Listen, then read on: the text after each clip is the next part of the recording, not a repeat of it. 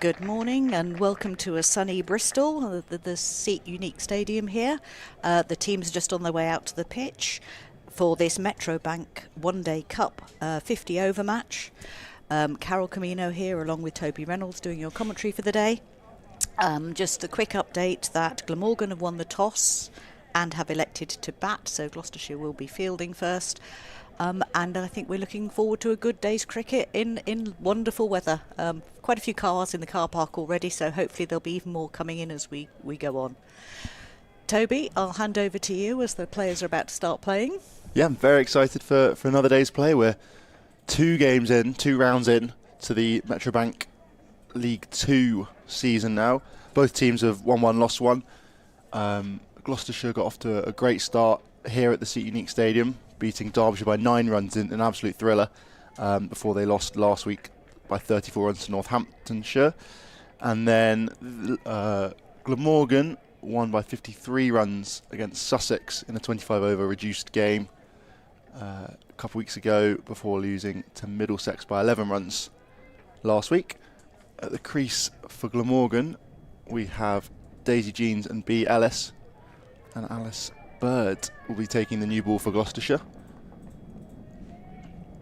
Getting the game underway shortly.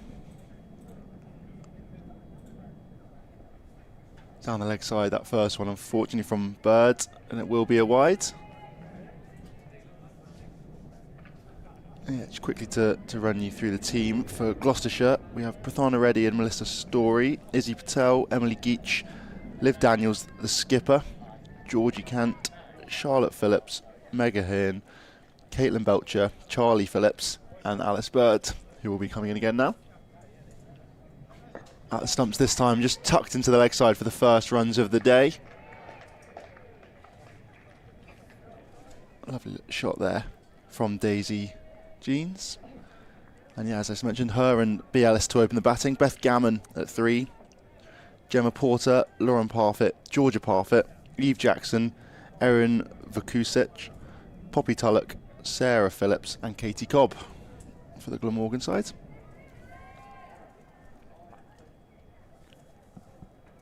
B. Ellis just marking her guard here.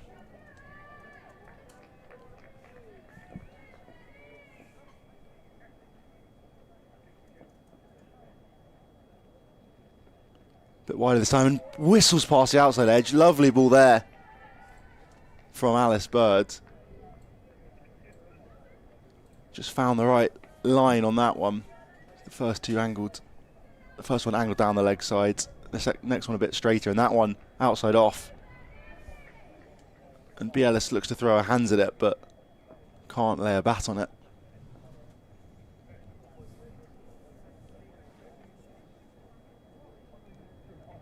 Straight again this time, and that one's just tickled down the leg side for a single for Ellis's first runs of the day.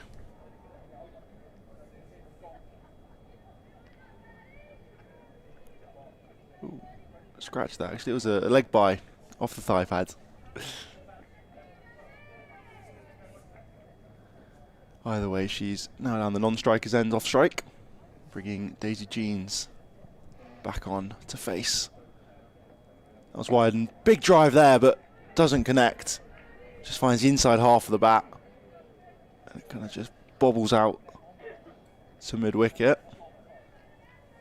A pretty regulation field here to Gloucestershire. 1 slip, meaning they don't have a third man, and then a regulation ring field. Point, cover, point, extra cover, mid-off, mid-on, mid-wicket, and then a fine leg. That was straight again there from Bird, on the money again. Yeah, fine leg and a deep square as well. It's a good field. You can see that the Bird is often targeting the pads, targeting the stumps here. So the ball coming in at the stumps. But they do have a slip in there, and a few of ones whistle past the outside edge already today. So you've got the plan in place here from Liv Daniels. That was wide, it's up in the air, and it's just about clears the fielder at mid-off. It's going to run away for the first boundary of the day. Lovely shot there from Daisy Jeans, just muscles that one down the ground, just about evades Emily Geach. at mid-off. Yes, that was a solid start there by Alice Bird. Took a little time to find her range, but settled into it. But clearly Glamorgan looking for those runs to keep the score ticking over right from the start.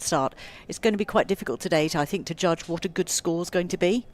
Looking out from here now, it looks like it could be a good scoring pitch, but we'll have to see how they get on as the day goes.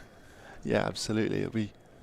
I think it's an old pitch. You can see quite a few footmarks, perhaps not quite coming through on the cameras, but it was likely used for a 4-day game, perhaps a few days ago.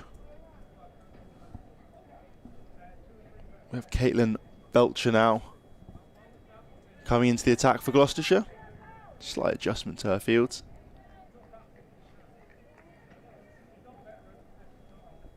But pretty standard field otherwise. That one's on edge. Big appeal. Turn given. A long thought there by the umpire, but it has been given in the end. And that's a big wicket. First ball of the day for Caitlin Belcher, and she gets a big wicket of B. Ellis. See here, just angled in, just nips away a fraction, and a good take, a smart take behind the stumps there. It just seemed to lift on her a little bit. I think it came through her a little bit quicker and a bit higher than she was expecting, and she just, with the bat dangling there slightly, and just caught the edge. Yeah, it's a lovely start though for Gloucestershire. Early wicket could be absolutely crucial here. And it is Caitlin Belcher with the breakthrough. More replays coming in now. Yeah, just straight down and finds outside edge. The umpire, yeah, you can see takes her time to give it, but I think perhaps expecting the batter to walk at first. That's an interesting one to think about, isn't it? About how walking, not walking, and how this new tier of sort of professional and semi-professional women's cricket is going to adjust to that. I'm sure that will lead to a few discussions in changing rooms about what their line should be on it. Yeah, very much so. I mean, I feel like generally it's often left down to the batter themselves.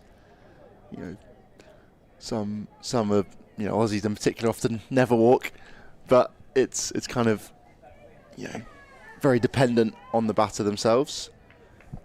Speaking of, we have a new batter to the crease. It looks like that might be Lauren Parfitt. It is the skipper. Coming in at number 3.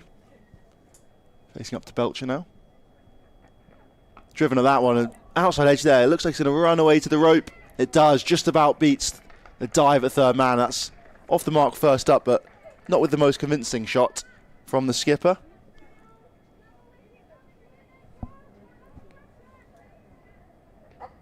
Yeah, just flashes at it.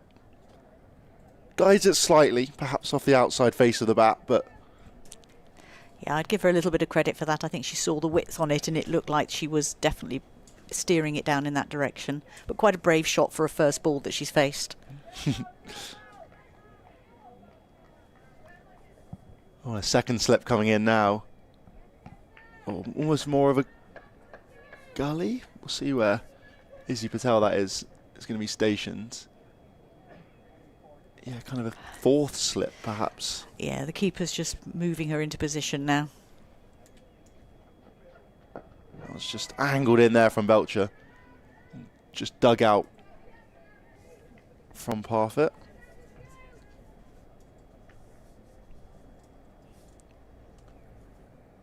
Perhaps, change of field playing on the batter's mind as well. I think that's Izzy Patel that's come in there into that probably third slip position, isn't it? I'm not sure she's quite looking entirely comfortable. It's not a position they'd be using ever so much in these matches, but good to see. Oh, and defended there again from Parfitt. Good bit of bounce we've seen so far from Belcher. It is, and I think it's encouraging that the skipper has spotted that, and encouragement for the bowler by putting that slip in. It's really giving her her field to aim at to be wicket taking.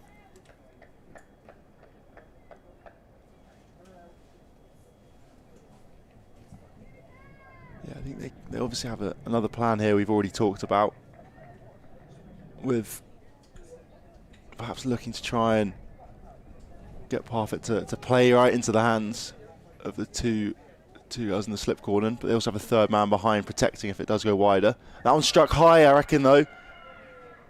Yeah, turned down by the umpire. Looked quite high on Parfitt there.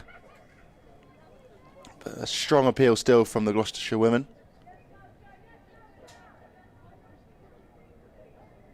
And yeah, perhaps down leg a little bit too. But certainly putting the pressure on the batters at the moment. Yeah, it's not made it easy scoring at all, have they? No. But 50 overs is a long time, so just having lost that early wicket, I think a little bit of consolidation here from the skipper would be really good. Yeah, there's, as you say, a long time still to go. Yeah, still another 8.1 overs in the power play. Belcher in again now. Wide and left alone there from Parfitt. Obviously happy to not go after that one as she did with the first ball she ended up facing. That she kind of guided off the outside half of the bat down to third man. So 11 for 1 off those first 2 overs. I think Glamorgan will be disappointed with losing the early wicket, but ticking along at 5.5 and over would give them a really good score at the end.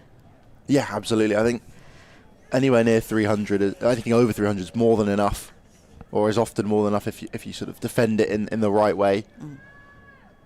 So anywhere between 250 and 300 generally is about par in a game like this, you'd think. Yes, I would think so, and looking at the scores that we've already had. Oh, it's up in the air, could be caught. No, just evades the fielder at slip. It's going to scamper away to the boundary, but they're going to come back for 2 instead. Again, that seemed to slightly pop up on her. Slightly deceived by the height, but fortunately for her it went safely. Just seeing it from a different angle now. Yeah, just leading edge there. Yeah. From Jeans. Both Bird and Belcher, from our viewpoint, look reasonably tall as well, so the extra bounce they generate there. That's full and straight this time. Plays through the line, does Jeans, but doesn't connect.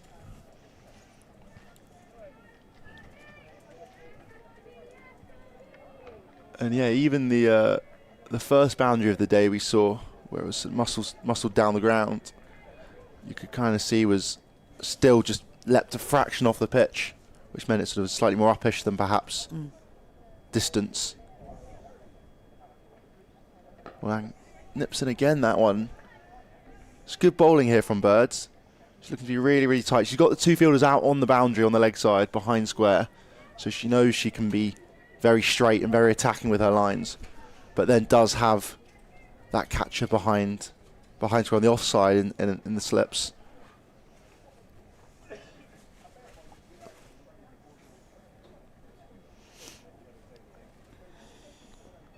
Big drive there. I was hooping in again there from Bird. This is great bowling, and Jeans just has a big swipe at that. There's lots of hand signals coming there about, I think, what she thought the ball was doing, but she went for it. But we're just seeing now, did she go down the wrong line? Yes, she came inside that, but there was some late swing on it as well. Yeah, I think perhaps looked to hit it too straight. There was quite a lot of width on that, and as you say, hooped in late at the end from Bird. That was straight again. More in swing there. She's bowling a really great line so far. I think, as we saw last ball, the surprise ball, that perhaps a wicket-taking ball, is definitely the one that's that fraction wider that Jeans and Parfitt might look to try and put their hands through. Could generate catching opportunities, or even sort of between bat and pads. And again there, that's full and straight, and inside half of the bat there from Jeans. Just get through for a single. Almost. I think that's the plan there, isn't it? Tail one in late. Very full, that one. Attacking the stumps again. Yeah, and from the Glamorgan point of view, they're clearly looking to play positively.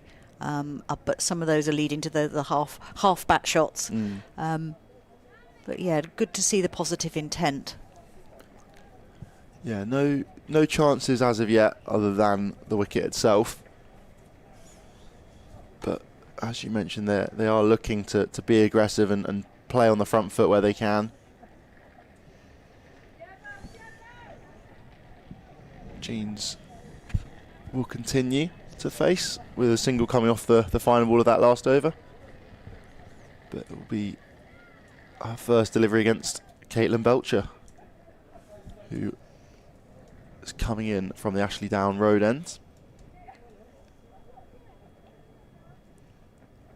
That's big swipe there and looks to force that one through the offside, but that extra bit of bounce again we've been talking about just lifts it over the top edge of the bat.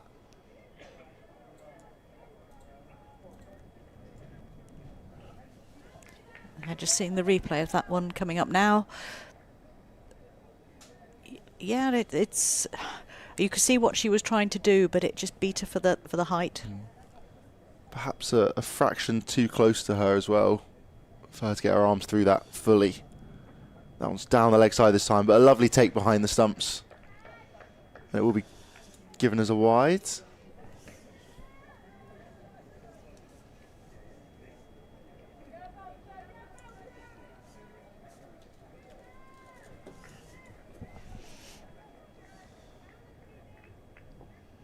That's really the first looser one we've seen coming from Caitlin Belcher.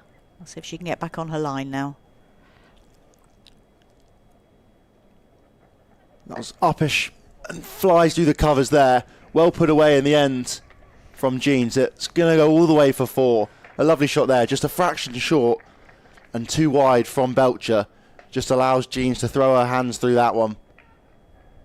And it runs away across the square for 4. Yeah, so a slight overcorrection from the previous ball, I think. Trying to find that nagging off stump line, but it just didn't quite hit it.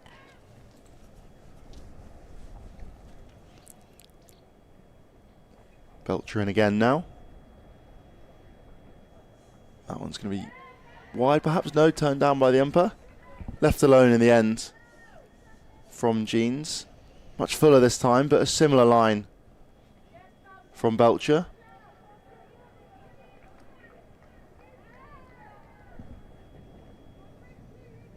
$19 for 1. Glamorgan currently are 3.5 overs in, still inside the power play. Long way to go, just in the power play yet. Straight, oh, whistles past the edge again. Moving it away this time. Brilliant delivery there from Belcher. Yeah, what a good ball that was. It's unlucky to not claim a wicket with that one. But Jeans does well to play down the line and not follow it with her hands. It's angled in and just kind of drifts away. A lovely delivery from Caitlin Belcher again. That was a fraction shorter and looked to force that one through the offside, does Jeans, but can't quite connect. Instead finds the skipper, Liv Daniels, at cover. The only fielder in at cover at the moment. Got backward point to her left and mid off to her right, but she's got quite a large region to protect. It's an attacking field, which is good to see. Slight use of feet and just crashed into the pad there of Jeans. Just angled in, targeted that line again from Belcher, bringing the over to an end. 19 for 1, 4 overs gone. You're on par for 4 or 5. It's good. I love the way this is building up. You can just see that there's I would say Gloucestershire will be reasonably happy at the moment because they're building up the pressure on the two batters. The batters having a good chat in the middle now, trying to work out how to pace themselves, and it's very easy to get quite anxious if you're not managing to score as you think you should. But I think they've just got to weather that storm a little bit at the moment and see if they can keep those runs ticking over and perhaps look for some of these singles, although this field is quite difficult to get through because everybody's fielding on, more or less fielding on the ring. Yeah, very much so. I think they've got to really keep that pressure going here to Gloucestershire. In comes Bird again. Full and straight, could be tight. Thoughts of it by the umpire, but turned down in the end. That was a very confident appeal there. It seemed to hit her on the back leg. Yeah, looked good from up here. Perhaps we've seen a lot of in-swing from Bird, so perhaps just tailing down the leg side. Got the replay here now for us. Yeah, huge amount of swing. It looks very, very close. But perhaps down the leg side, you think. Full and straight again from Bird and defended nicely from Parfitt. Another replay here. I think it's impact. Sort of on-off stump, middle stump. It's looking very, very tight. But it's a long way it's swung in there. So it's a tricky one for the umpire. But full from Bird and driven nicely. Oh, and that just evades the two fielders there and will be a boundary. You saw the big dive from the skipper before a slight misfield there from Emily Geach mid-off. And it will be a boundary there for Glamorgan skipper. A long way that's coming in again. Seeing a huge amount of swing from Bird here. The consequence of that is it's really quite hard to say where it's going to go when it does land.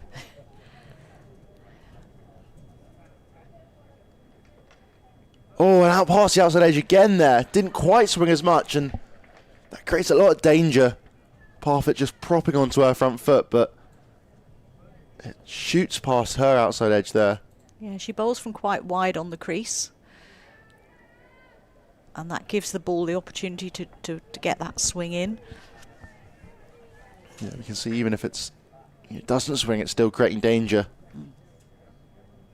Just a bit of doubt in the batter's mind. Straight again and defended nicely from Parfitt there, just out to extra cover.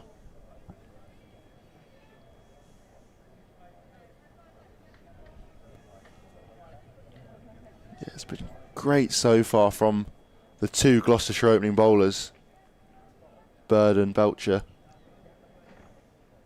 But they've really got to keep this pressure going and try and get a breakthrough, otherwise Glamorgan can continue to build the platform. Big drive there, lovely shot from Parfitt, and it will be a no ball as well. Doesn't quite go to the ropes. Brilliant fielding out there on the boundary. Just yet again, we've seen Parfitt do that before, just using the face of the bat to run that one down past backward point, behind backward point. She's now having a word to her partner. Will be a free hit. Yeah, the umpire's just signalling that now. So a free go at this one. We'll see how she approaches it. Slower ball, it's up in the air. It's going to plug perhaps. No, it just about goes to the four. A lovely shot there from Parfitt. Just clears her front leg and hits that one straight down the ground. Yeah, the outfield's running very, as you would expect, after all the sunshine we've had, the outfield is running very quickly. So it's really hard for the fielders to catch once it gets past them. Yeah, it's a nice shot there from Parfitt. Just hits firm and straight down the ground. Went very high though. Yeah, so in the end, quite an expensive over, although there was some brilliant balls within it. Yeah, it's a tricky one. You wonder whether, with the free hit and the couple boundaries as well, that it's just allowing Glamorgan into the game after what was a really, really good first 4 overs, 4.5 overs even. Yeah, so it's Belcher to continue now with the new over 6.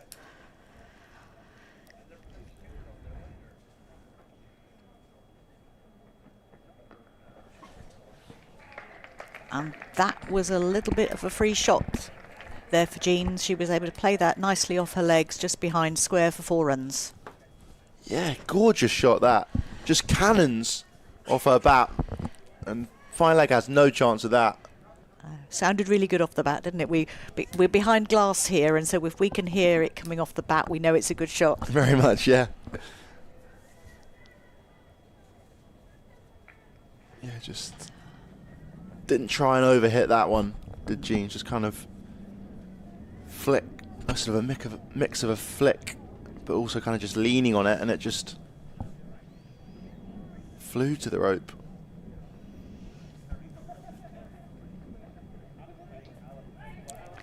You could see there Belcher trying to just put that little bit extra into that one, and unfortunately it just drifted down the leg side for the wide. Yeah, good take by Mega Hearn behind the stumps. She's done well so far. Had a few to take, and it's been very tidy at the moment. Yes. Yes, when we were here last time for the last home match, you had Jess Hazel keeping wicket, but that was just on a loan basis, so we've now got Mega Hearn as the regular keeper back.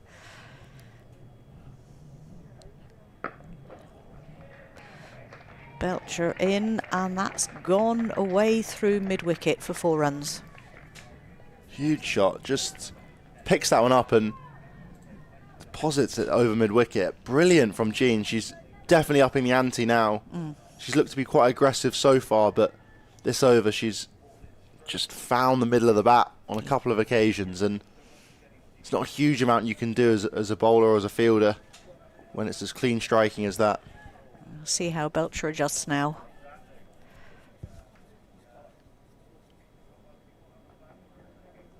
Unfortunately, yes, in trying to keep the ball under control, that's drifted away down the leg side again for another wide. Yeah, it's a tricky one there. Just seen it a couple times now from Belcher. Yeah, well, the second slip or third slip, whichever we were calling her, has now come out and gone back out into the covers now.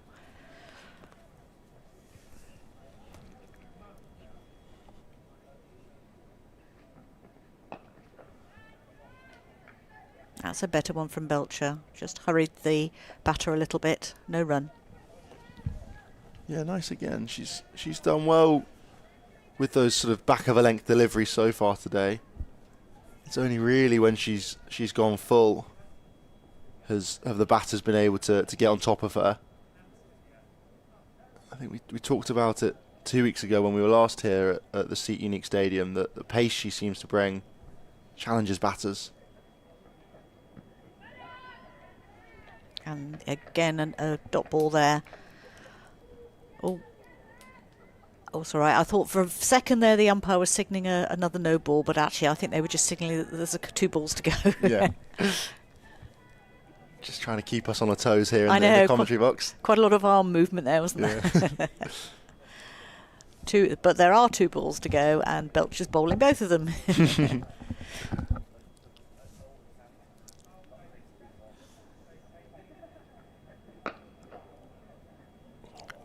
Well, that was Jean's again. That didn't go far over the head of the fielder there, but it's gone for 4 runs. Yeah, unlike the other 2 boundaries in the over, she didn't quite get a hold of that one. And just about evades mid-on, probably by only a couple of inches. It's not a huge amount you can do. She's, again, continuing to be aggressive, and it will generate chances. And the Gloucestershire fielders have to be on their toes. There's opportunities here. That's a better ball. A nice way to finish the over there with a dot ball. So that's Belcher's over finish there. Bird coming back onto bowl now. Yeah, lovely delivery from Belcher there. Just angled in and sort of nips away, swings away again. Seen that a few times from her. When she's on the money, she's a really, really tricky bowler to get on top of and to be aggressive against, as we saw with the last 2 deliveries of the over. But she's offered a couple freebies so far, and Jean's punished her for that in the most recent over. Yes, I mean, I think this is what the overtime these girls are going to be looking at, building that consistency. Playing at this level is quite new to many of them, so they will improve over time, and that's very much what this competition is about. Dot ball there. Bird bowling again. Yeah, nice from Parfitt. Looking solid in defence at the moment. I think she seems to know her game well and knows what area she wants to score in. So far it's been sort of behind square. on the offside. I think most of her runs have come down there, just sort of running the ball off the face. Smart batting generally. Yeah. Bird in again, and yeah, that's exactly as you describe it, just running the ball off the face there. How did you know that before she even played it? Yeah, just sensible cricket, rotate the strike and get down the other end. Yeah. It's the safest place you'll ever be is when you're not facing. I think that was my philosophy, yeah. Unfortunately for me, I generally don't have the ability to get off strike and end up back in the pavilion. Oh, there's a very full one there, and the ball just drops down by the batter's feet. Yeah, nice to get from Bird. Continues to just tail the ball back in. It's good bowling so far.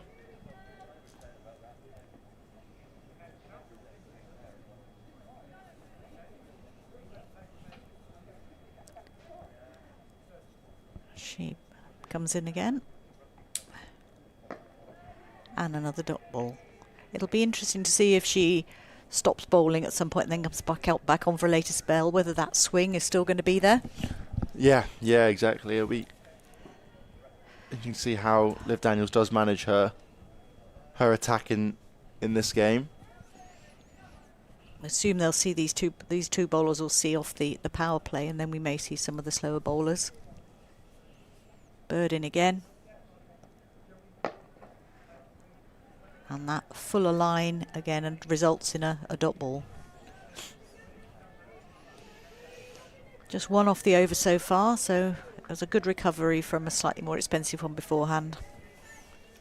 Yeah, they've got a few different seam options, mainly these two, and then Emily Geach, who's bowled before, and then both Izzy Patel and Melissa Story offer some seam as well.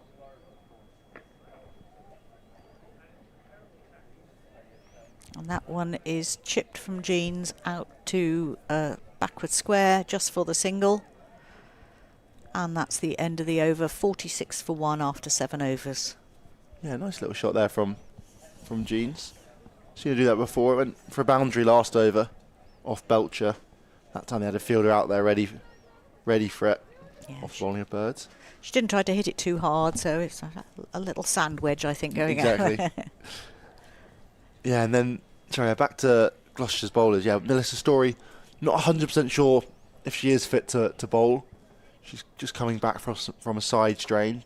Didn't bowl in the last game where she did play and missed the first game of the season here at the Seat Unique Stadium. We will see a change of bowling now, though. Looks like Izzy Patel is going to come into the attack. Some right arm seam. And yeah, there's a lot of spin options as well for Liv Daniels herself. She's taken a couple wickets in both games so far this season. She's also got Charlotte and Charlie Phillips, who both bowl off spin as well. So there's a lot of options here for the skipper.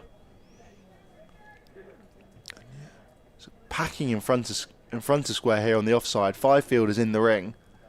Got catching extra cover, regulation extra cover, mid-off, a cover and a point, plus a fielder behind square at third man. And then just 3 fielders on the leg side here for Izzy Patel. And here's her first ball. And, oh, that is unfortunate. That could have been a wicket off her first ball. It went out onto the ring and it popped in the fielder's hands and out again. Yeah, tricky one there. Probably a huge amount of spin, a lot of revolutions on the ball, you'd assume. It was just sliced up in the air there from Jeans, and Charlotte Phillips, I think that is at point, just can't keep control of that one.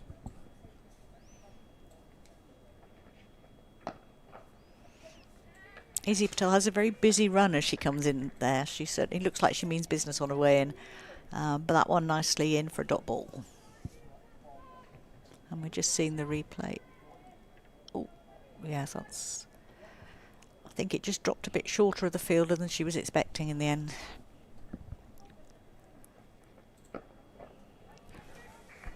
That's nicely turned away, out through mid-wicket as a chase to the boundary, but unfortunately the ball wins. So 4 runs to Jeans. Moves up to 29 off 29 balls now. Yeah, Pathon already can't quite get to that one. Just on the square that runs the length of the field here. Just means it's always going to be quick and a tricky one to chase down when the ball does get going.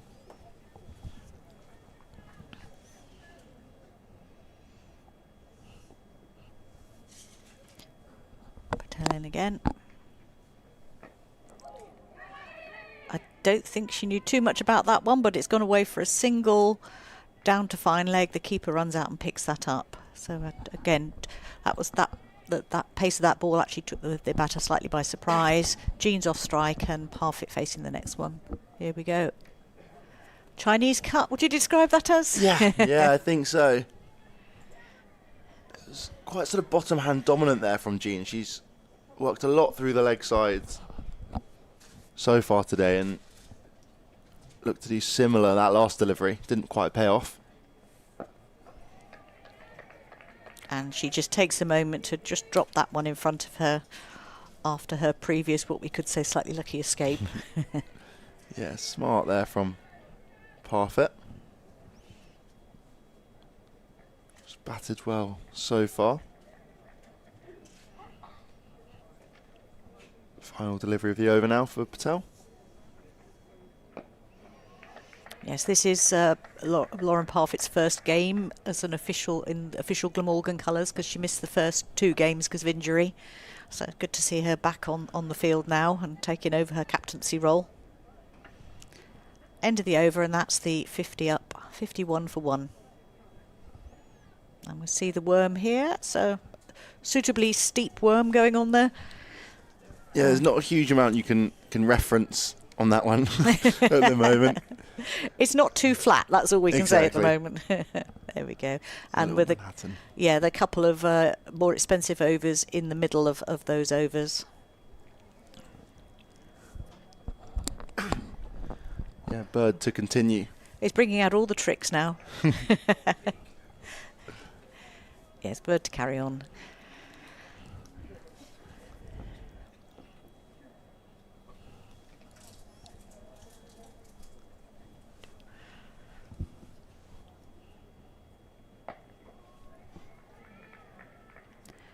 And that's dropped in front of her for another dot ball.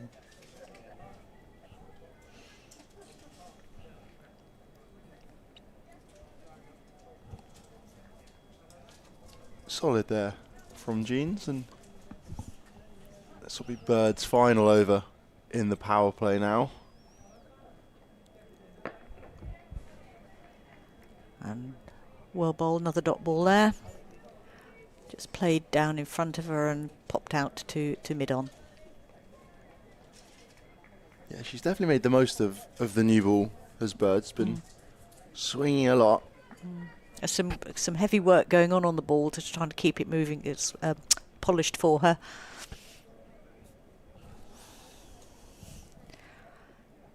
Looks like it's Emily Geach who's got the ball polishing duties. Yeah, yeah, ball goes back to Geach again. Oh no, with a little polish on its way there as well by Liv Daniels. Yeah, skipper getting involved as well. Yeah. This is where the bowlers rely very much on their teammates to keep that ball in good condition for their bowling. Bird in again. And that was the Jeans came down the wicket to try and play that one. But it just came through and hit her on the pad, but no real, a little bit of appeal, but nothing serious there. Yeah, I think that sort of impact in line with leg stump there. Just too much swing again, really. I think it'll be tricky for the umpire to give many LBWs, you'd think, for Birds. That was a shorter one there from Bird, just played down in front of Jeans. And even that one again, sort of not quite a drag down, but quite a bit shorter, and it's still, even once it bounced, sort of angled steeply back in towards Jeans. Can Bird complete a maiden over here? We're about to find out. Final ball. Yes, she can. And that is, I think, the first maiden over of the day. Yeah, left alone there from Jeans. Happy to escape the over. That's a good session by Bird there. Probably just what Gloucestershire needed after a couple of missed chances and some good hitting by Glamorgan.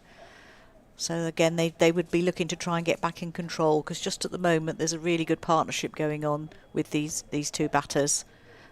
Jeans now on 30 off 36, Parfit 15 on 16. So they'll be looking to consolidate that, and Gloucestershire just have to keep plugging away, keep their heads up, keep concentrating, and see if they can put the pressure on and pick up some wickets.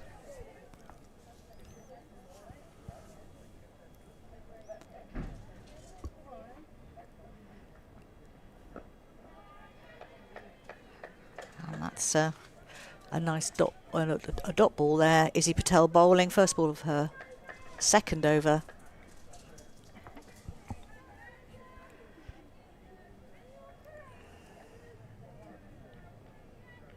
Settling herself now, coming in again.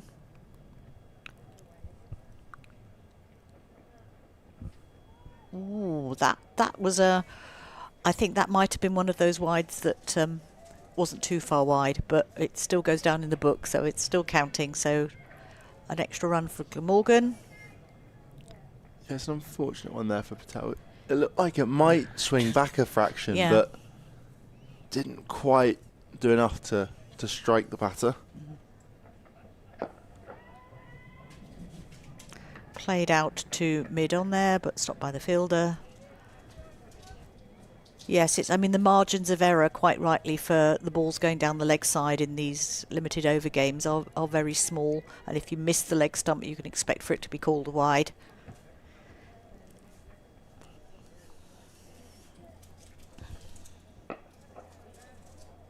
That just got the fielder slightly on the back foot there.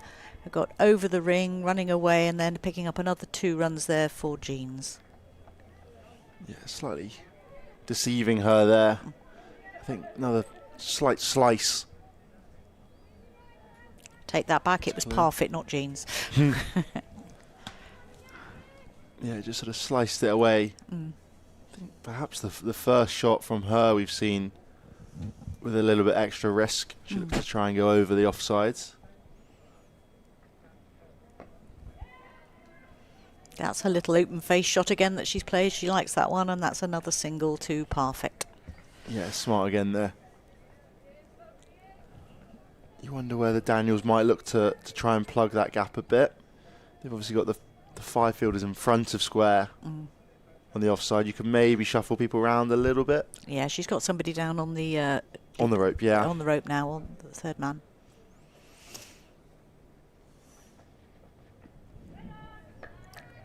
That was very watchful by Jeans. Dot ball there. Well bowled, Izzy Patel. Yeah, I'm just thinking whether, with the 5 in front of square, we've only seen that. Well, that last one I guess we saw from Parfit looked to be aggressive through the offside, but she's generally gone behind square, whether you maybe almost offer a bit of a gap for her. That's another wide ball there. Yes, I mean, clearly they're bowling to a plan, but the plan's not quite working at the moment. I mean, the shots that they have played, there haven't been many that have gone through fielders. They've been good shots that have gone away for 4 in the main.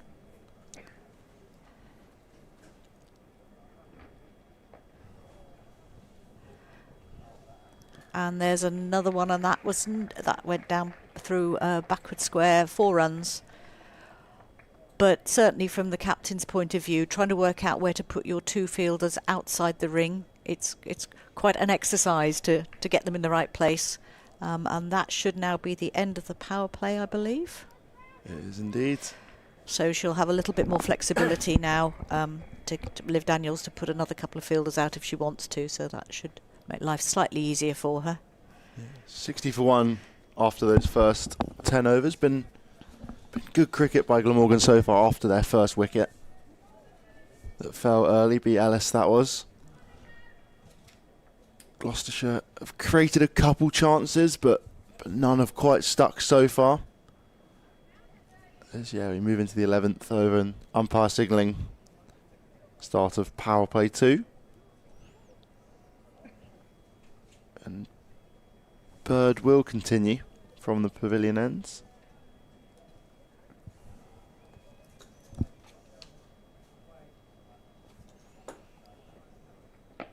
Well, hooped in again, angled in again. Defended nicely though from Parfitt. Just because the power play's done doesn't mean the ball's going to stop swinging. No. I can see there's a lot of sense because she is bowling well, keeping the pressure on from this end. As we said earlier, if sometimes when a bowler's bowling really well and finding that movement that you bring them off and put them back on later, it's no longer there. So I think they'll get the most out of her now.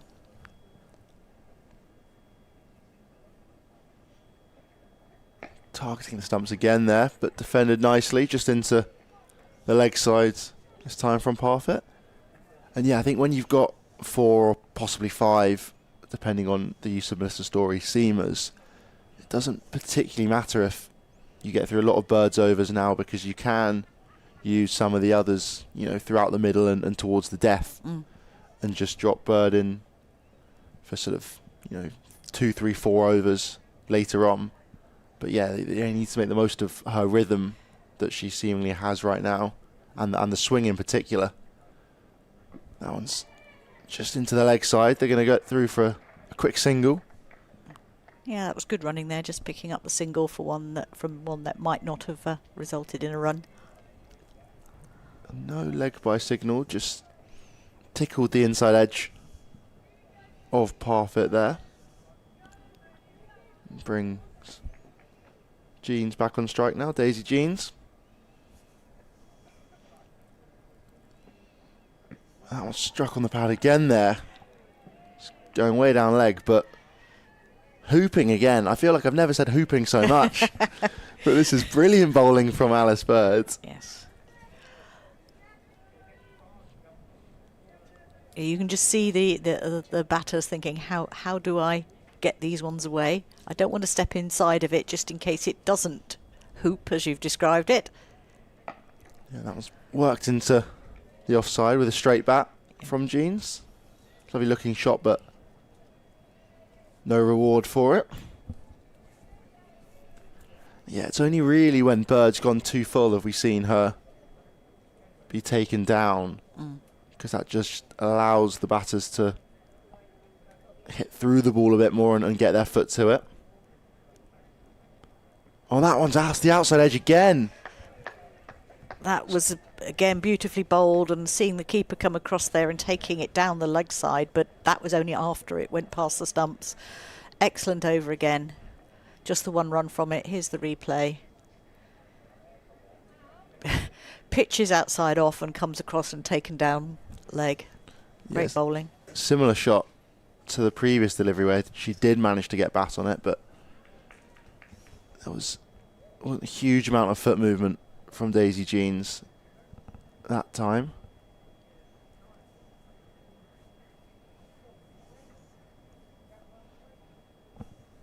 And she was unable to lay bat on it. 61 for 1 after 11. Jeans on 34. She's been going along nicely so far. Managed a few boundaries. 7 to be exact. Patel in again now and looks to sort of jab that one down to third man does Parfitt, but unable to get bat on it. And Parfitt's just the 3 boundaries for her. She's 19 off 23 right now, scoring quite freely without a huge amount of risk. And B. Ellis, the only batter to go so far, made 0 off 3. And wide this time from Patel, but Phillips at point gets her body behind that one nicely. Yeah, around the grounds there's quite a few other games going on today. Got Derbyshire Falcons are taking on Yorkshire.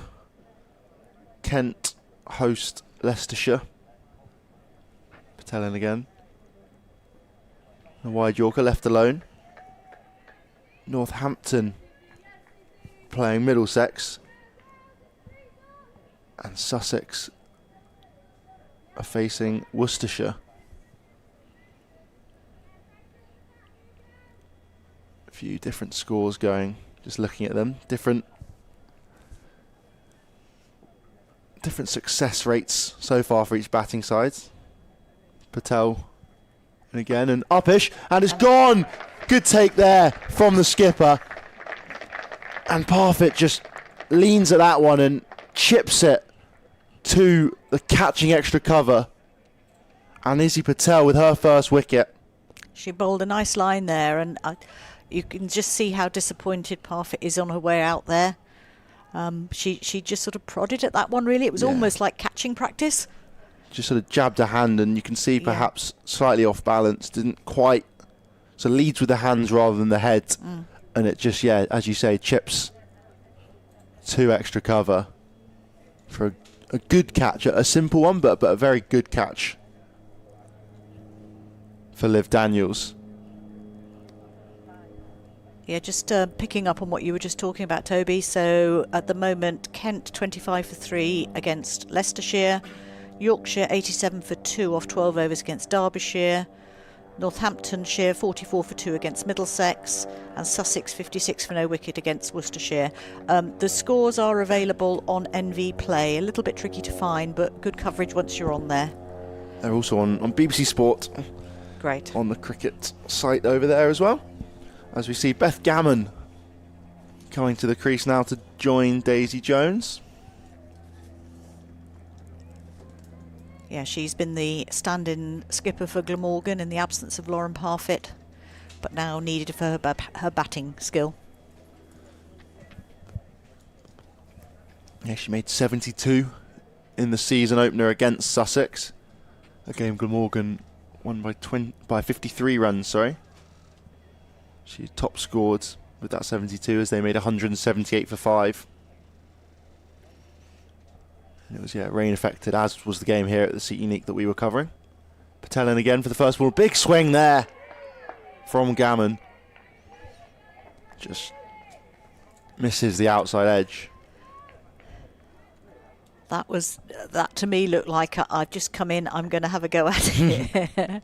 And then I think the adrenaline will settle down a little bit now.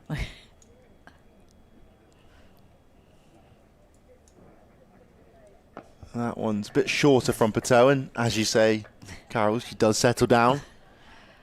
Just drops that one out to the covers. 61 for 2 after 12. Big breakthrough there from Patel. And a good take from the skipper, Liv Daniels. And that's really what Gloucestershire needed after a strong power play for Glamorgan.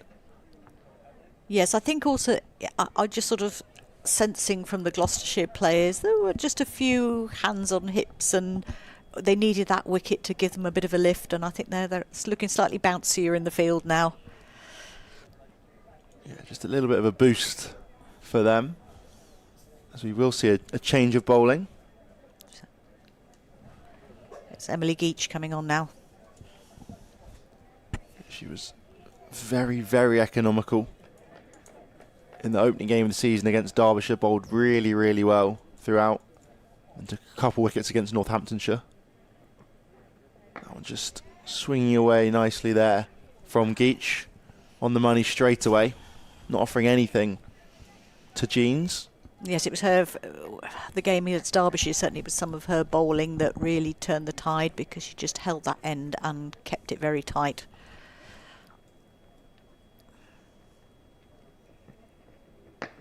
Across the line there, big swing, but well down from Melissa Story. Oh, Charlie Phillips, sorry.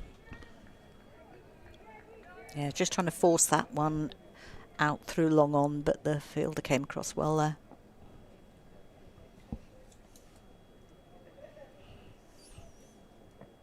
Full and straight, and a big swing there from Jeans, but well taken behind the stumps from Mega Hearn. Yeah, she didn't get any wickets, I don't think. Maybe just the one in that opening game, and it was the spinners who profited off her bowling. But she was crucial, as you say, just pinning down one end. In again for Geach. Across the line this time, and well fielded from Reddy in at mid-wicket. It was hit firmly from Jeans. Just picked that one up and tried to smash it through the leg side. Yeah, that'll sting the hands a little bit, but you could just see how pleased she was when she'd actually done it. It's exactly the sort of fielding that gives the team a lift. Fraction short that time from Geach.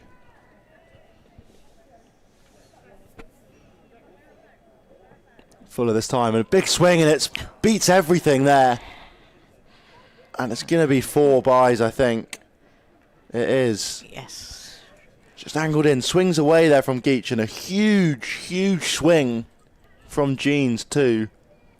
Horrible for the wicket-keeper to try and sort out. We've got the keeper standing up here. Just leapt a fraction off the pitch, I think, as well. And past the keeper's shoulder. Yeah. If we sound sympathetic to keepers, that's because that's what we both do.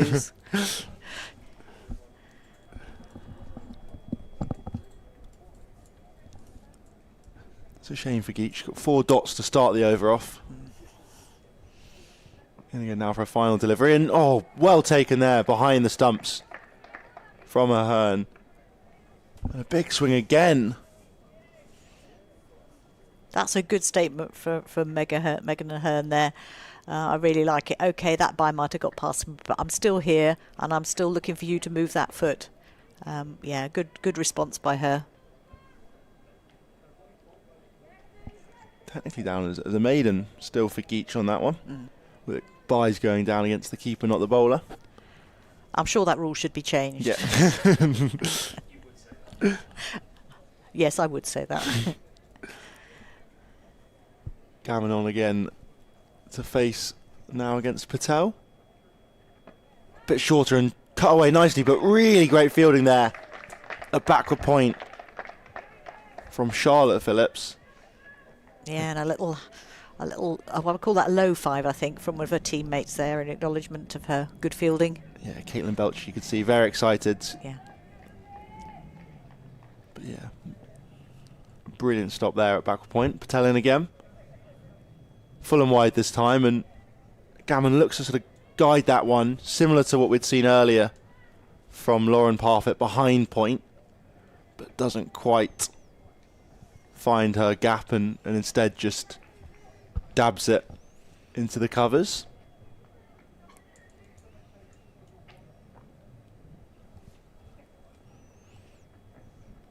Full again from Patel and driven this time, but collected nice and neatly from Belcher.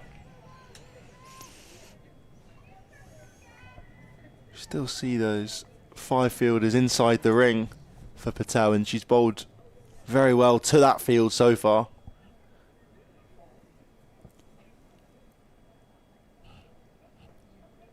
That was a bit shorter this time, and it just beats the diving Phillips at backward point, and that brings up a boundary. Gammon's first boundary, and she's off the mark for today. That's just on that rough patch of some of the footmarks on the outfield there, and it just meant it beat the fielder. Yeah, fraction shorter, that one from Patel, and it just allows Gammon to lean on it and guide it away for 4.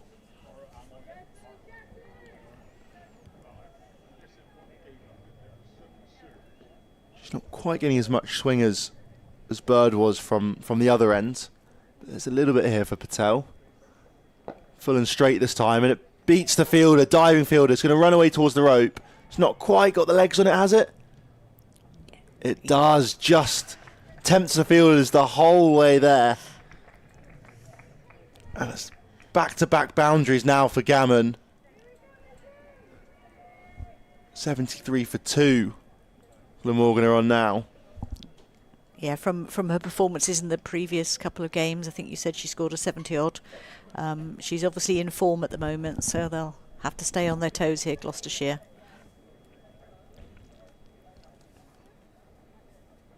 Shorter this time, around the leg side, and just helped on its way for a single. Yeah, Fielder picks that one up. Yeah, nicely done from Melissa Story down there at a fine leg. And that ends the over, 74 for 2 off 14. Gammon 9 off 8 with all 9 of those coming in the final 3 deliveries. Jean's going nicely, 34 off 47. She's got stuck down a little bit in the last couple overs. She scored about, I think she was 30 off 30, 30 off 31, give or take. Yeah, she was ticking along nicely at a run of ball, and she's just been sort of slightly stuck on this score, but with Gammon scoring as she did just then at the other end, that's not too much of an issue for Glamorgan. Not at all. Geechin again now to Gammon. Slightly uppish, and it's going to go for 4 with a lovely shot there. Just beats a sprawling dive at backward point and races to the ropes. Just sort of prods at that one, but it does run away on the quick outfield here at the Seat Unique Stadium. Yes, here we go. It was just a little bit more width, and she played it backward a point, and it went away for 4.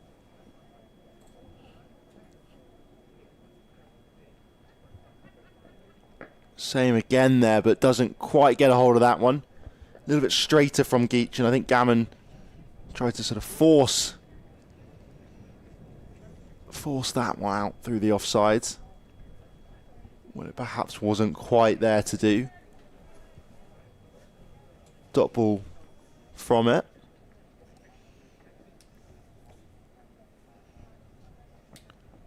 That was uppish. Oh, and it just about beats the fielder at backward point again. They're just going to get a single from it, though. It's another opportunity here for Gloucestershire. Not able to take it, though. Slightly off the outside edge. I think that one was from... Yes, we're just seeing it now. Yeah, slightly awkward height you can see there from Charlotte Phillips again at backward point. That looked like one of the ones that you don't know whether to take traditional style or Australian style as a catch. On the money, though, this time from Geechin. No run from it. Yeah, it's a tricky one again there from Phillips. I think sort of moving in the air, you could see on the replay, and as we said, an awkward height. She, I think, thought it was perhaps going to be lower than it was and tried to take it regulation style, fingers down. Well, uppish, and just over the head of Geach for a caught and bowled. That would have been an absolutely stunning take, just couldn't quite get there. Puts her head back in frustration. But that wasn't really an opportunity there. Would have been a brilliant take if she could get a hand to it even.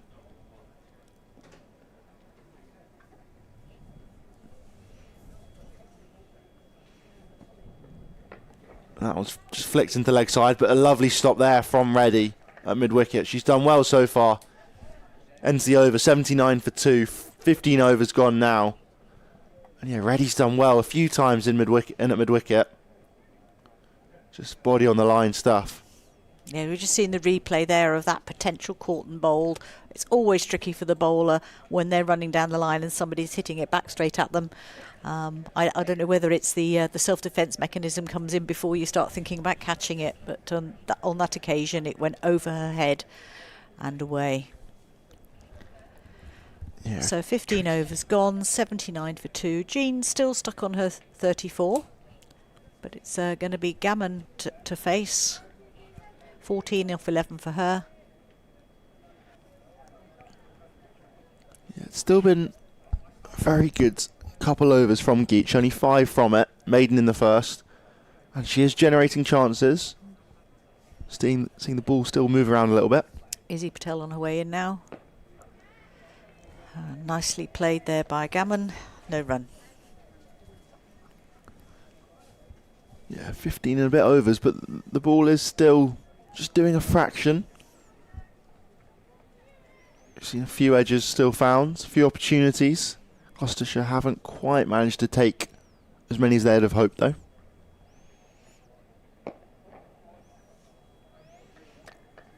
Another good ball and no run there.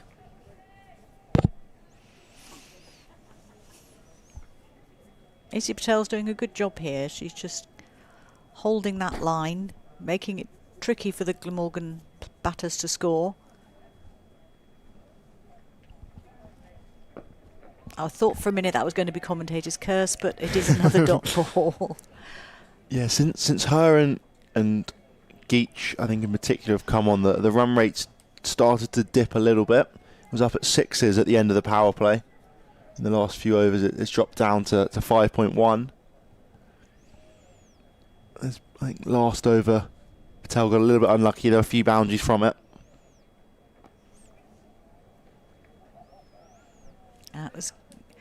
That was Gammon playing that one nicely, sort of through a backward point in the air, but deliberately so, but fielded for the single.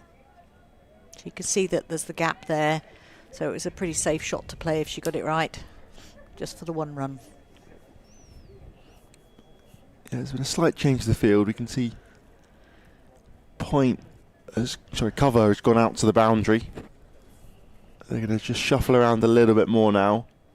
They're moving point round to sort of extra cover now, and that sweeper on the boundary is going a little bit squarer.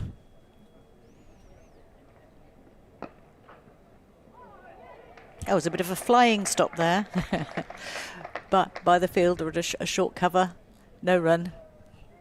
Yeah, it's nicely done from Daniels there. I was going to say, I think that's Captain Daniels again. She's all action. She always seems to find herself in the action. Mm.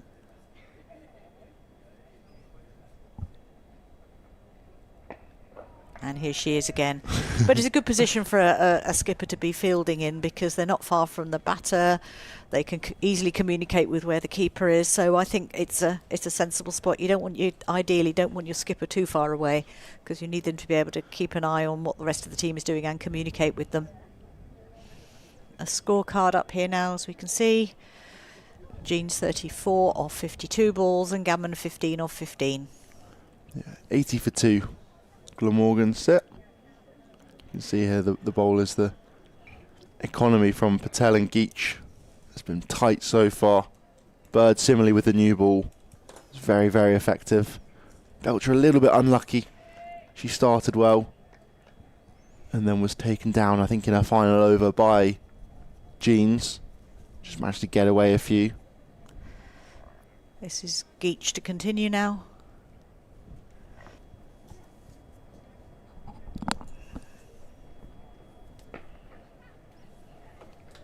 Just got a hand on it there. That was an important hand by the fielder in the cover there. It's just it's saved 2 runs. They've taken the 2 instead of that. It would have gone for the boundary. So that's well fielded. Yeah, Melissa Story. That was very, very useful. Half stop there, and managed to get through for a few runs there, but stop the boundary most importantly. Geachin again.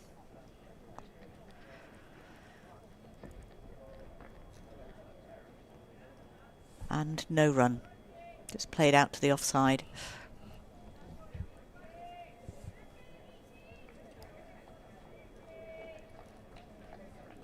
Oh, I think there must have been a no ball there. We're seeing looks like a free hit, this ball. I'm not quite sure what happened there. But this is a free hit anyway.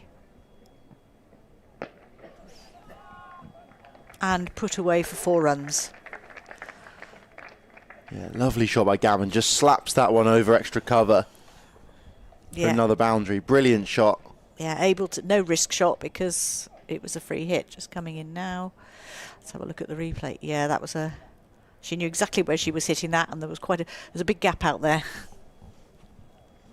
And of course the fielders couldn't move anyway. No. Yeah, I think it must have just been an overstep from Geach, unfortunately. And yes, it was all done in a very understated way, so it wasn't until the free hit was signalled. Anyway, here she is in again.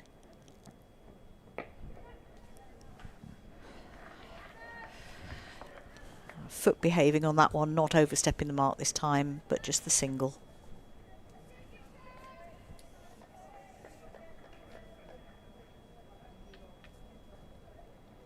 Yeah, sending a few fielders out to the ropes is Geach now.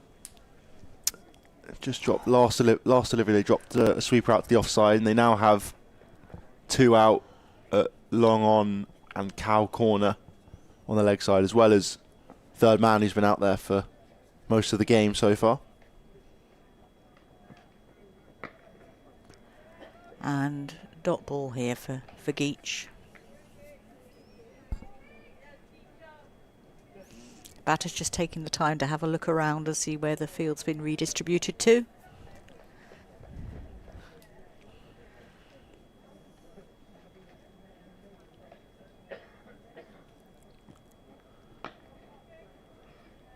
And Liv Daniels picking that one up again. No run.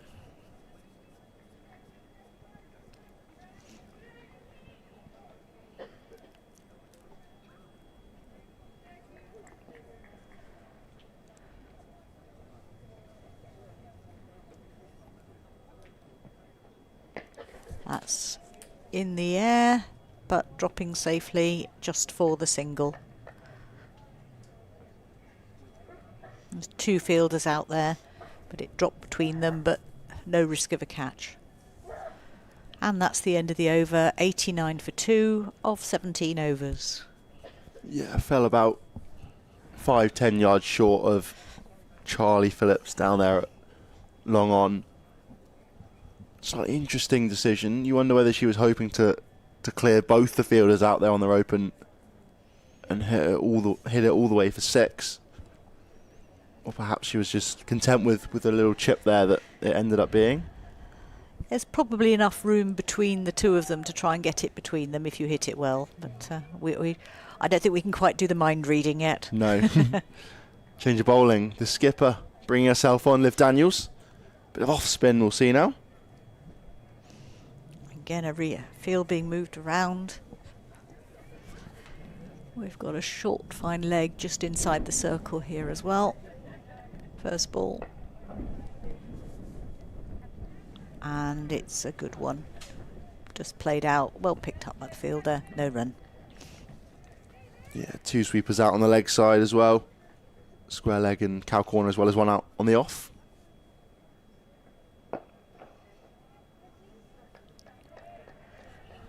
And that was Jean's looking like she's trying to be slightly more aggressive, but just played it straight out to mid-off, sorry.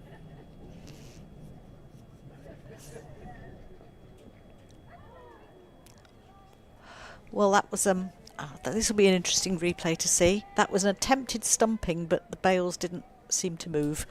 I don't know if she held back when she realised that the foot was back in. I don't think she quite kept hold of that one, did Ahern? Oh, and that's a good ball. And misses everything and runs away probably for 2 byes. We'll find out in a second. Yeah, two byes there. Another of those ones where the keeper, there's lots of bat movement and batter movement, and sadly the keeper wasn't able to stop it. And yeah, with that last stumping, you can just see on the replay there, Ahern unable to control the ball. Oh, all right. I'm trying to work out how to describe that one. You saw that one there. It was dabbed down past her stumps, and it went for 4 runs. Daisy Jeans, that's got her off the score that she was stuck on for a while. Yeah, that doesn't make a huge amount of sense, any of that. Sort of slight bottom edge, I guess, is probably the best way. Toe edge. Bottom edge, no chance for the keeper, No. and it ran away for 4. Definitely not in the coaching manual. Yeah, she's moved on to her highest score of the season with that, as well as Daisy Jeans, 39, not out currently. And here comes Daniels again. And played back to her, no run. And yeah, a slightly confusing first over that one for the skipper. I think confusing for most people in the stadium too. Yes, the runs that were conceded off it, I wouldn't have put it. Certainly weren't down to poor bowling. It's good over, I thought, generally from Daniels. 4 runs against her from it. A few byes in there too. Looks like we have a change of bowling again. Charlie Phillips yeah. coming on. Some more off spin, I think this will be. Yes. And yeah, I think her first game of the season as well.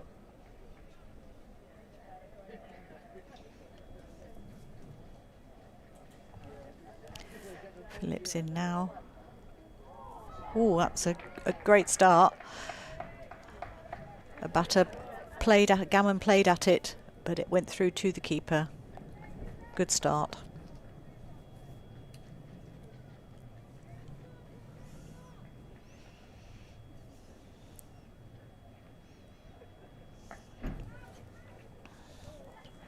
Just gone onto the back foot there, Gammon, and played out just in front of point for a single. Quite a different style of off-spin this from Phillips compared to Daniels down the other end. Yeah, she's seems to be taller, and she's got quite a good loop on it as she's bowling. So not rushing it, giving it that time to do whatever it's going to do. And that one's just tickled away down to backward square for a single.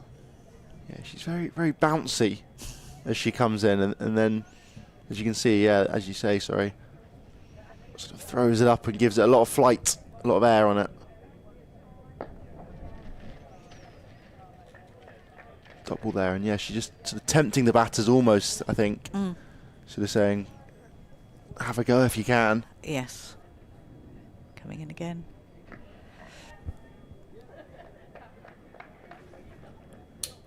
And getting through her over very quickly as well. It's helped that it's not going for many runs at the moment. So just the 2 singles off so far, 1 ball to go.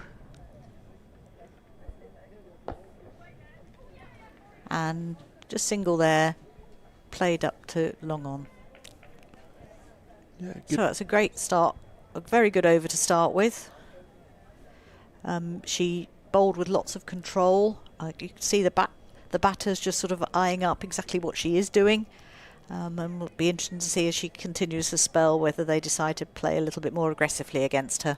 Yeah, just 3 runs from that first over for Charlie Phillips. Very, very controlled, those first 6 deliveries. And yeah, despite, you know, both her and Liv Daniels being off these, I think, as we were kind of saying, quite different styles of spin. Daniels fires it in a fraction more. A bit shorter as well, and that one's cut away, and they're going to possibly push for 3 here. They turn it down in the end. A slight misfield at backward point there. Yeah, she went in to do a sort of a sliding stop, and it went past her, so she then had to get up and chase after it again. That's the 100 up for Glamorgan. Yeah, 100 for 2 after 19.1 overs. It's been very good so far from the Welsh side. That one's dropped back and turned into the leg sides. Yeah, Daisy Jean's 40 off 62. It's been anchoring it so far.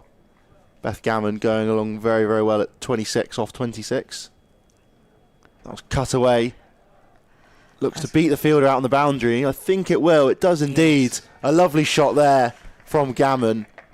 Just rocks back and fires that one. Yes, it didn't look like the fielder was ever going to get to that one. It's perfectly placed. Just a little bit too much width on it. Yeah, I think once it beat that fielder inside the ring at quite a backward, or very backward. Yeah, just point. seeing the replay now. Actually, it was quite close to her, so she did well to be able to play it away there. Daniels in again now. Oh, well stop. stopped. Izzy Patel in a very short extra cover does well to get down to that one and get a strong hand on it. If we both say good shot and a good stop at the same time, you know it was a very good stop. Daniels in now.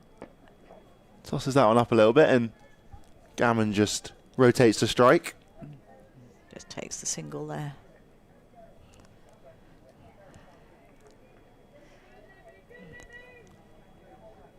Final ball of the over coming up from Daniels.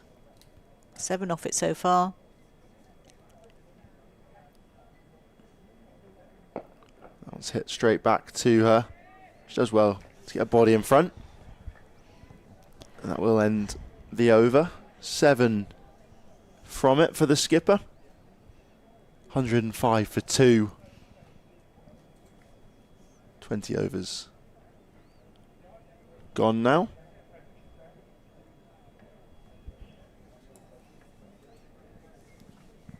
And yeah, Charlie Phillips will continue.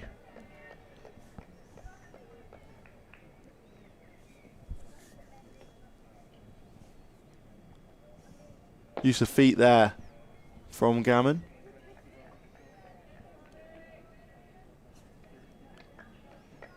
But doesn't get it away, and just a dot ball from it.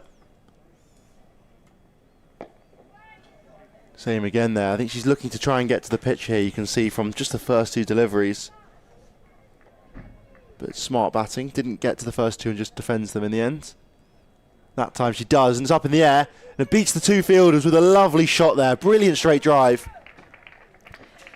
4 runs. Yeah, no, you're right there. She was sort of signalling her intent that she is going to come down to the slower bowlers, and she moved her feet beautifully there and got to the pitch of it and was able to hit it back for 4 runs. There's 3 fielders outside the ring.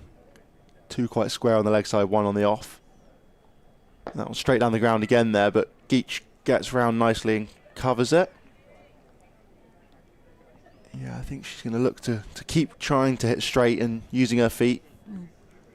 Geach has been sent back to the rope now at long on. That one's slight use of feet, almost to back away more that time though and give herself some room, and just nudges it down the ground for a single. Yeah, Geach is into fielding action straight away there down the ground. Does bring Daisy Jeans on strike though.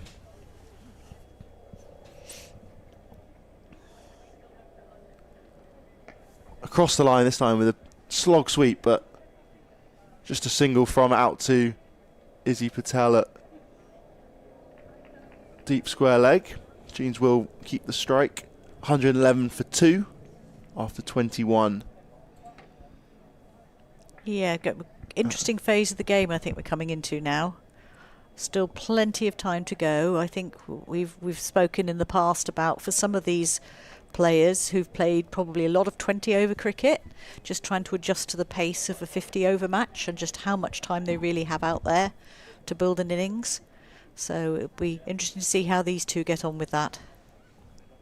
And again, Daniels. A dot ball there, and that single off the last ball of the last over brought up the 50 partnership for Jeans and Gammon. They batted well together. Gammon definitely the aggressor so far. She does again there. Down the ground, and a good stop there from Daniels. Jeans looking to join in on the action and use her feet against the spin now. 41 off 66 she is.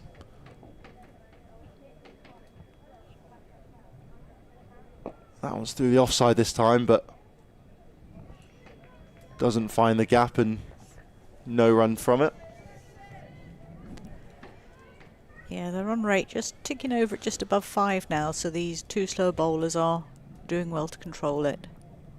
Comes across the stumps this time, does Jeans, but just flicks it into mid-wicket.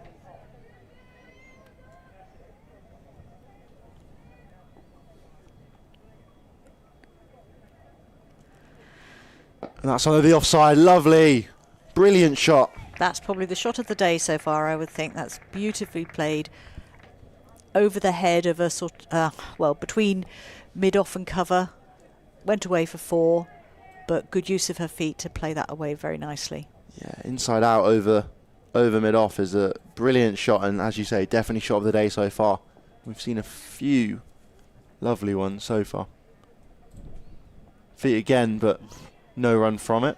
Yeah, the feet nearly went there, but I think she changed her mind, probably wisely. And that's the end of the over. 115 for 2 off 22.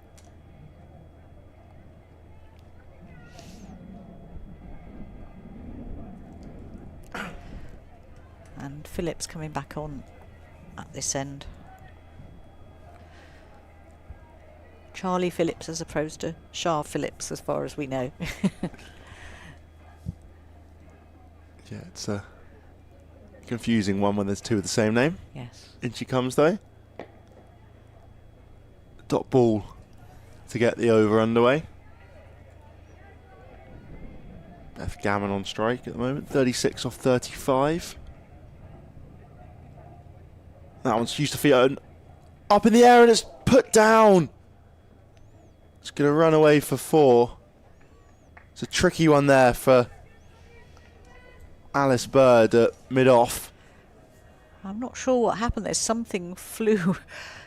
I don't know whether it was something she was holding or what she had there. It's as she went for the catch, something flew off from where her fingers were. Possibly a ring. Yeah, I'm not sure, but whatever. It didn't stick. That was dragged down the leg side and it will be a wide. No run from it. Gammon can't cash in, but she will have the extra delivery.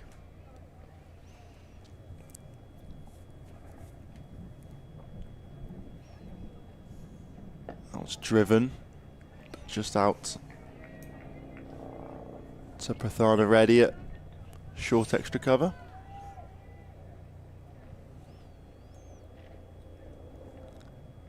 And use of feet again, but no run from it. Yeah, played all along the ground, just trying to find that gap.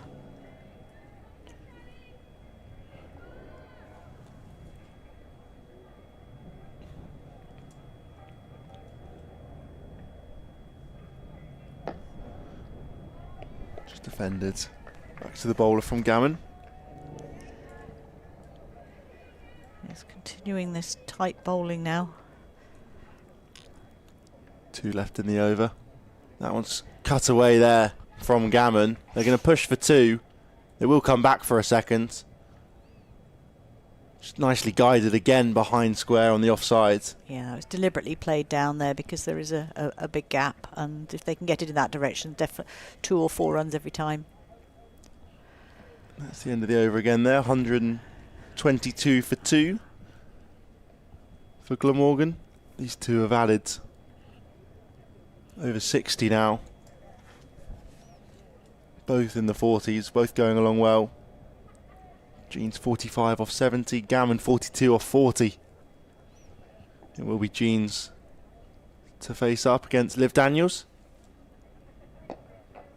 She drives again, but to no avail.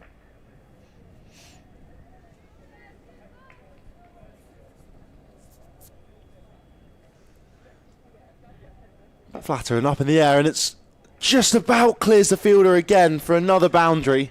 She moves on to 49. Had a few chances like that now where they've been up in the air and just gone over the head of a fielder. It's the fielder that's just inside the ring, so it looks... there we go, we've got a change in the field now, so there's one of the other fielders that have been brought into the ring, and the fielder that was in the ring has now gone out to mid-off to counteract those shots, because 2 4s recently have gone through there. That one's cut away and it's straight into the ground. It's tricky to see from this angle. I thought for a fraction of a second she just chipped to extra cover, but it was a bump ball.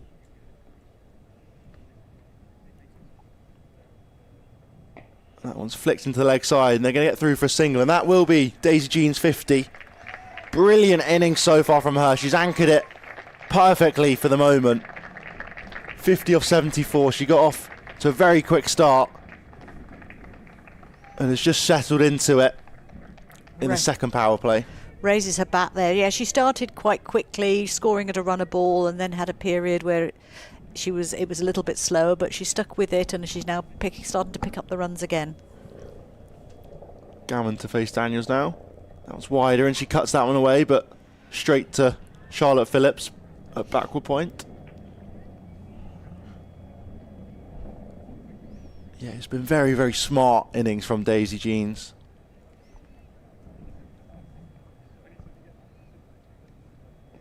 That one's just pushed into the offside again, but for another dot ball. That will be the end of the 24th over.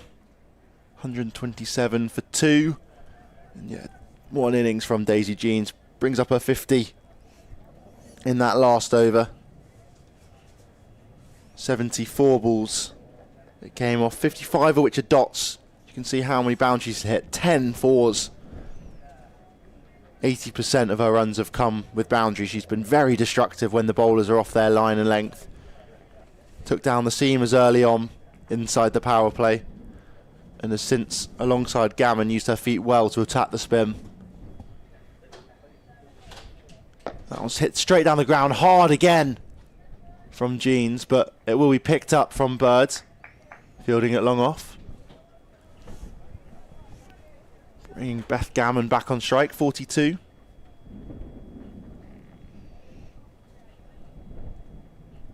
Slight change in field for Gammon. They leave a fielder at long on, but bring up long off, offering her the option to go over the offside. Flatter that time from Phillips and just turned round the corner. Gonna look for 2, but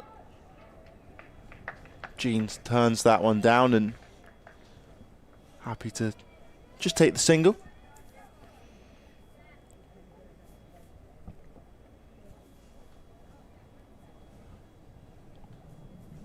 That one's cut out to backward point.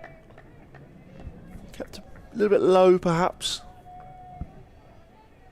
from Charlie Phillips.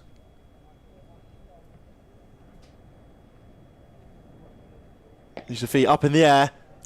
Could be taken. No, it's gone all the way. Brilliant shot there from Daisy Jeans. Just swinging through the lines, clears the front leg. And it goes all the way over the rope for a maximum. That was a lovely shot. First 6 of the day. Jeans having just got her 50. Now I think looks like she's going to start trying to accelerate. And that was a lovely shot. Yeah, beautiful. Emily Geach at long on, I think, thought she was in the game for a second there and then swiftly realised it was flying over her head.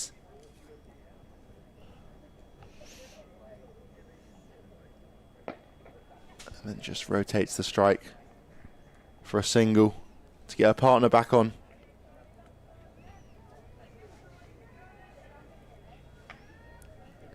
Yeah, run rate at almost 5.5 now. Just raised a little bit in the last couple overs. Driven nicely there from Gammon.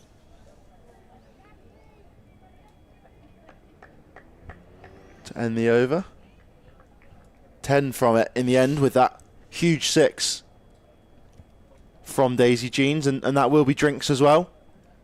I think Gloucestershire given a little bit of time here to regroup and try and come up with a few plans to slow these 2 batters down who have been so destructive in the last few overs. 137 for 2 after 25.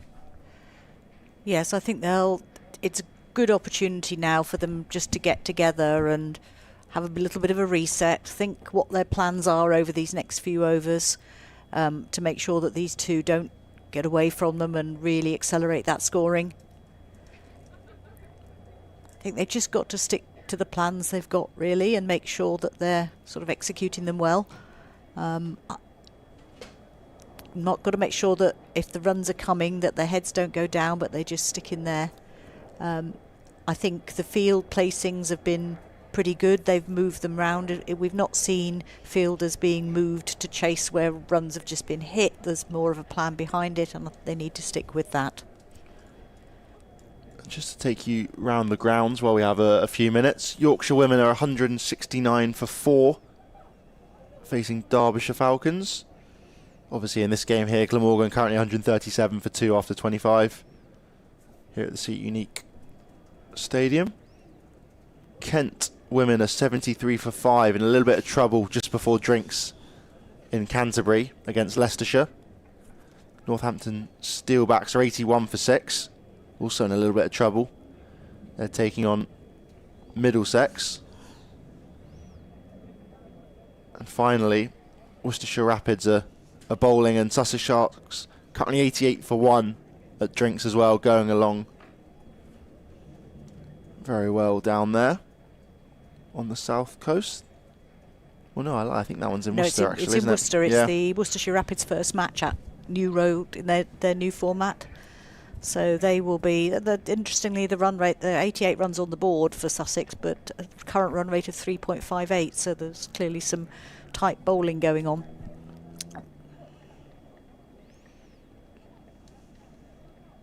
Yeah, Lauren Winfield-Hill, 49 she made for Yorkshire. That's the highest score around the grounds other than Daisy Jeans here, who has batted so fluently and very, very well. Yes, Lauren Winfield-Hill, who will be going on loan to Essex to play in Tier 1 of the competition, but in the meantime playing for Yorkshire today, and I believe is captain of Yorkshire as well. Yes, she is indeed. I think, yeah, she's just playing the T20s down there at Chelmsford. Probably partner Grace Scrivens, who's a possible England option this summer. Obviously recently had the announcement that Nat Siver-Brunt will take over as captain after Heather Knight was removed after a tricky Ashes series in Australia over the winter.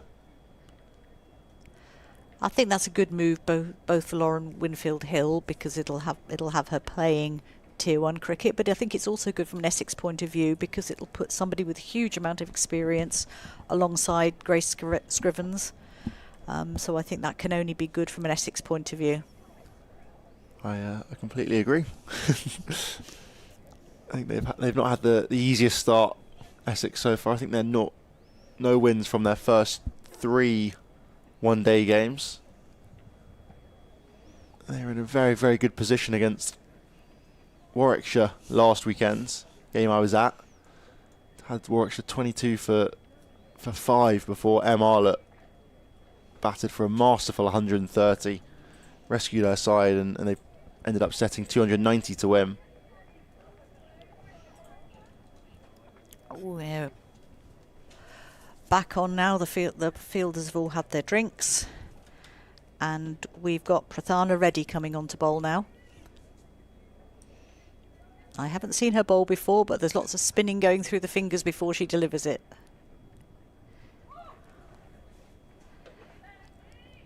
And I thought that might be a wide, but it looks like it might have touched something on the way. Yeah, 2 runs. I've just got a little tickle on a bat. Yeah, a little bit of leg spin here. Yeah. From Reddy, trying to get something different, turning away from the 2 right-handers. And just pulled away to square just for the single. Not with any great power, just having a little look at Reddy before they launch any further attacks. Jeans facing on 58.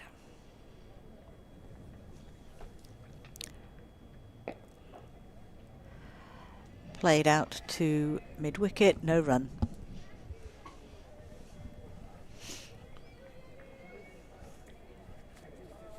Yeah, not a bad start from Reddy. Her first deliveries of the season.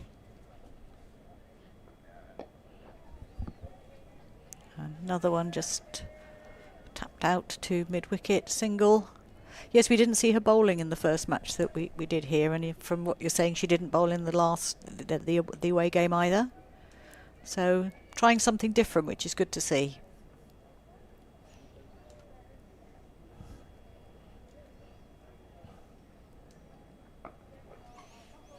Slightly more aggressive shot, but same result. It's just gone out to mid-wicket there for a single. Gammon moving on to 48 with that one, but Jean's on strike.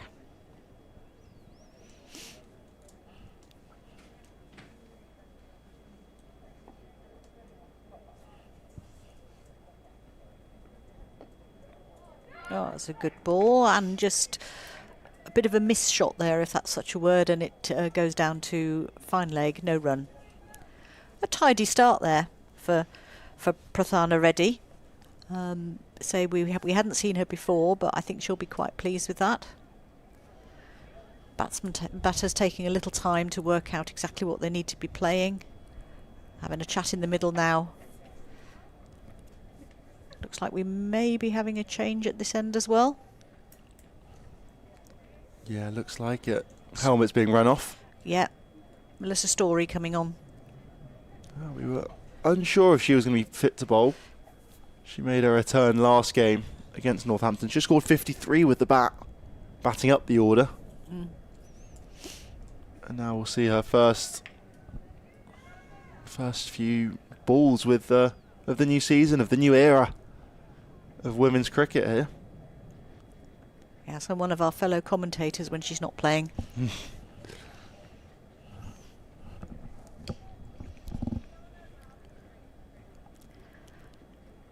Coming in to deliver her first ball now.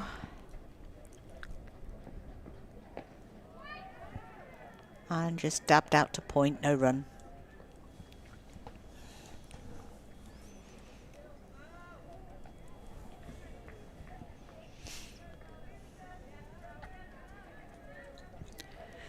Persisting with the deep third, a deep cover and a deep square at the moment.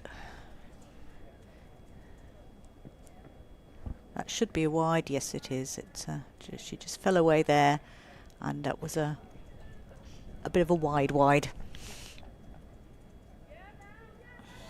Yeah, good first delivery, first up, and then just lost a little bit of control with that one there.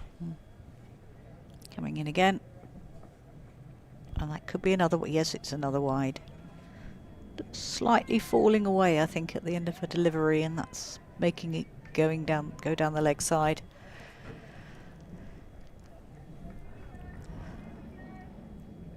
That's an interesting one. A glove tap between the batters for 2 wides in a row.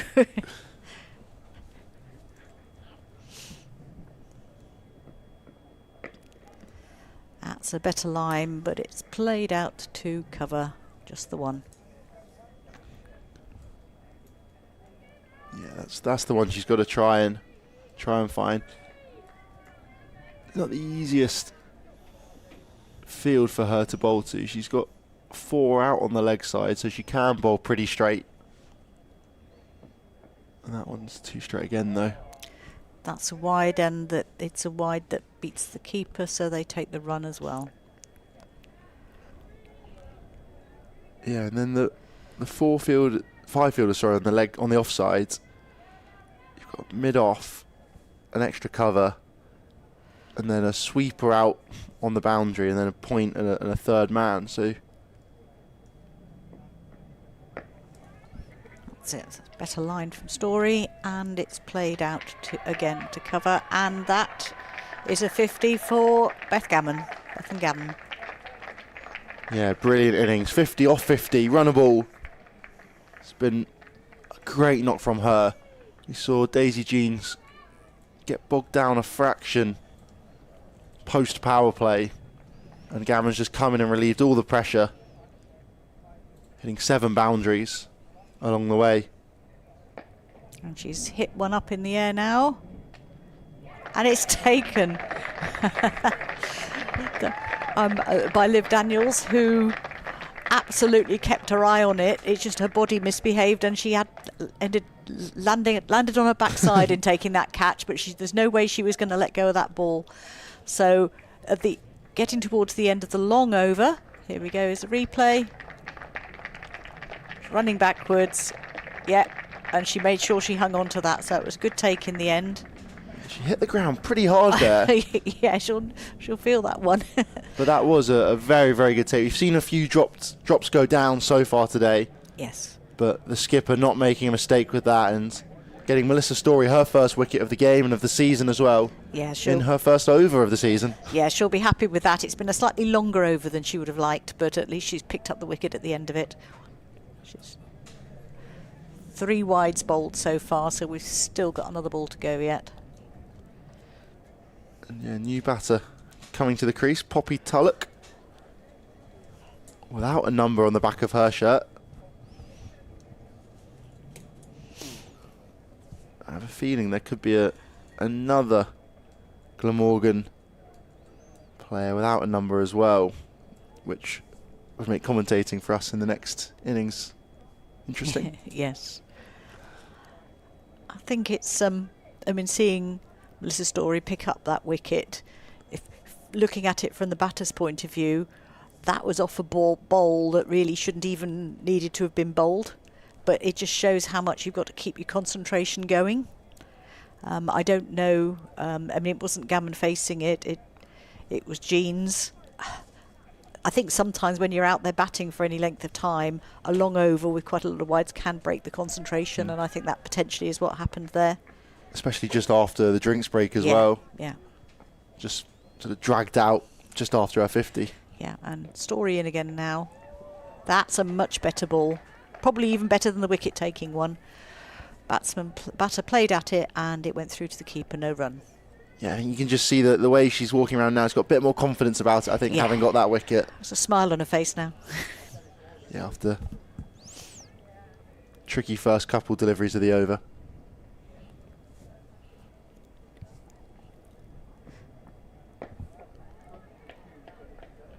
Bit of a slower ball, perhaps, that one. Yep, and that is the end of her over. A slightly prolonged one, quite an eventful one. 3 wides and a wicket, but on balance I think she'll settle for that, and certainly Gloucestershire will be pleased to have broken that partnership. Looks like Reddy will continue from the Ashley Down road ends. Yeah, just the 5 runs off her first over. She seemed to be bowling with a good amount of control, and we were saying that you can, the batters were just trying to work her out a little bit with her leg spin. Yeah, Poppy Tulloch doesn't have to face this quite yet. It's Beth Gammon, 50 or 50 to continue.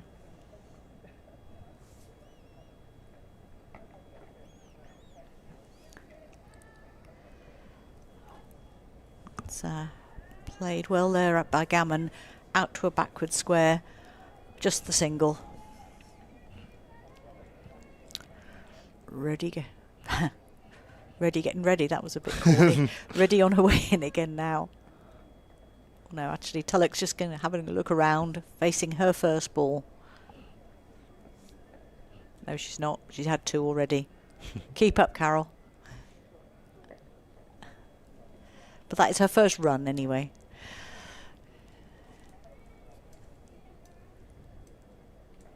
Yeah, just pushed out to mid-wicket for a single. Gammon back on strike now. Sweeps that one nicely to get off the mark.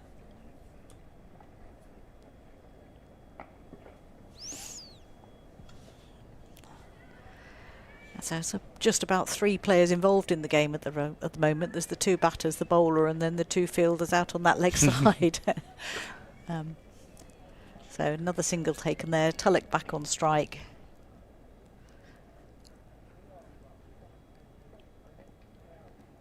That's nicely tickled down to fine leg.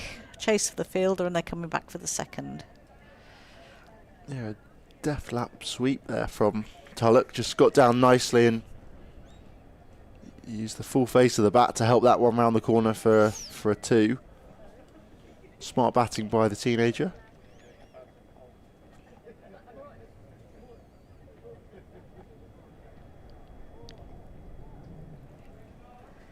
And she went up the pitch there and turned that one into a full toss and was able to hit it down through fine leg for 4 runs.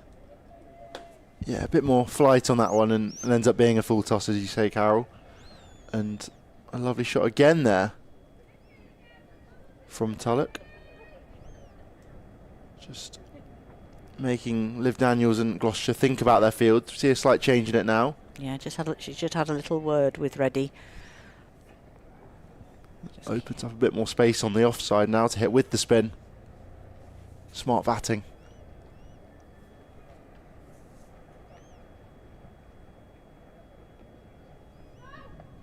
And the field change worked. the short fine picked that one up, no run. End of the over. Story coming back to bowl. 157 for 3 off 28 overs. Run rate, it's been between 5 and 6 pretty much all the way through. It's gone closer to 5 and closer to 6, on 5.61 at the moment. Yeah, they got off to a really good start in the power play, scoring 60 off it. This is a really good platform. There we go. I think that sort of confirms what we said there. Start, and then it's pretty level, ticking along at that sort of 5 and over. There's not been not too many expensive overs in that time either. That one could be going away. Yes, that one's played away 4-4 through cover. Good shot by Gammon. Yeah, really nice. Just rocked onto the front foot and punches that one through the covers. She looks like when she's playing, whether on the back foot or the front foot, she plays with a really firm base, which means she can really get power into her shots. Very sort of compact player.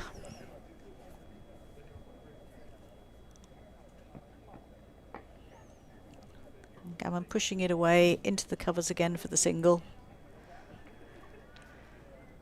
Yeah, I think one thing that Gammon's done really well so far today, as you say, is the base, but also she's been very decisive about whether she's going forwards or backwards, like using her feet often when she's coming down the pitch to go at the bowler and turning everything into half volley or dropping right back. That was a Story bowling again, no run. And yeah, it's just allowed her to hit very cleanly through the ball, either square if she's dropped back to a slightly shorter delivery, or down the ground. She's hit really, really well so far today. Story in again. That was a good ball, full of length, and dropped back to her. No run. And then also when you factor in her defence as well, I don't think she's really given any opportunities, maybe the odd one. And it's just been tricky going against Gammon for Gloucestershire. I'll say a bit more width on that, and in fact the umpires decided that was too much width. First wide of this over. Just trying to keep it on that line that will make it difficult for Gammon to hit, and just strayed a little bit too wide.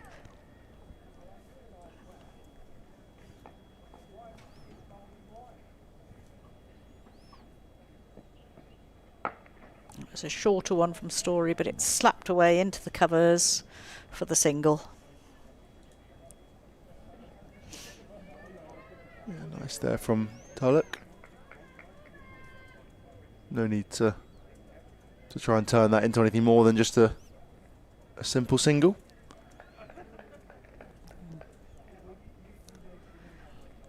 Storying in again. And very watchful there. As you were just saying, Gammon can play those defensive shots as well as the attacking ones.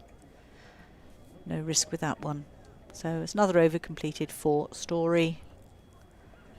164 for 3 off 29 overs. And when we get to the 30 overs, we'll have to have a think about what we think they might get up to. Yes. I'll give you an overs warning on that one. I have to start getting my calculator out, figure out where the run rate's going to take them. And yeah, Beth Gammon, we've been talking about how impressed we've been with her so far. 57 off 55. 8 fours along the way as well. She's been batting for just under an hour now too. Ready on now. And that's played back to that fielder that's been put in fairly late in the last over, and no run. Good positioning. Tulloch does seem to like that shot down, sort of played through between fine and square.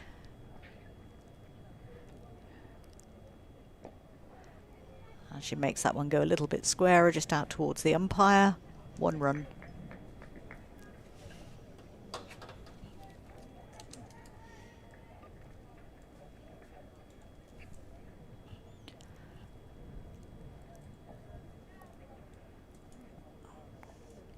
Fields moving with Gullock, with Gammon facing. Keeping them on their toes. Ready now. And that's a wide ball.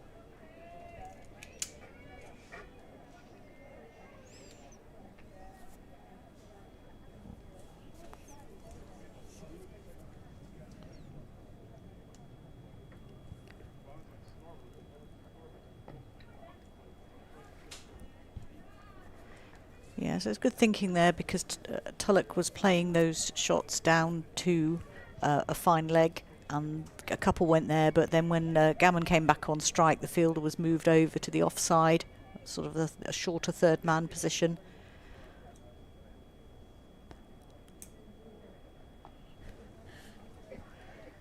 Played behind square there for the single by Gammon.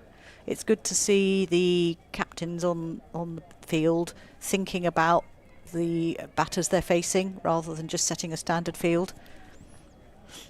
No, absolutely. And you can see again, you're mentioning it, the fielder's gone back to short fine leg to cut off any runs there. And that shot, that bowl from Reddy is just pushed out behind square by Tulloch. Just ticking it over at the moment.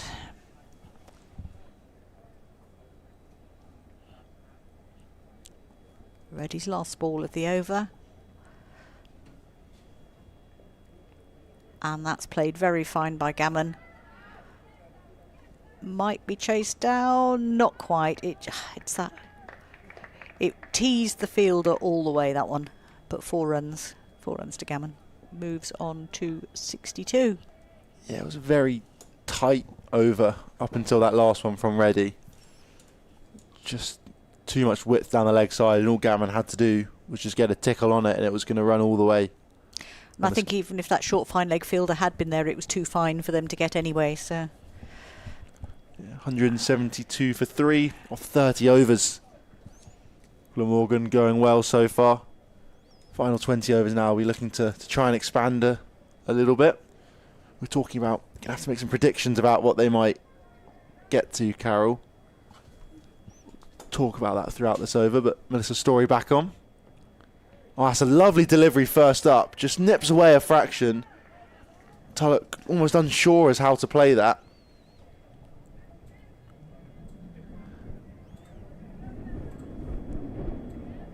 And yeah, if they did a little bit of quick maths for Glamorgan to keep batting like this. Just continue after this ball. That was defended nicely there. They'll make 280. Somewhere between 280 and 300 if they stay at about the same rate they're at now. I think if Gammon stays in and builds on this innings and makes a really big score, we could be looking at over 300. I think that's spot on.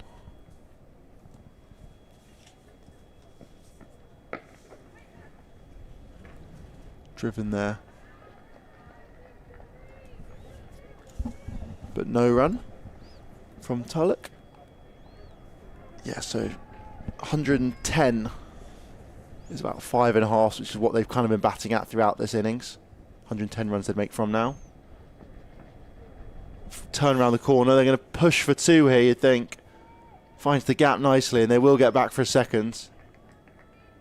Good fielding out there from, I think that's Izzy Patel. And yeah, if they can up it a bit more and bat at 7s or even 8s for the final 20 overs, which isn't unfeasible, then yeah, they'll comfortably make 300s, probably nearer 320, 330. Big drive there. Which would be quite a daunting total for Gloucestershire to approach. Not that they couldn't do it, but it will be bigger than they've had to chase in the past. Yeah, exactly. We saw Gloucestershire make 206 here off 38 overs against Derbyshire. They managed to defend that, won by 9 runs in the first game of the season. That was cut away nicely there. Strong hands stops that one, and Reddy jogs round to that. But they will get a single. It does end the over. 3 from it. Been good so far from Melissa Story. 175 for 3 after 31. Bobby Tulloch on 13 off 18 not out. But Beth Gammon 62 off 58. She is going to be crucial in Glamorgan setting up a big score here, you'd think. If she falls soon and a couple other wickets follow, Gloucestershire could look to try and, would hope probably for under 250, maybe even look for under 220 if they can bundle Glamorgan out now. But if Gammon stays in, it's going to be a tricky final 19 overs.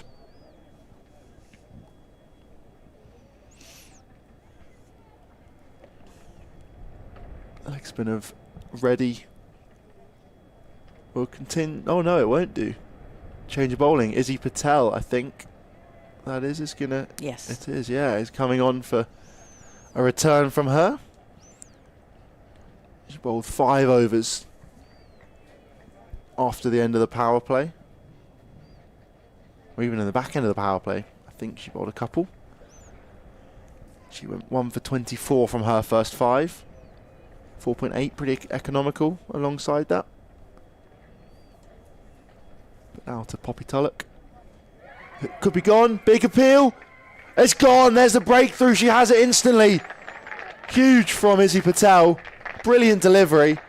Poppy Tulloch gets a feather of an edge. And a brilliant take behind the stumps from Meg Ahern. And what a great bowling change as well. I think what we were seeing from Prathana Reddy was she wasn't being expensive, but the batters had sort of got their eye on what she was doing, and they were ticking away 1 or 2 a time, so the runs were ticking up as well. Change the bowler, different line, different pace, and wicket first ball. You can't ask for any more than that. Not at all. As a captain. Yeah, brilliant there. Just nipped away a little bit, angled away a bit, and you can see Tulloch just kind of following it with her hands, and a feather of an edge.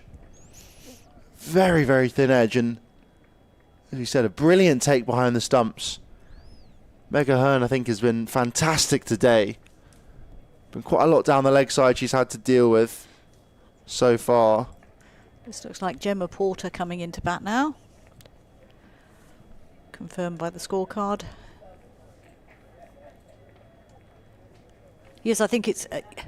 in a way, it looked like Reddy was bowling to Tulloch's strengths, because she clearly liked that shot down the leg side. Patel came in and bowled a different line on that off stump, and it got her straight away. Some happy Gloucestershire faces out there at the moment. Very much. I think they needed that lift. There's definitely a bit more buzz around the side now. 175 for 4. Big breakthrough there from Izzy Patel. She bowled well earlier with that newer ball at first, and she's come back on in the 32nd over. Got a vital breakthrough. And Gemma Porter will face up now.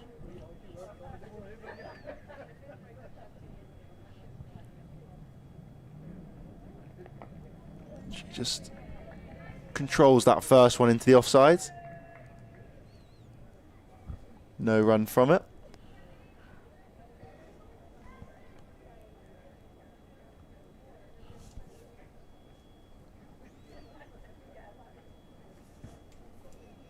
Patel in again now. Porter works that one into the leg sides, but can't beat the fielder running round from mid-wicket.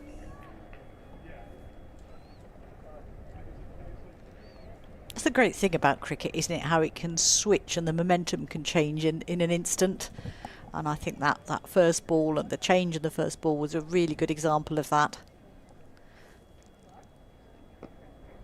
Another dot ball there from Patel. This is turning out to be a really good over from her at the moment. Yeah, I mean, we were talking about them upping the rate, you know, and now there's only 20 overs to go, looking at maybe scoring at 7s. In fact, the run rate's dropped in the last couple overs.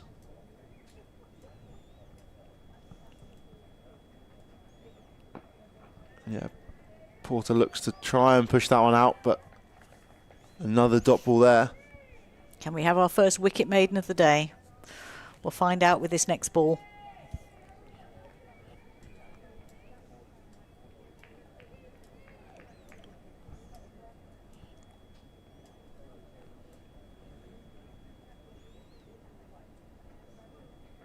A big swing there and no run from it. That is a wicket maiden.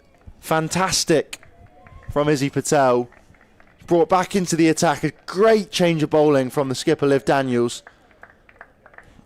And brilliant over, most importantly, from Izzy Patel. Got a big wicket of Poppy Tulloch. 175 for 4 after 32 overs. Story coming back on, still on this end. Yeah, it's just going to be putting a little bit more pressure on Beth Gammon. 62 or 58 with the new batter at the crease, the other end. Porter's 0 off 5 at the moment. There's no need for Gammon to panic at all at the moment, but there's going to be thoughts in her mind. Attacking the stump from Story and just turning to the leg side for 1. Clever batting. Just to get down the other end and allow Gemma Porter to face up to Melissa Story for her first delivery of the day.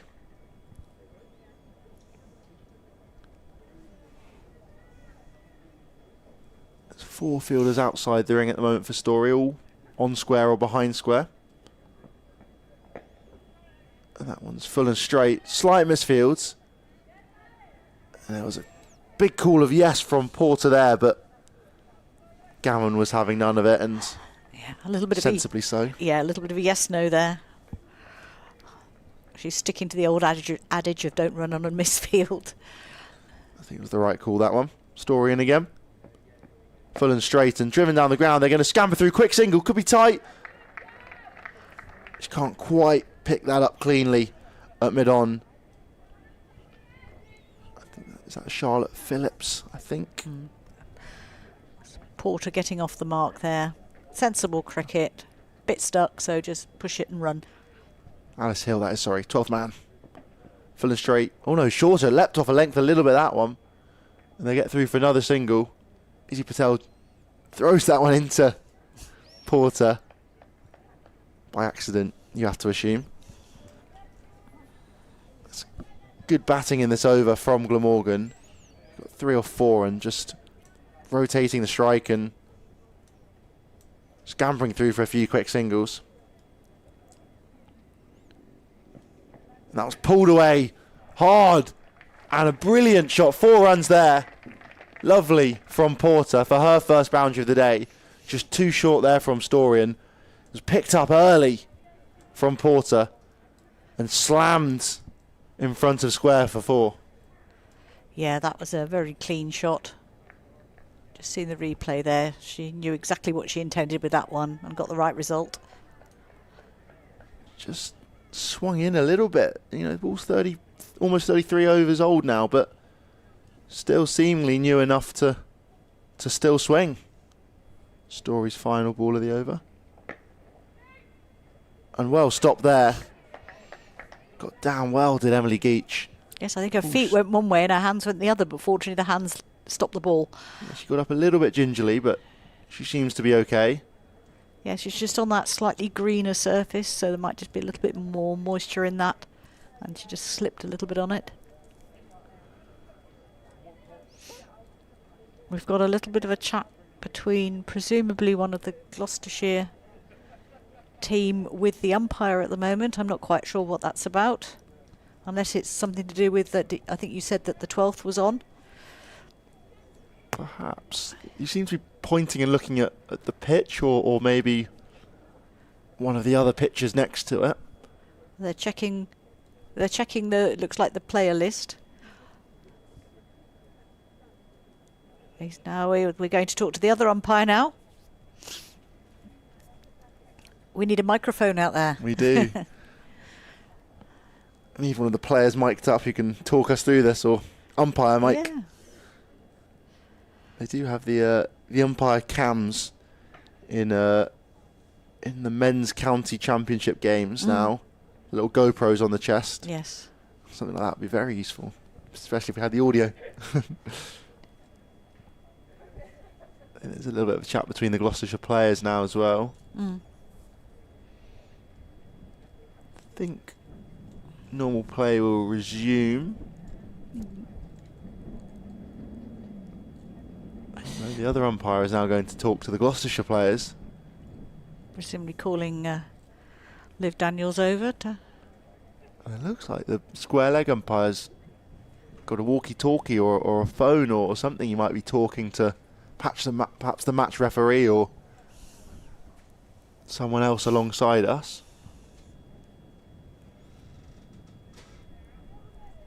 There doesn't seem to be much change going on the field. Right, so Nothing has happened as far as we can see. And Izzy Patel will continue. Big swing there and a nice shot, just for a single though, for Gammon.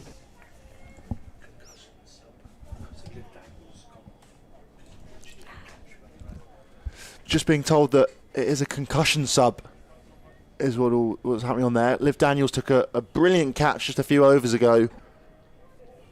Big breakthrough. But unfortunately, took quite a hard landing. That was the dismissal of Daisy Jeans. Big wicket, she made 59. And Liv Daniels, sad to hear, is off the pitch at the moment. A dot ball there for Patel. And will, by the sounds of it, has been replaced due to concussion. And I think that means that Alice Hill will be allowed to bat because it is a concussion replacement. It's a big loss for Gloucestershire there. Yeah, their skipper off the field now. Another dot ball there from Izzy Patel. I think it's not just her captaincy, it's her on-field presence as well. That they're going to miss her, but clearly player welfare comes first. Absolutely. Be interesting to see who will continue to lead the side on the pitch now. Slap down the ground there from Porter. Just for a single though.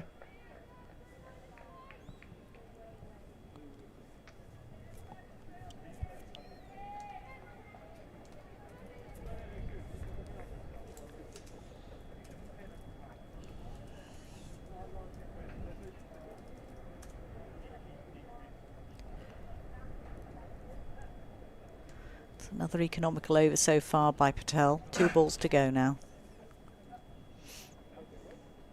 That's cut away firmly, but well fielded there from Alice Hill. Into action now. I think Emily Geach is the vice-captain of Gloucestershire. So I'd assume she'll take control on the field for now. Full and straight and looks to guide that one behind square, but just picks out a fielder instead, does Beth Gammon. Good over there. Keeping that run rate, it's pretty much stuck where it is, at a point where Glamorgan would be looking to accelerate. Yeah, 184 for 4 of 34. Lots of fours there. Run rate of 5.41. You could round it up. Yeah, exactly. Gemma Porter, 6 off 12 right now, alongside the brilliant Beth Gammon, 65 off 63. Melissa Story will... Oh no, Melissa Story has been replaced. Geach. Emily Geach to return to the attack. I think bringing herself on, taking over as vice-captain. As captain even, sorry. Liv Daniels has been replaced, concussion sub if you missed that. We hope she's okay.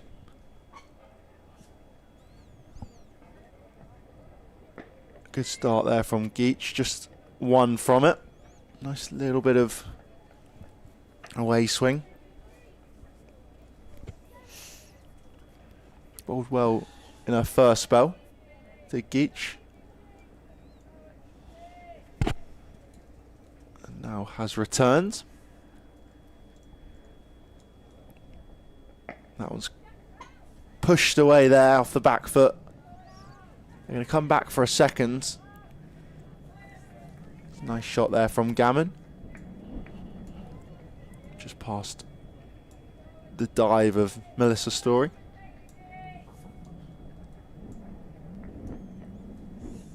You can really hear the wind picking up on the effects mic.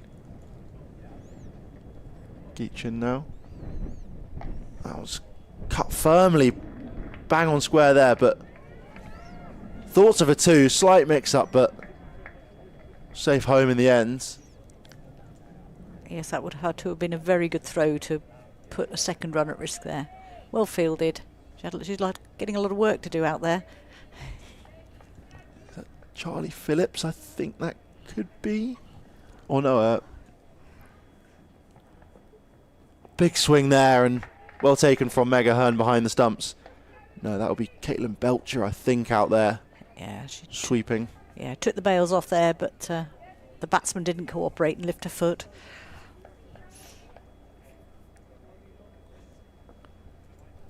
Geach in again now, 2 balls to go. And just turn around the corner. Well fielded by... That's Caitlin Belcher there in mid-wicket, actually.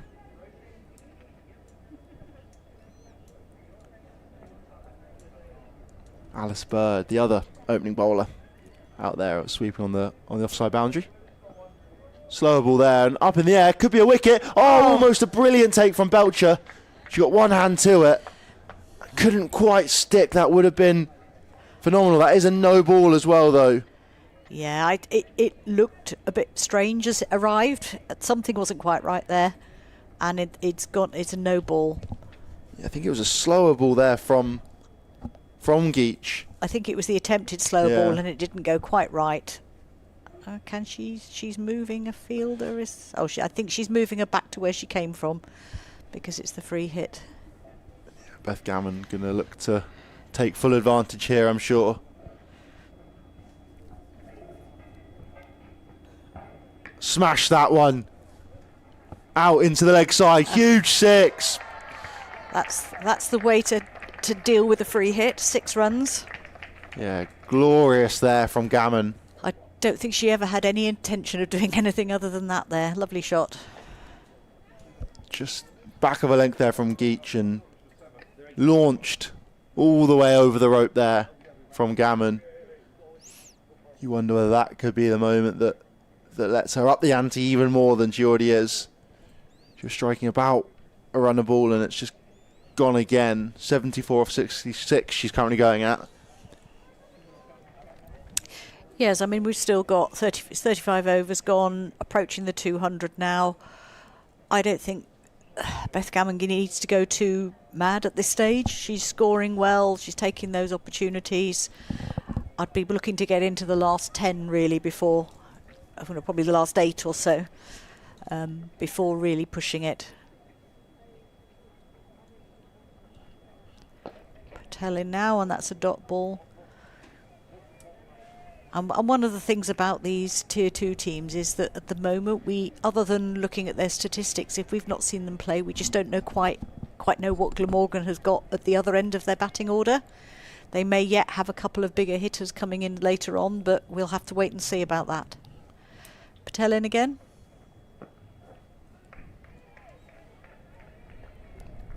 Yeah, going on this season, Gemma Porter's the last batter to have made sort of a significant contribution on the batting front. I don't think anyone below her has reached 20 even, I think I'm right in saying. So that makes this partnership quite important for them. Very much so. And that is Porter hitting it out to mid-wicket there, taking 2. Of course, Glamorgan are one of the Tier 2 teams who are guaranteed a Tier 1 spot in 2 years' time, 2027. So the players will be, they've got a real big prize to aim for from their point of view.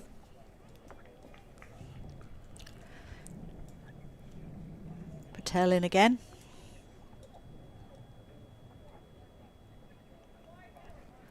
Again, I think that looked a bit like it was an attempted slower ball again, but this it went wide on the offside, wide ball. Yeah, back of the hand slower ball from Izzy Patel there. Yeah.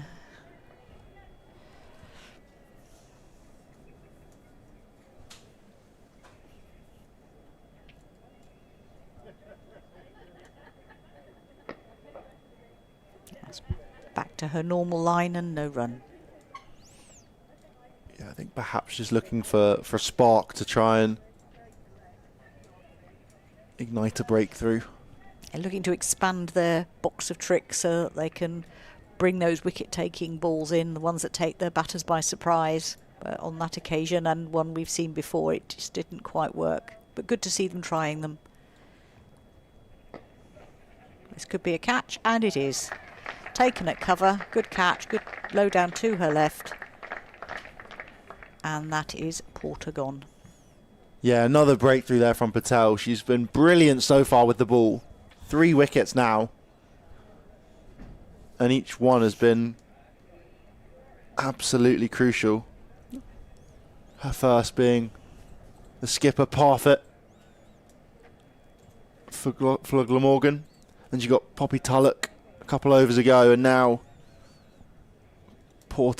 Gemma Porter, making her way back to the pavilion. Yes, Izzy Patel, she's not the quickest of the bowlers. She's not even swinging it as much, but she's got that nagging line and length, other than the one she tried, the back of the hand one. And it puts the pressure on the batters all the time to try and make the runs against her. Yeah, and you can see that with the wickets that have come as well. That's basically where they've come from. We saw Liv Daniels take that first catch off Parfitt, just a pretty simple one at short extra, but that was Parfitt trying to force the game. The next one, Poppy Tulloch, similar, was edged behind, but yet again was trying to be aggressive and up the ante. And that one as well, Porter, we'd seen it just started to get going. And we now have the second member of the Parfitt family coming out to face the bowling. This is Georgia Parfitt, number 18. Also will take the gloves in the next innings for Glamorgan. Facing her first ball now with Izzy Patel. And plays it nicely through to the cover, to what was Liv Daniels' position until she had to go off. Yeah, instead I think Emily Geach, the stand-in skipper, has taken up that position. It looks like they've decided that's the skipper's fielding position, doesn't it? Seemingly so. I think another change of bowling is... It looks like it.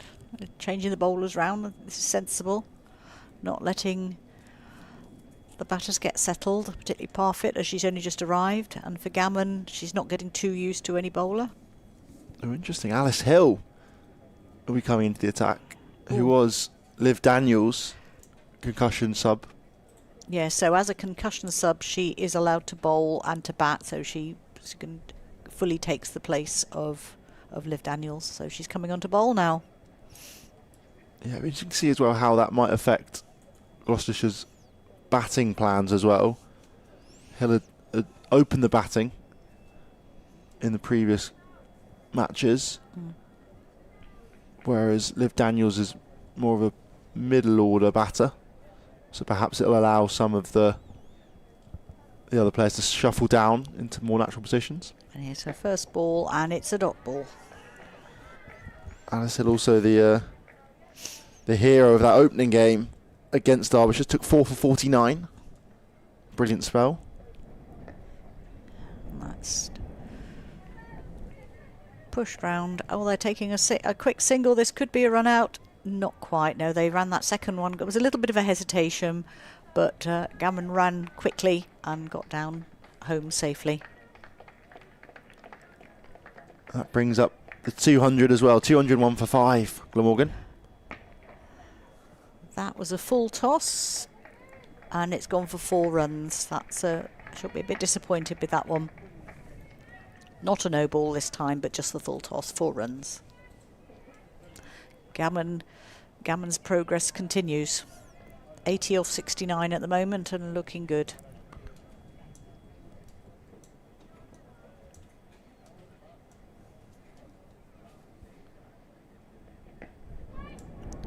It's a better ball from Hill, just dropped out to mid-off, no run.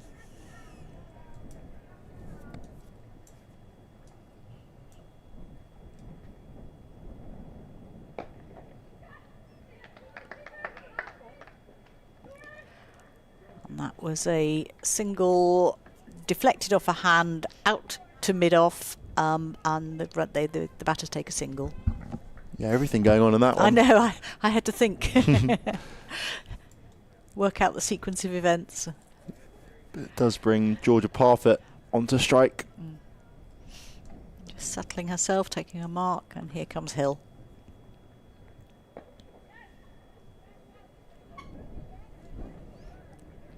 Another single taken. So Parfit's now off the mark.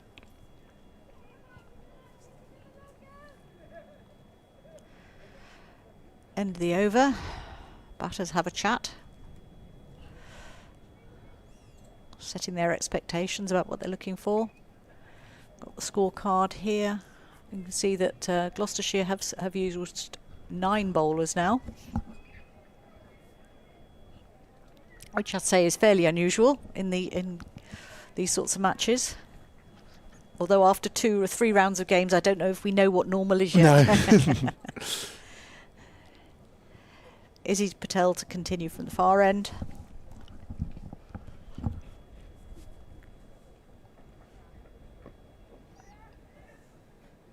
Single pushed out towards the square leg umpire. Some of the local residents out on their balconies and the roofs of the flats opposite us, taking in the sunshine and watching the cricket. I think I'd quite like something like that. Yeah, it would be worse places to live. Indeed. Especially with the sun out now. Yes.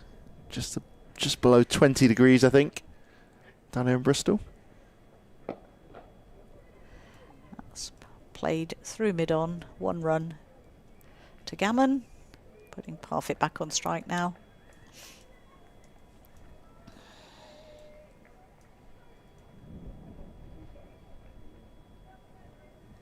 (82 off 72). Beth Gammon batted beautifully so far. Has been the heart of this chase. Took over from Daisy Jones, who made 50. And she's bowled. That's a 4th wicket for Izzy Patel. What a day she's having. Went straight through Parfit there, who's out for 2.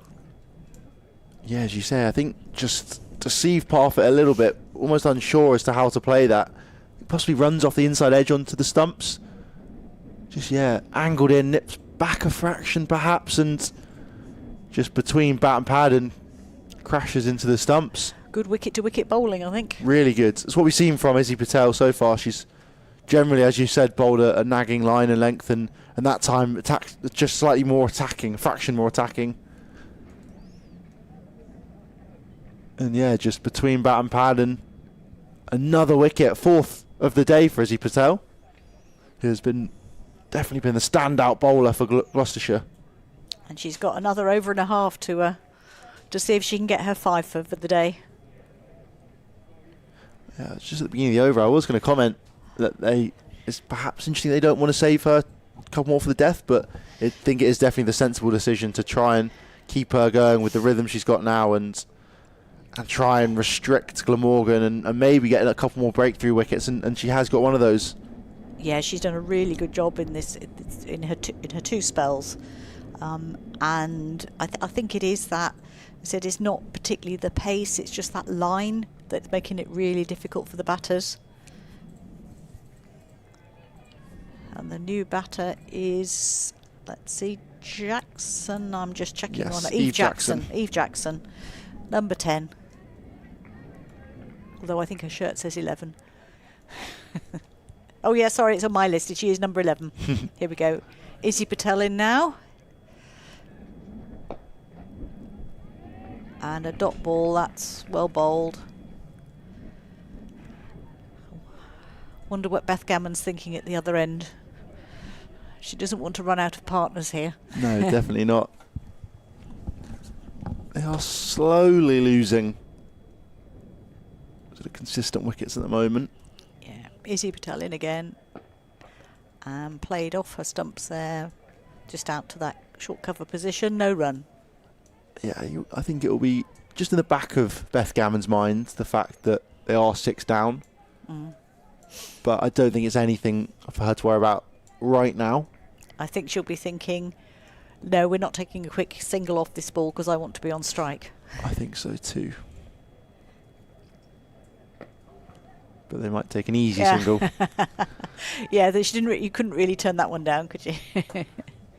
So that will put Eve Jackson on strike for the next over.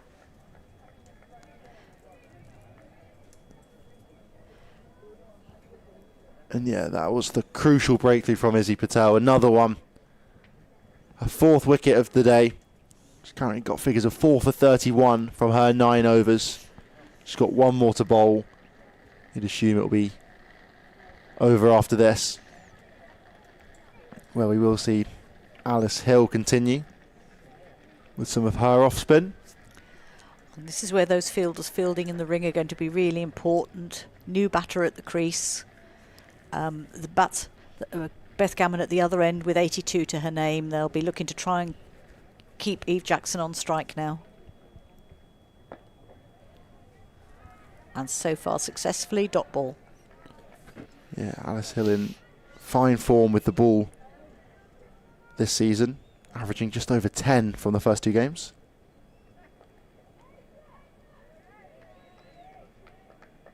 It's played to a short fine leg, no run. You can see why when she's bowling as tight as she is in the opening 2 deliveries. A little bit of a looser one there. That's good effort, but it's gone between the 2 fielders and out, gone square for 4 runs. So that'll make her feel a little bit better. 4 runs there for first runs for Eve Jackson. Yeah, apologies, Alice, on that one. That was commentator Kirsty, I'm afraid. Because we can't not say these things. No. Yeah, we've got to have no analysis whatsoever in case we curse it. A nicely played shot, but just picked up for 1. Oh. Fielder moving a little bit gingerly on that one. Not quite sure what happened there. Hill in again. A bit of a swing at it. It's touched something. I can't quite tell you what at the moment, but they've got 2 runs from it. Yeah, thick outside edge, I think that was.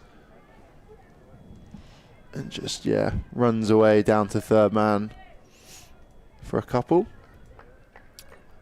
Yeah, 2 wide for the keeper, and there's nobody else fielding behind point at all on that side at the moment. And that's, again, slightly loose ball, but another single there for Jackson. So she's pinched the strike again. But she's managed to pick up some runs there. I don't think Beth Gammon is going to be too worried about that. I was going to say, and I'm not sure Gloucestershire will be too unhappy with that either. Allow Izzy Patel to have a go at the new batter. Yes. I wonder if they're going to put anybody in, because they're conscious of of being a new batter. I wonder if they're going to bring any different fielders in to put a little bit more pressure on her. I'm not seeing any signs of it just at the moment. No, it would be something perhaps to just try and squeeze for Yes. this final, over where you wonder if Gammon and Jackson might just try and see her out. You could perhaps bring the fielder in from the cover boundary inside the ring, but Patel does continue.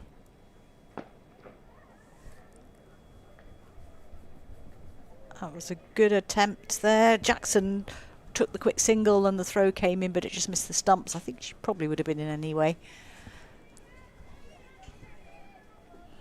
Gammon back on strike now. It seems like a little while since we said that, but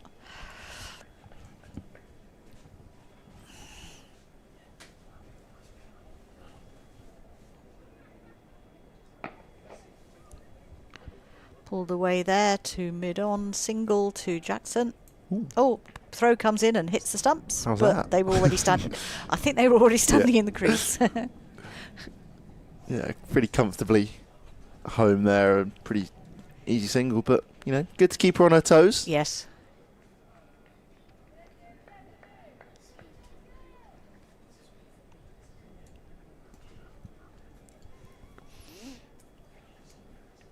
Patel to Jackson again. We've got the keeper just moving somebody around the field around a little bit.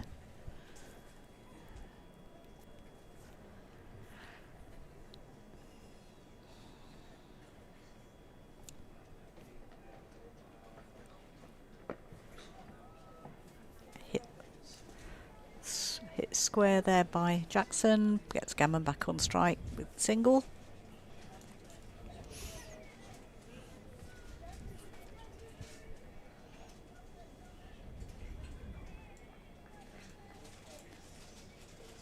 Three balls of Patel's spell to go now.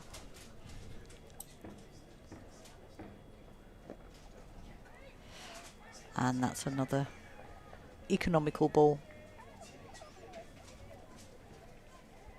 I don't know if you've seen any of the IPL. Whenever there's a dot ball, they put a little tree picture on. I quite like the idea of calling them a tree ball now.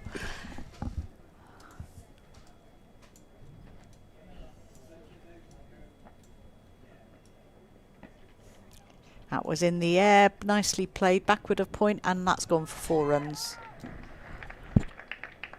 Yeah, really, really good shot from Gammon.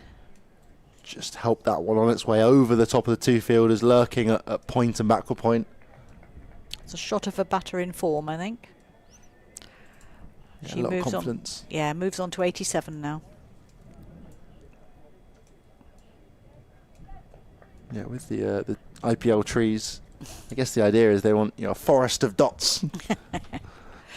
Yes. For the scorecards. It amused me. Oh, and that's the last ball of Patel's spell there, and it's buys. It's gone away for 4 runs, so not the best finish, but at least it doesn't go down on her figures. So great spell from her, 4 for 39. And I'm sure she'll be happy with her day's work here. A good round of applause. I said we can't see how many people are here, but from the sound, people are really appreciating that bowling spell. Yeah, it was a very, very good set from her. And we've got Prathana Reddy coming back from the opposite end now. She's going to try her luck from this end, from the pavilion end. The leg spinner. She bowled fairly economically earlier, but didn't really look like she was going to take a wicket at that point. So maybe the change of ends will bring a change of luck. Yeah, 2 to 8 for 6 off 40 overs. Glamorgan going well. Jackson on strike. Drops back and cuts that one just for a single though. Getting Gammon back on strike. 87 off 76 she is currently. Final 10 overs we're into now. I think Glamorgan will start to look to expand in the next few overs. She does, and she pulls that one away. Almost takes out the umpire. Just a single to Gammon.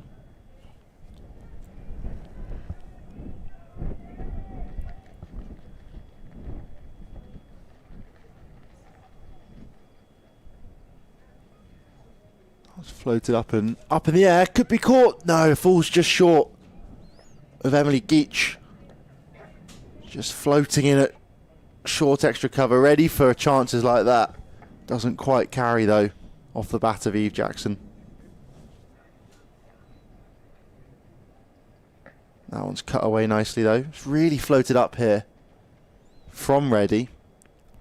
Gives it a lot of airtime.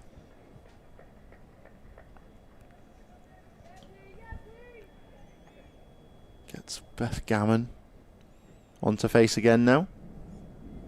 3 fielders out on the boundary on the leg side, 1 out on the off. She plays out and down the ground. Slight use of feet. Just takes a single for it. That was down to Alice Hill. Fields well.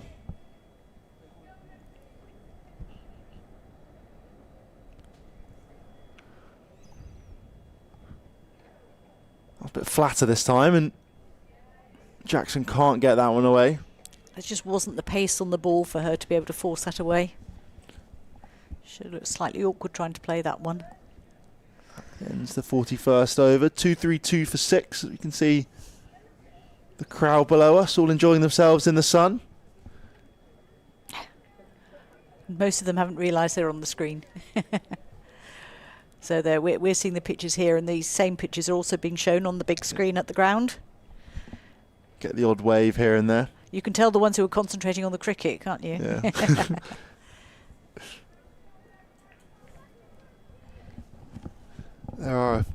There's a bit of a smattering of fans on the other side of the field as well, around in the stands. Looks like Caitlin Belcher coming back onto bowl.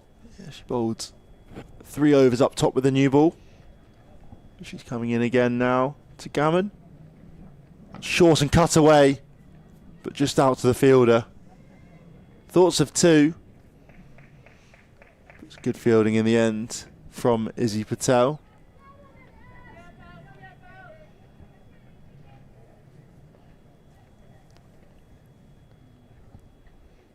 Just a single to start Belcher's return.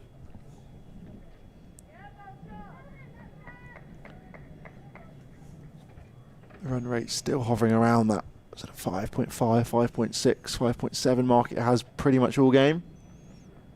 And that one's too quick, I think, for Jackson. Just skids on through. She looks to give herself some room, backs away a fraction. But doesn't connect. No, she was. That was one of those, I'm going to stay in this position and try and remember what I should have been doing. Yeah, she's trying to play positively, but as we saw earlier on, Belcher bowls that quite tight line with a little bit more bounce than you might expect.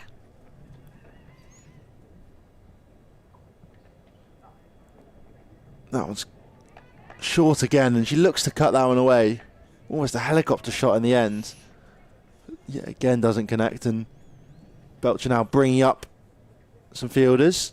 Both fine leg and third man coming inside the ring and dropping out mid-wicket and mid-on out onto the rope. So she's now got 3 fielders out on the leg side boundary, and then a sweeper out on the off who's been there pretty much every over since the end of the first power play.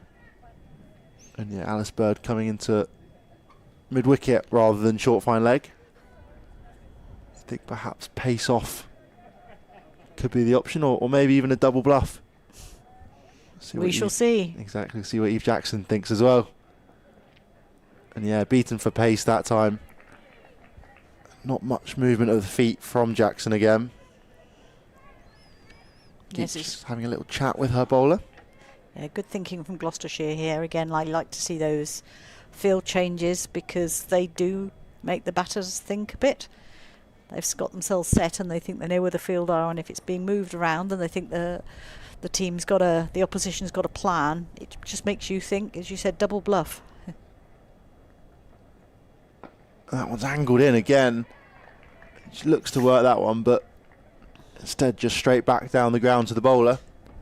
There's a single off the first delivery of this over, and it's been 4 dots in a row since. Been a brilliant comeback, a brilliant return for Caitlin Belcher.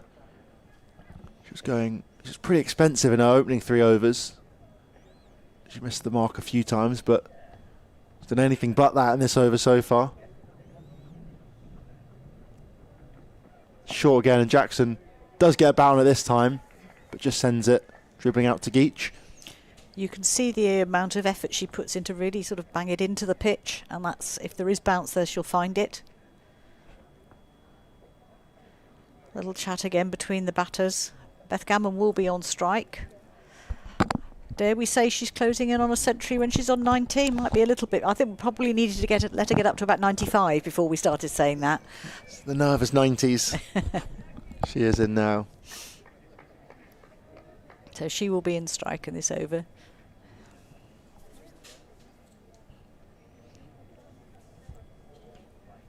We'll see some leg spin from Reddy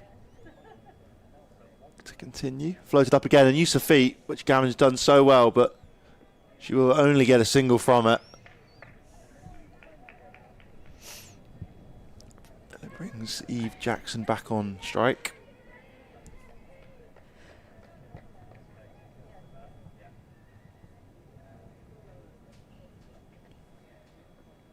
That was cut away. Thoughts of a single, but it just finds the fielder at backward point, Charlie Phillips.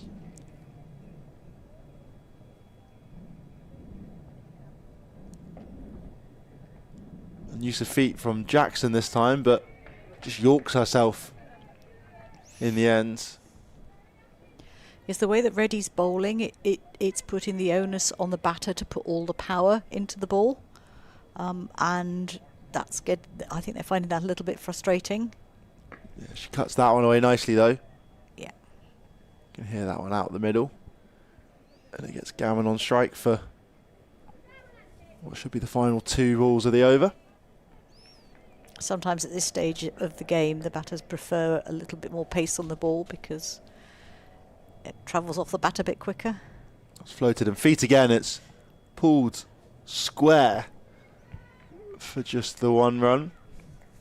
You wonder whether could be the time for Gammon to turn down single from this delivery here and just saying, I'll take the strike on the next over.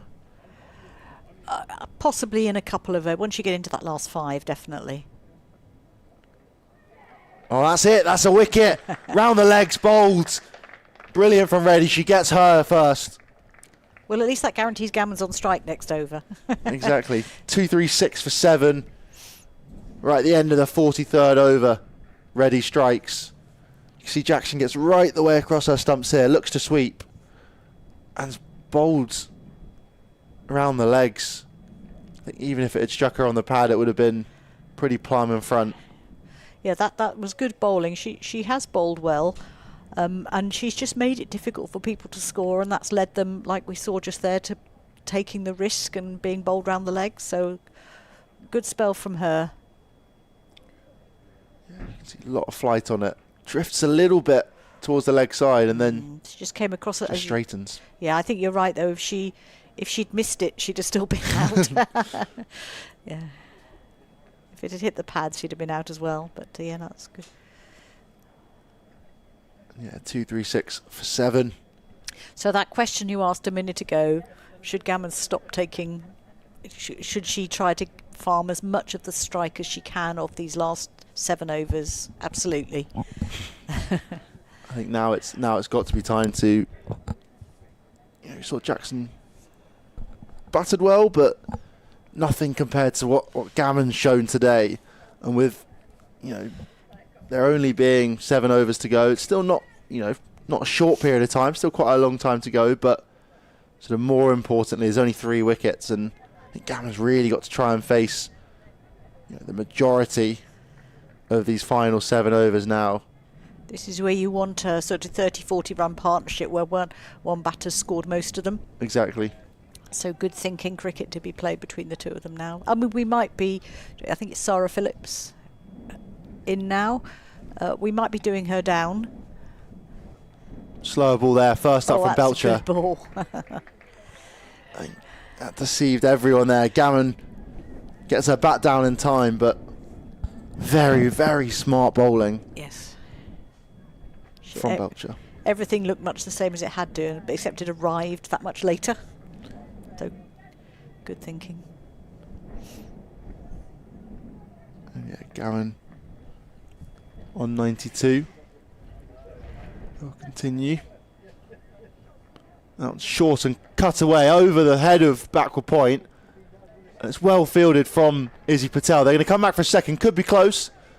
No, she makes her home well in the end. Moves on to 94. It's good cricket there from Beth Gammon. Yeah, comfortable in the end, but I think she, in her mind, will be what we've just been talking about, that it's important for her to be on strike now.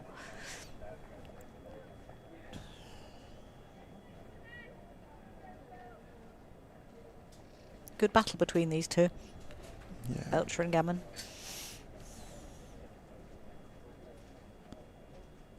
That one's short and down the leg side. Will be a wide, it is.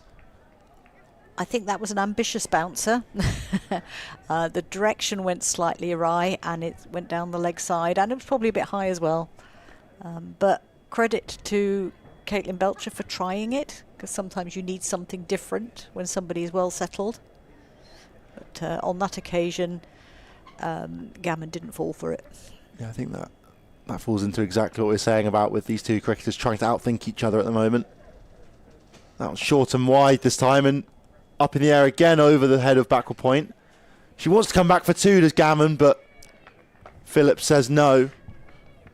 And was probably right. The fielder picked that one up that much quicker and got it in the air and back to the keeper. Yeah, I think it was hit a little bit squarer that time, not as far behind point. I think it's pretty much bang on square even. And it meant it was that little bit closer to Izzy Patel, who's roaming out there on the cover boundary. About 10 yards or so in front of square. Phillips to face now. That one's full and wide. Just unable to get that one away.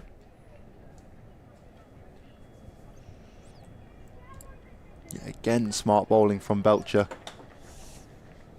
who's looked really good in her return in these 10 deliveries she's bowled so far since coming back from the new ball.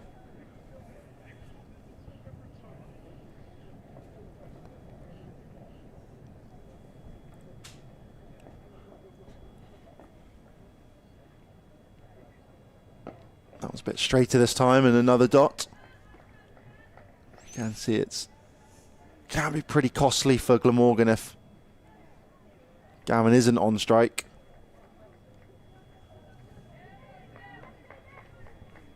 With one delivery remaining, talked about it last over. You think you have to turn down a single. It's the smart play.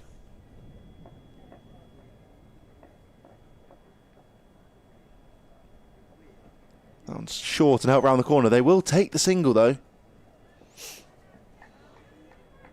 And it means Sarah Phillips will keep strike next over. I wonder who's smiling there. I saw Caitlin Belcher actually giving a little clap there to the fielder who got it in, and where they took the single. I wonder how much kidology was going on in that one. Yeah, smart cricket from Gloucestershire there, and means Reddy has the option or the opportunity to bowl a full set at the new batter, the tail ender Sarah Phillips. She's currently 1 off 3. The dangerous Beth Gammon down the other end, standing on her bat handle. There's a big expanse of field out anywhere within 25 metres of the square leg umpire, which looks like a sensible place just to try and drop it to get Gammon back on strike. She looks to do, work that one around the corner. It will be a wide though. And it will run. They're going to take, oh, it's all gone the way for up to the rope. That's 4 wides. Valuable runs for Glamorgan. Tricky start for Reddy there, but helpful for Glamorgan. And yeah, she was looking to work that one into the space on the leg side. And that one she does again. Connects with that one nicely though. And it will be another boundary. Fraction wide down the leg side there from Reddy, and Sarah Phillips pounces, guiding that one over to the rope through fine leg, the vacant fine leg region.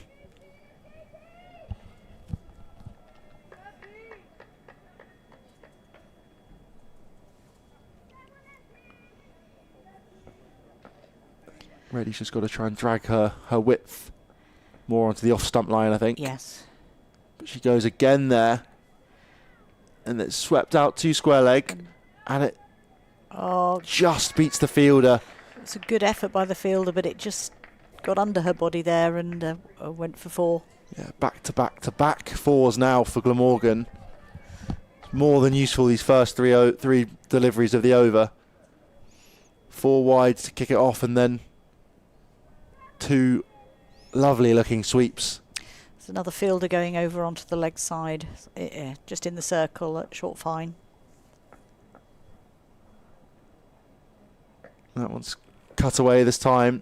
Oh, there's a slight mix-up. There wasn't any call from the batters. They kind of started to jog through for a single before realising it was dangerously close to Charlie Phillips.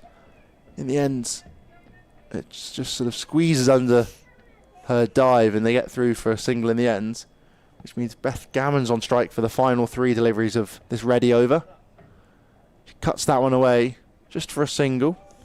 Moves on to 96. Melissa Story out there doing the fielding.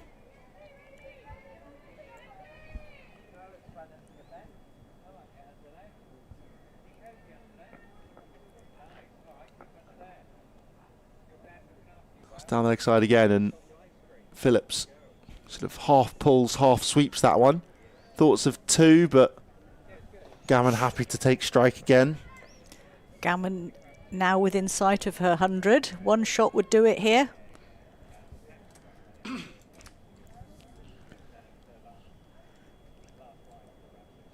Flat from Eddie this time. Pulled hard. It's going to go all the way out, and it is. There it is. Brilliant 100 there. Huge celebration for Gammon. That is a fantastic knock from the Glamorgan middle order batter. Brilliant. 100 off just 86 deliveries. She's been fluent for all 86 of them. She was kept off strike for a little bit in these final few overs, but she makes no mistake when she's given the opportunity to get to her ton. And that's nice to see the Gloucestershire players going over to shake her hand and congratulate her as well. Good spirit between the teams there. Yeah, they will, of course, be playing each other again on Monday in a T20 game. So they will know each other very well by the end of that. And that is 100 off 86 deliveries, 11 fours and 1 6. Batting for just under 2 hours in the end. But a very, very good 2 hours for her. And it's been crucial for Glamorgan. She's helped them get up to 261 for 7 off 45. Final 5 overs now.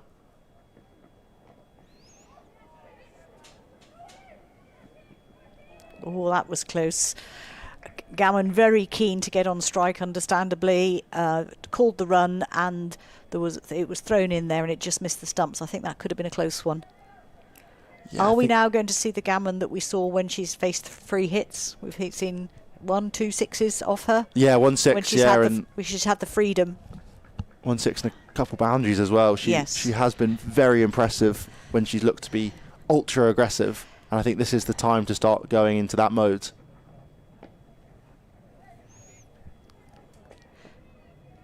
Yeah, she just controlled herself with that one and just played it behind point out for the single.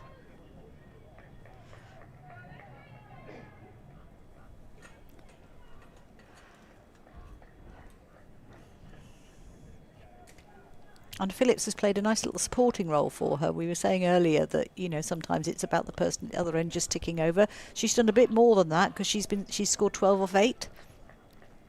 But certainly been there alongside Gammon as she's scored her runs.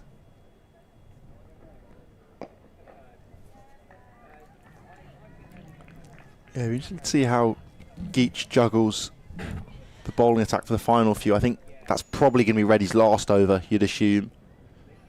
She got the wicket of Eve Jackson a couple overs ago now, but I think you saw that, as you mentioned, Sarah Phillips managed to get on top of her in the final few overs. In the final over, sorry, this first few balls. Perhaps it's time for Geach could bring herself back on. We've got Alice Bird as well, who opened the bowling and bowled very economically and very well. Could come back too. Melissa Story's bowled well too, plus the spinners. Round the wicket from Belcher now, though. I was going to say that. She's it's trying to vary this line again and do something slightly different. Oh, where's she going? Oh, sorry, the batter is going for a little wander. Phillips, I'm going to talk to Gammon. Probably taking account of that change in line, having some idea of they will have something in mind now for what they're hoping to get over these next few overs.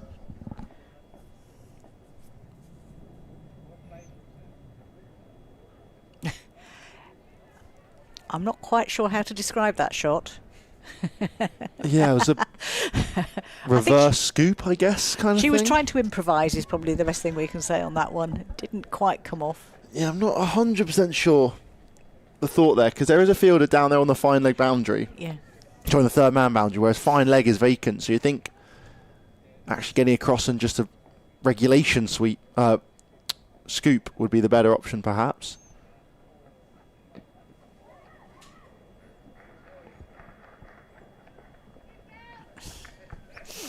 A single that time instead.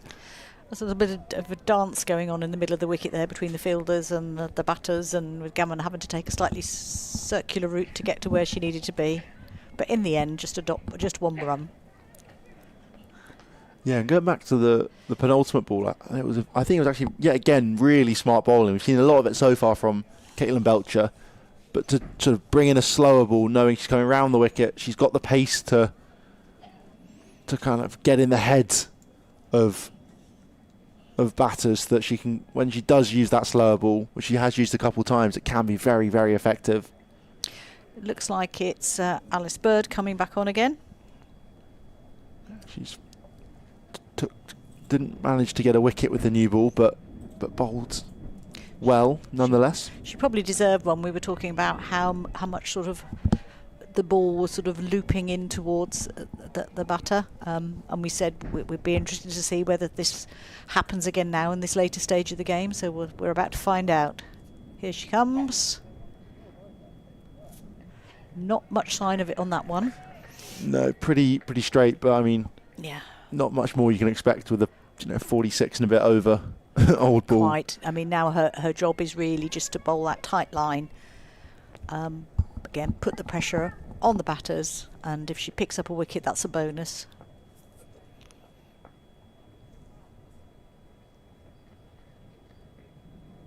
Wide ball this time.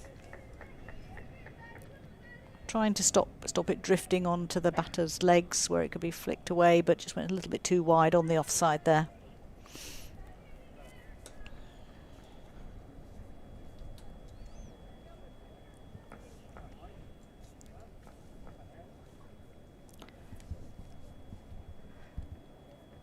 And that's in the air. There's a fielder not quite underneath it, and in the end it's just a single. So that was hit high, and I think that was Reddy trying to come round and get underneath it, but it was just not in quite the right place for her. It's always hard running backwards. Yeah, just sort of chipped down the ground there, looking to go hard and straight, but didn't connect with enough on it, and in the end just drops in between the two fielders out there. Gammon on strike now. Trying to play through point, but fielded well. Dot ball. Yeah, you can see the battle now from this end with Bird and Gammon. There's no sweeper out on the offside, so if Gammon can pierce that field, it will undoubtedly be 4. Whereas there's fielders out all on the leg sides.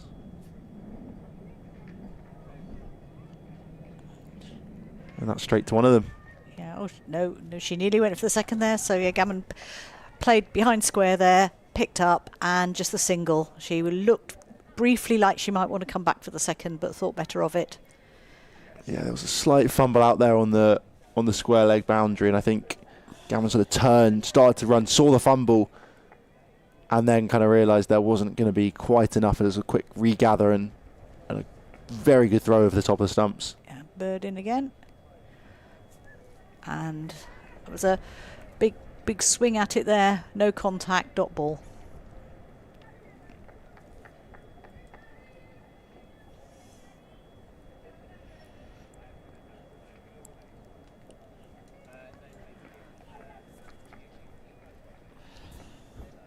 Last ball of the over coming up.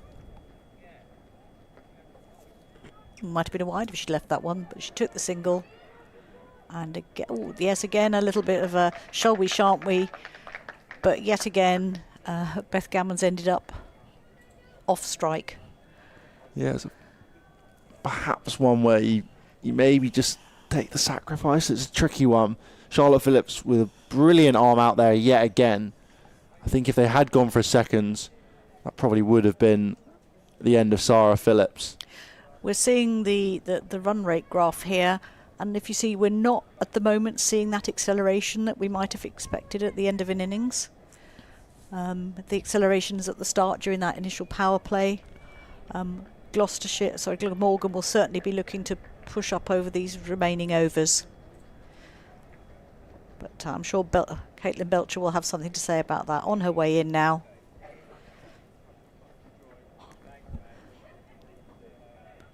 A short sort of chopped down to short third, and that gets Gammon back on strike.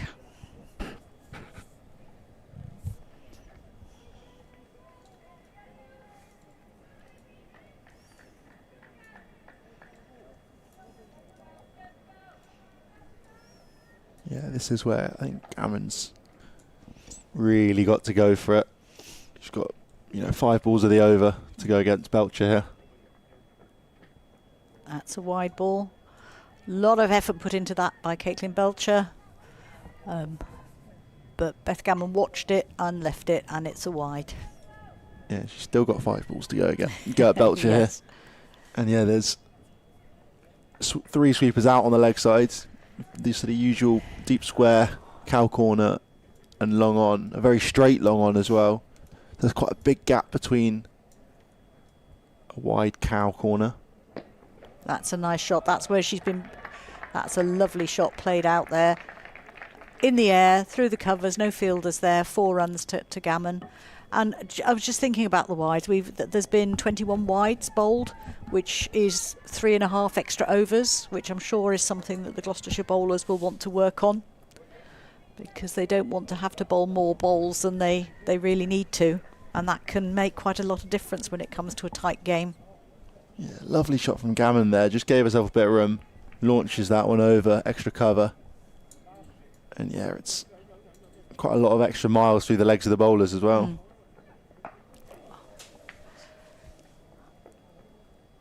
Oh, it was all right. A bit of silence there because that was hit by Gammon in the air, and it was a which way of side of the boundary is it going to drop. The fielder watched it all the way, but it dropped over for a 6. Yeah, yes, we saw that I think a bit quicker than the umpires did. They were just waiting for confirmation there. Yeah, we have a slightly better vantage point than the 2 of them. Yes. I think she'll have enjoyed that one. She might prefer to get just an extra couple of metres on it. But 2 fielders out there in the deep waiting for her on the leg side now. So she goes on the offside, and that's going to be 4 runs. Lovely shot. She's picking her spot at the moment and playing some lovely shots.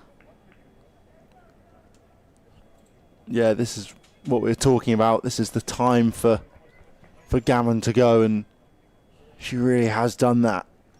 4-6-4 in the last 3 balls.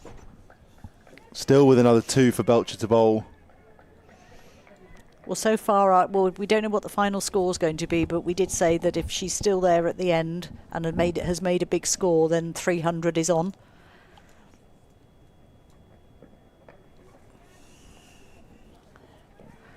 Just pulled behind square for the single there by Gammon.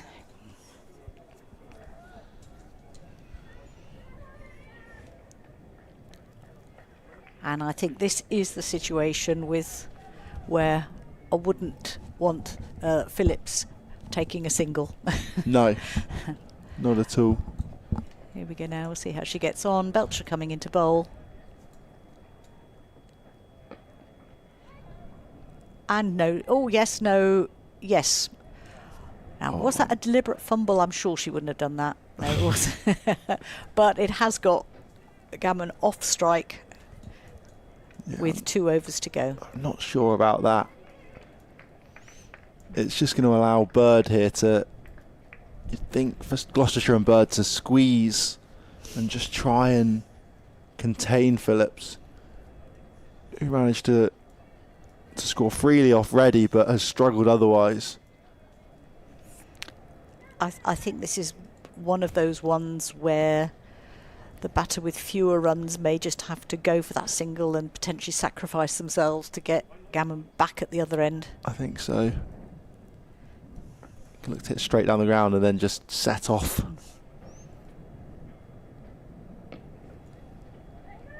Which is exactly what she's doing. And she's pinched the single, and Gammon's back on strike. It was just sort of chipped up. Didn't quite make it past the stumps, but that was enough to be able to pick up that single. Yeah, it was exactly what was needed. I think it was one of those, if Phillips had been on strike for 3-4 deliveries, you're just going to lose that rhythm again for Gammon.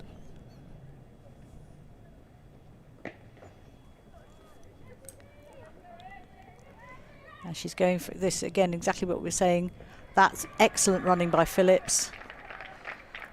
It was hit out there. I think earlier in the game they'd have been taking 1 for that one, but they actually went for it straight away. Phillips had no hesitation, and they took the single and got Gammon back on strike. Yeah, that was incredibly smart. I think Phillips knew from the get-go that she had to get back for a second. And the throw was always going to come in her end anyway. That should be a wide. Yes, that's another wide. You can even see there Phillips is 3/4 halfway down the wicket, looking for for two if there is one, and yes. If not, she's happy to. Be interesting to see how early she's going. Yeah, it could be a man-cat opportunity. Run out the non-strikers end. We'll have to see. Here we go. Bird in now. That could be a no ball. Yes, it is. No ball sort of went across the shoulders of Gammon there. So she's going to have the free hit, and we've seen what we've had a 4 and a 6, I think, off her 2 free hits. So it'll be interesting to see what happens this time.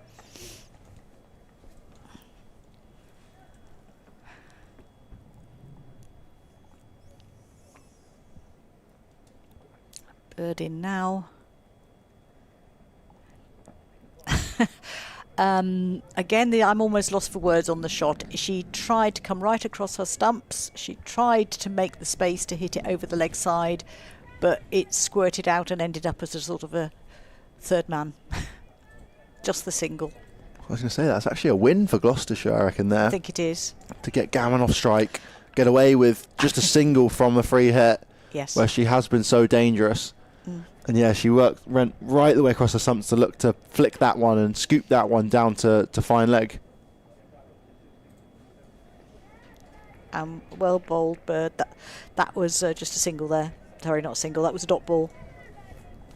And yeah, you think Gloucestershire looking to sort of reap the rewards, and Bird looking to reap the rewards of allowing just a single from that no ball. There's a little bit of a psychological barrier here, isn't there? Because 300 feels a much bigger score than 299. Yes.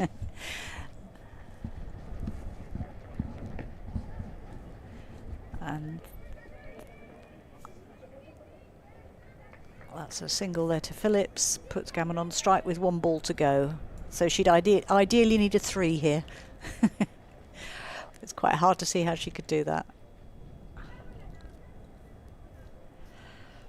I think the only way would be a sort of a very long chase down to fine leg where there's no fielders. Yes. It stays just inside the ropes. We'll see how Alice Bird can outthink her. And she's got the single.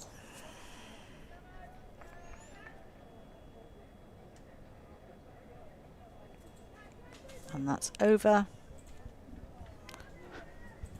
It's the end of Bird's spell there. And Belcher will now bowl the last over of the game with Glamorgan on 294 for 7. Oh no, I think it could be a change. I think Melissa Story might be coming on actually. Okay. Just to bowl a 1-off over right at the death. That's sensible thinking, because we were talking earlier about the bit of a battle going on between Gammon and Belcher, and Gammon had probably come out slightly better off from that exchange. So putting somebody different on in this stage is a lot to put on Melissa Story, but it might just make Beth Gammon think a little bit of this last over. I think as well what we've seen in the last couple of overs, Gammon's more than happy to come across and use the pace and scoop and dab and play those shots. Story's a little bit slower. That's going to go away for 4.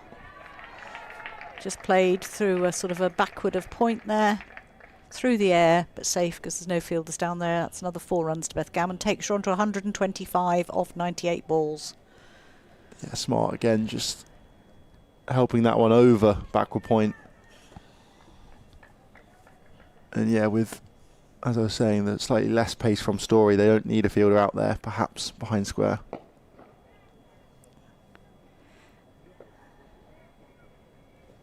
And that's I was just waiting to see there. She played that one pretty straight, got the single. I was waiting to see if they were going to come back, but they haven't done. So it's Phillips on strike now. 4 balls to go. 299 for 7 the score.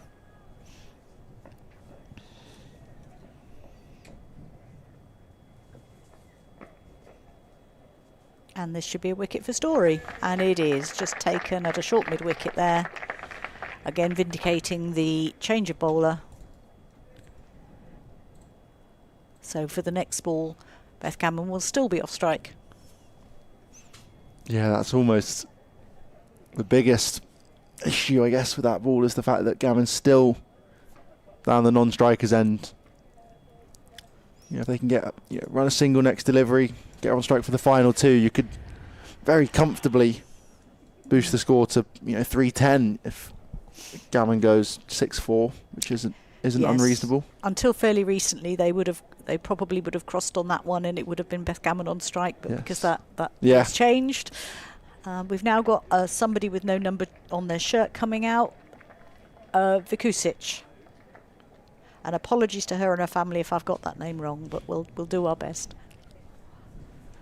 Says she with a name like Camino, so I'm used to people getting it wrong. So the message here, I think, is put your body on the line and run.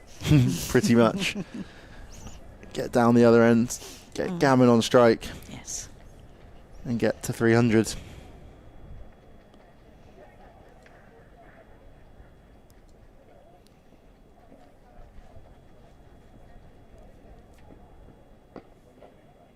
They're going for it. Yes, that was a nicely played, actually. Quite an easy single in the end. Played out to mid-wicket. I quite like the intent there from Vikusic. She looked like for a second she might turn and call for a second. No, I'll stay here, thank you. Yeah. Don't worry, Beth. I'll take this.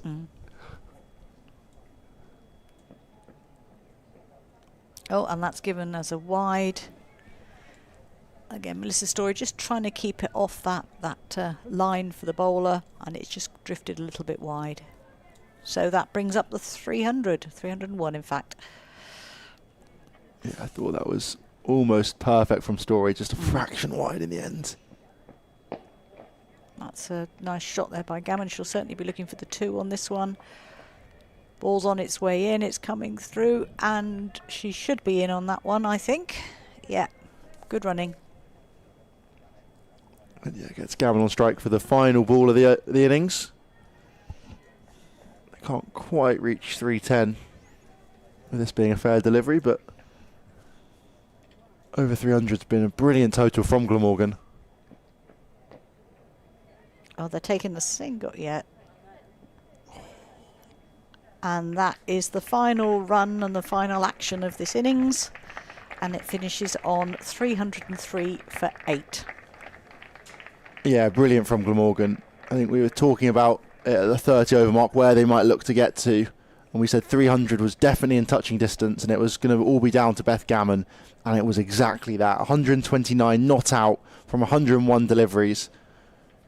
Phenomenal, just brilliant from her. The fact she scored so freely throughout. She started, and that partnership she originally had with Daisy Jeans was fantastic. She made 59 Jeans. And between them, they added a massive total. And then when Jeans fell, Gammon took it on and went on and really boosted Glamorgan throughout and just anchored that innings.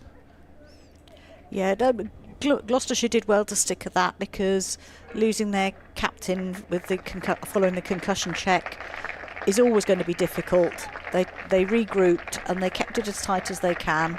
I think they will miss her from the batting lineup, but we can talk more about that after the break. Exactly, yeah. And just quickly on the bowlers, pick of the bowlers, definitely Izzy Patel, 4 for 39. She was brilliant, very economical the whole way through, and picked up some wickets as a reward as well. We'll be back in about half an hour for the second innings. Glamorgan set 305 to win. Gloucestershire are going to have a tricky chase ahead of them, but it'll be down to their batters. We'll see you guys in half an hour.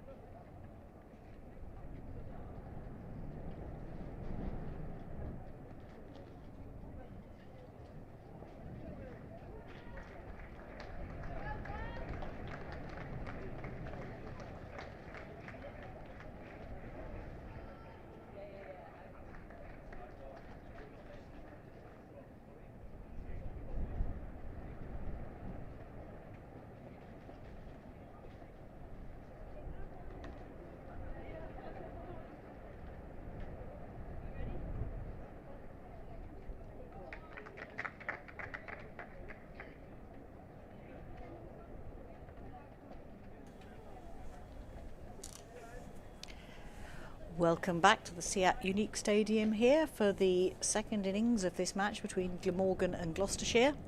Just a reminder that Glamorgan won the toss and decided to bat. They made 304 for 9, so they set quite a difficult target now for Gloucestershire, and we're just about to see the start of the innings. It'll be Prathana Reddy and Melissa Story opening for Gloucestershire. It's got slightly cloudier since first thing this morning, but I don't think the players will mind that too much. The players are just taking their positions now. It will be Prathana Reddy to take the first ball, and we're just waiting to find out the first bowler hasn't got a number on her back. Oh, so this will be Erin Vakusic, I reckon. Erin Vakusic. Or no, is it Poppy Tulloch? Oh, that's the issue. It is Tulloch. Tulloch. Thank you. Yes, it's come up now. We were waiting for it to appear on the score. Just a reminder for those of you who weren't with us earlier, Liv Daniels, the Gloucestershire captain, unfortunately banged her head taking a catch and failed a concussion check. We understand she is okay, but she won't be playing any further part in the match. So we've got Alice Hill on as a concussion substitute. So that will be a loss for Gloucestershire, but I'm sure the rest of the team will do their best to sort of fill in for her. Umpires waving their arms, so we're just about to start now. Yeah, are we meant to wave back, or how does it Yeah, work? I can say, is she waving to us? Oh, here we go. Tulloch starting the bowling. And that's a good tight start, and just knocked into the leg side for no run.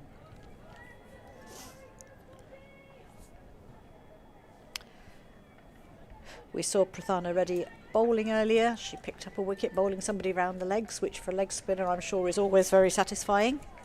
So we'll now see how she's going to perform with the bat.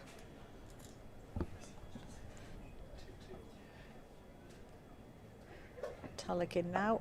Oh, that reared up on her a little bit. She played it quite well in the end. She leant back and just dabbed the ball down to point.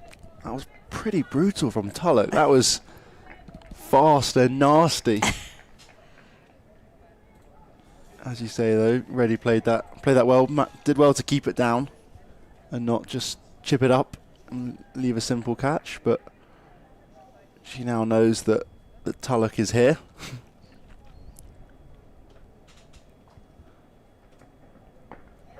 Again, she's digging the ball in, and that just played back to the fielder. No run. It's quite a bustling run up from Tulloch, which I think always helps with the kind of the fast bowling image, and probably makes it feel a little bit faster, I'd say, at times. Because it hurries you. Yeah. She's coming in again now. And well played, and another dot ball. So just a reminder that there is a 10 over power play at the start. We've got 2 fielders out, 1 at a deep third and 1 at a deep fine leg. Well, fine to square leg, I would say. Yeah, so halfway between bang on square and straight behind the wicket. Yes, I keep forgetting she's there because she's behind my screen, so I have to keep looking round to find her. Tulloch into bowl. Oh, that was a good ball, and it went past the edge of the bat, but fortunately for Reddy, didn't find it. Yeah, another really, really good ball from Tulloch.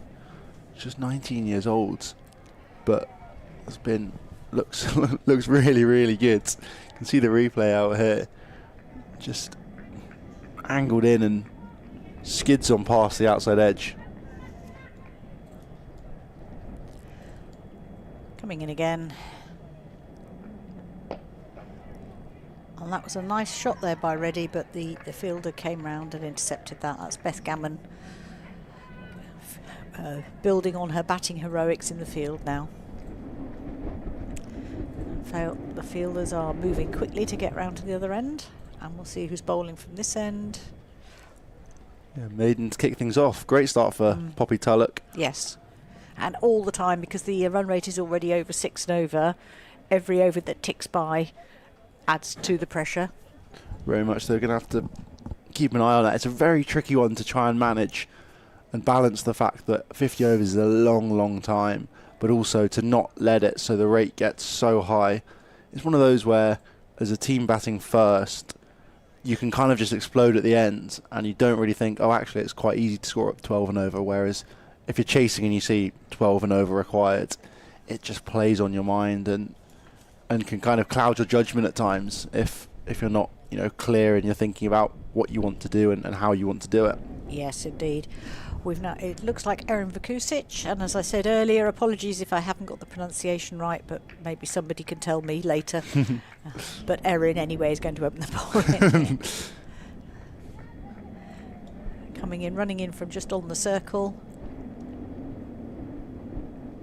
That's a good start. Straight on the stumps and played back for no run.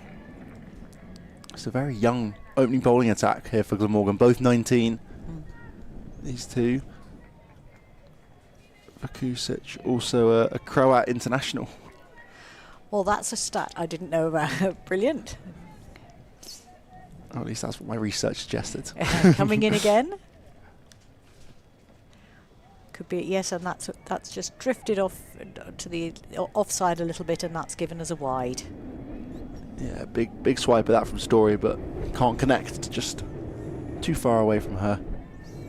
Really hear the wind outside on. I assume it's coming through on the YouTube as well, but in our ears it's just whistling past the effects mic outside our window. Vukusic in again.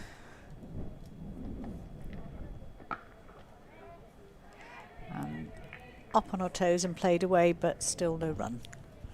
Yeah, nice looking shot there from Story. Yes. Timed that really well. Yeah. It's one of the great things about a kind of a stadium like this, a ground like this. It kind of echoes around off the flats in front of us, off the sort of the big pavilion here. And it makes every time you middle it sound gorgeous. Vukusic in again to Story. Oh, and a little pat back there to the bowler from Story. No run.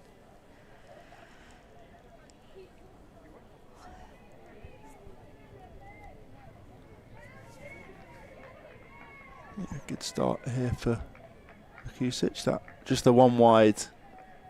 He only runs off the over so far. Just hits the pad just outside the leg stump. No appeals, and the fielders come in and clean that one up, and it's no run. So as you were saying, Toby, still keeping a nice tight over other than the one wide. Let's see if she can close it out now. Yeah, the run rate even now already climbing.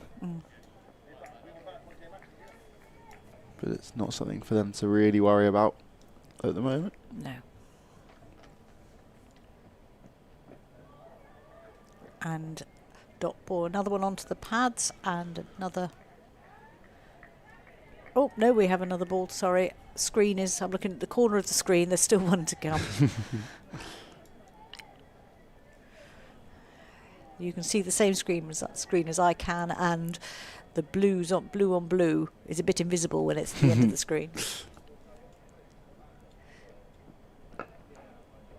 And we have the first runs off the bat for Gloucestershire. Running away, and they're coming back for two. Melissa Story gets off the mark. Yeah, a nice shot there. She's had a few attempts at trying to find the gap there through the covers, and that time just times it nicely enough. So squirts away through the square, and they get back for a comfortable 2. 3 for naught after 2 overs. Good start for Glamorgan so far. Very tight first over each for the 2 openers. Yes, they look like they're up for their work and ready to go for it. So it's we said earlier that Glamorgan are one of those teams that are gearing up to take a place in Tier 1 in 2 years' time. So great opportunities for their players to move into those fully professional ranks over time. Here comes Tulloch again.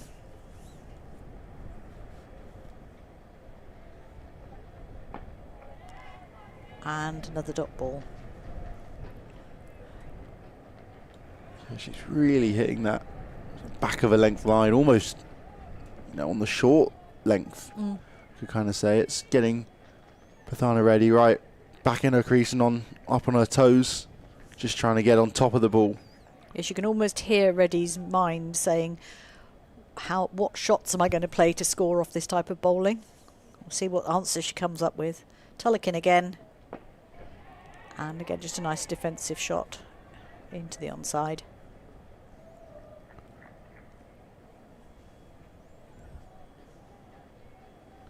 Yeah, just the one slip in for Tulloch and for Glamorgan at the moment. Gemma Porter alongside Georgia Parfitt, who's taking the gloves for today. Tullokin again. And another nice defensive shot that goes to a fielder for no run. But you can really see the plan here from Glamorgan. Just looking at the field on the leg side, they have 3 fielders in front of square, all within just maybe 5 or 10 yards of each other. 2 of them in pretty close catching, sort of forward square leg and sort of short mid wicket. Yeah, well, the short mid wicket is what, 5 metres in from the circle, so really cutting off those any singles that there might have been in there. Tullokin again. That's a nice shot there but it's a good piece of fielding there. That's cut off and they just able to take the single. It was played out through cover, but the fielder stretched out, stopped it, and was able to then get up and pick it and throw it back. Yeah, Reddy's first runs off the bat today. To the 10th delivery she's faced to get that, but a very nice shot. Brings Story down for her first ball from this end.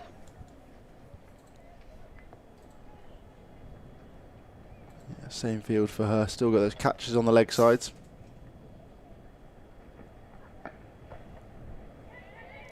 That's flicked away square, but to the fielder. No run. Yeah, it's very good field placement. It was straight to that forward square leg. You can obviously tell that off Tulloch's bowling, that's where they think might be targeted. They do have a fielder at fine leg, as we'd already mentioned last over. Right out on the boundary. Tulloch in now. Oh, and that's a wide. Just trying to pick up that line and it just went a little bit too wide. Extra run added to the total.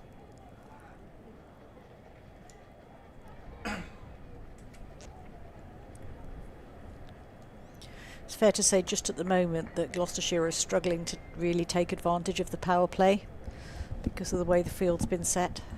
They can't get through the ring of fielders. That's another wide. Gone down the leg side this time, just trying to put a little bit extra on it and it's gone wide. So another ball to be bowled. Yeah, I think Story looked to try and help that on its way round the corner, but couldn't connect. But it does add to the tally either way. Yeah.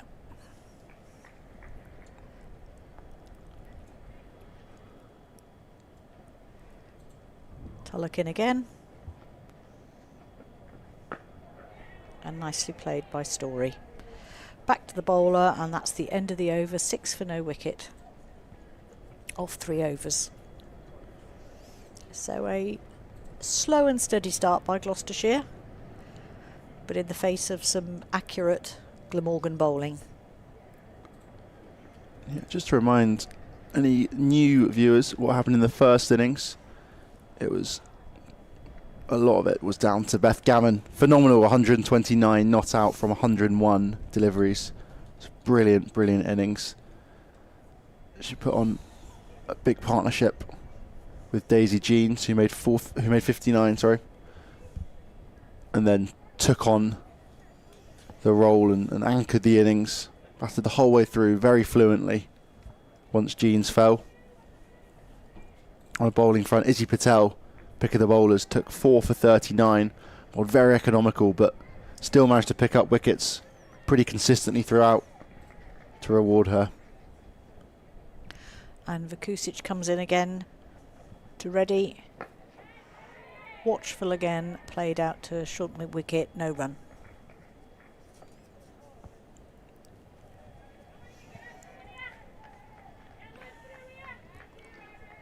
And yeah, 305 is the target that Glamorgan set.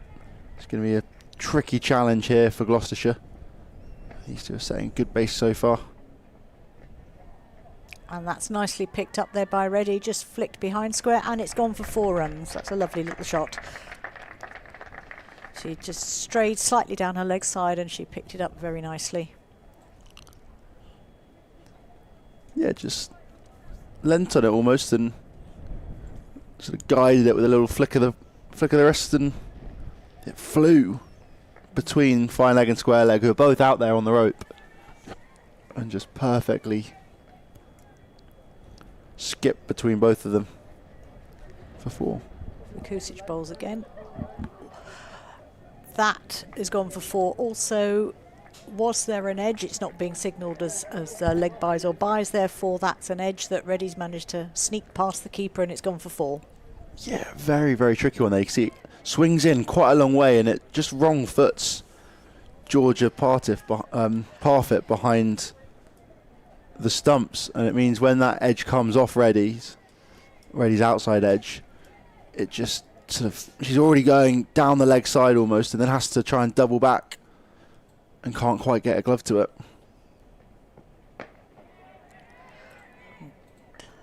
Played out to mid-off dot ball.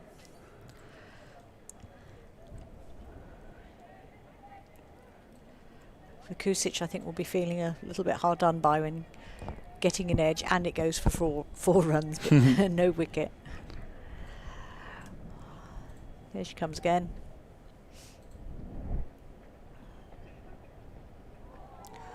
Big swing there by Reddy.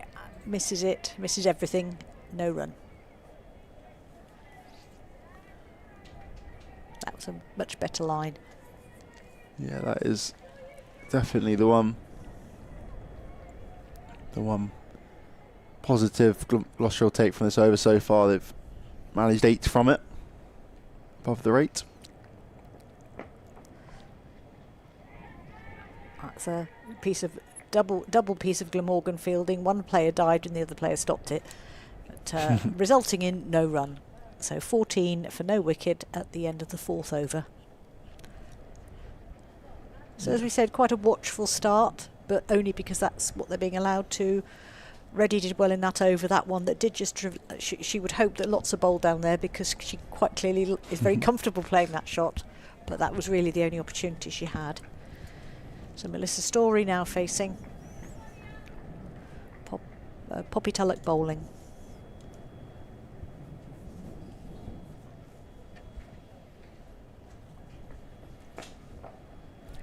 That's nicely played. Goes backward of square, chase for the fielder, and they pick up 2 runs. As you described earlier, Toby, she just leant on that slightly and it just went behind square.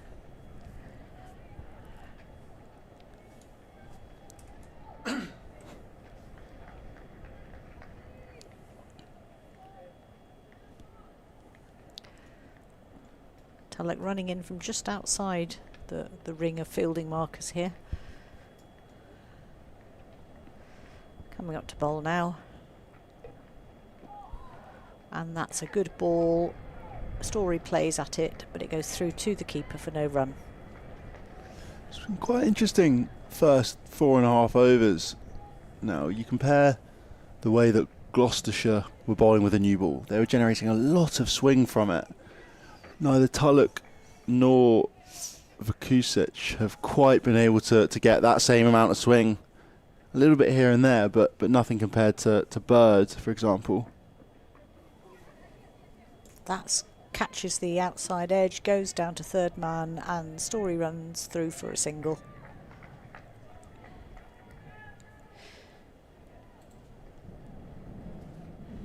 Yes, Tulloch is sort of hitting the pitch that little bit harder, a little bit like Caitlin Belcher was, but certainly isn't quite finding that swing. Either of them finding the swing that Bird was. Ready on strike now.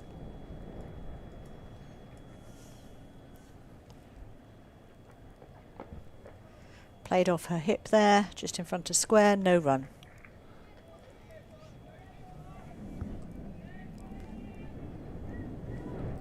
Tulloch has picked up the best figures for a Glamorgan bowler this season so far. Against Sussex in their opening game, she took 4 for 28 and helped them to a 53-run victory. Here she comes again today.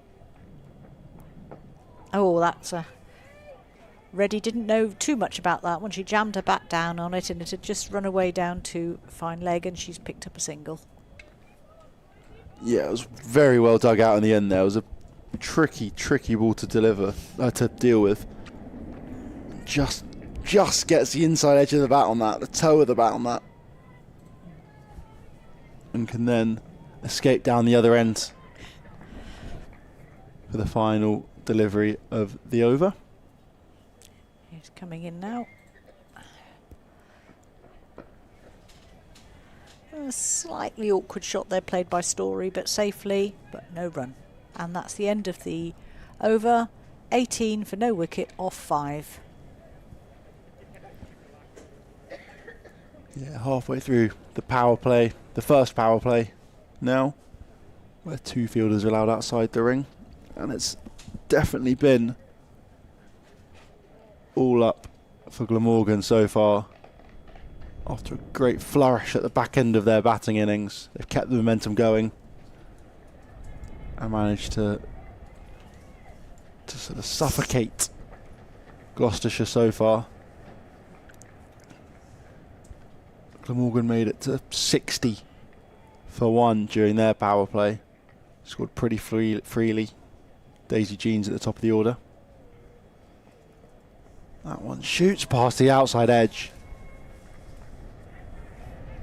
Reddy just props onto the front foot, but can't lay a bat on it.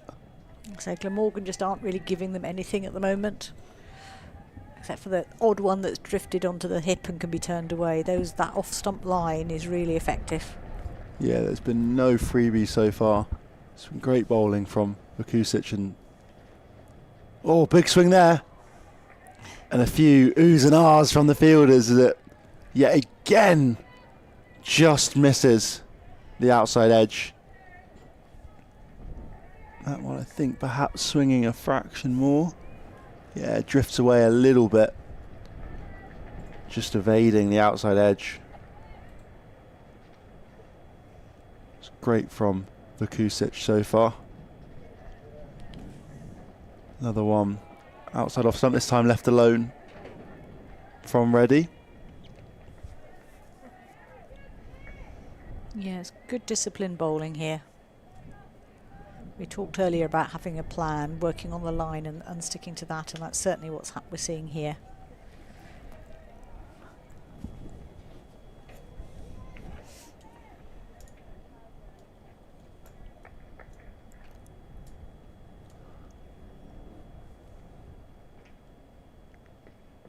That one's straighter this time, targeting the stumps, but Reddy matches it.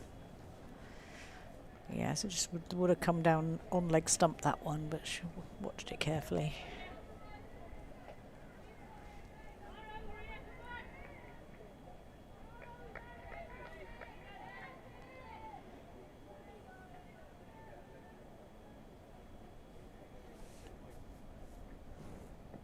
That was down the leg side, flicked away from Reddy. Fielder down there this time. That's thoughts of a 2, but Story turns her down in the end. She does like that little shot, doesn't she? Just flicked off her hip, just for the single this time. Yeah, I think about 3/4 of Reddy's runs have come from that flick so far. Brings Melissa Story back on strike.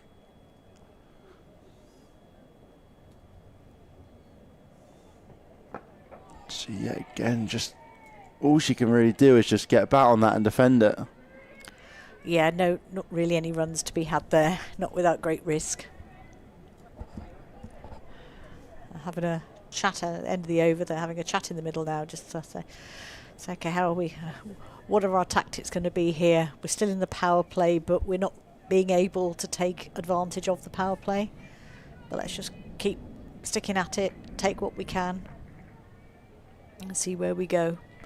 but 6 overs gone at the moment.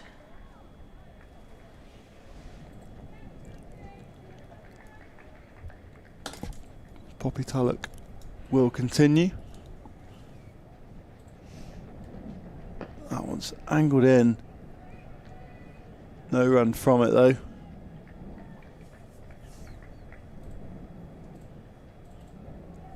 The sun's starting to come out a little bit more. Definitely getting a fraction brighter. As I mentioned earlier in the stream, I think it's meant to get near 20 degrees today here in Bristol. I think with the wind around though, might feel a little bit colder. 18 at the moment, feels like 15 out there. Yeah, I was down the leg side, wide maybe? No, must have a little tickle on the pad perhaps. The batter's looking a little bit puzzled by that. Yeah. I think we were yes, oh there we go. A delayed wide that was. I think we'd have both been slightly surprised if that hadn't been called one. Very much so. It didn't seem to deviate or make a sound or do anything as it went past the batter. I would say that one was coming directly in line with where we're sitting, up in the pavilion in the media box. But an extra run there for Gloucestershire.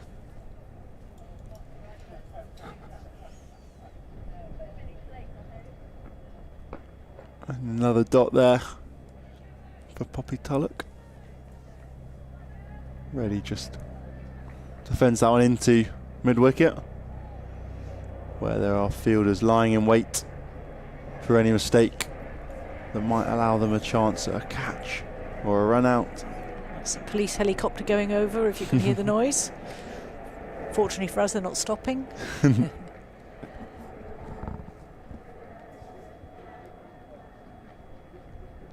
That's a big drive there from Reddy, but she just picks out Beth Gammon at short extra cover.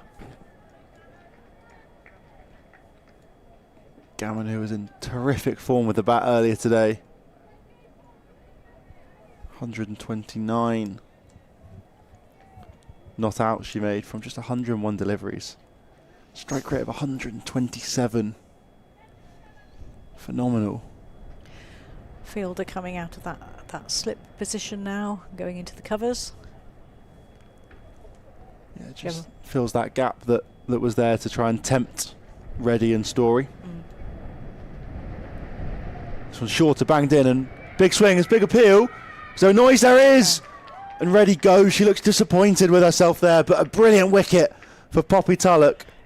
Just smashed that one in short and just must have caught the glove as it flew through to the keeper. Yeah, Reddy was going for that one. She saw that, thought she could have a go for it. Unfortunately, she just got a little tickle as it went past the bat or glove. Let's see from the replay. Here we go. Probably just a glove, actually. I think so, yeah, just a fraction. I think there must have been a noise and no dispute or anything from Reddy, so looking very disappointed. She realised, yeah. So that's the first wicket that falls, taken by Poppy Tulloch. 20 for 1. Gloucestershire find themselves now 6.4 overs in. Run rate starting to climb. And the bowling hero Izzy Patel coming in now. She took 4 wickets earlier today with a solid set of bowling, and she's now going to have to repeat her heroics from a batting point of view.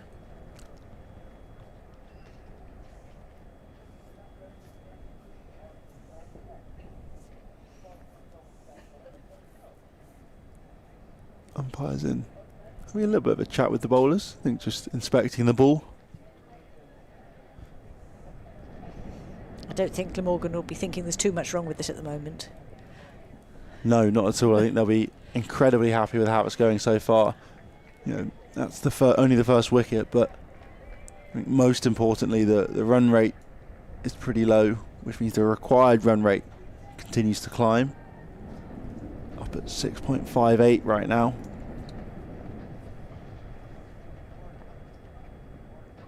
Left alone for her first delivery, Izzy Patel.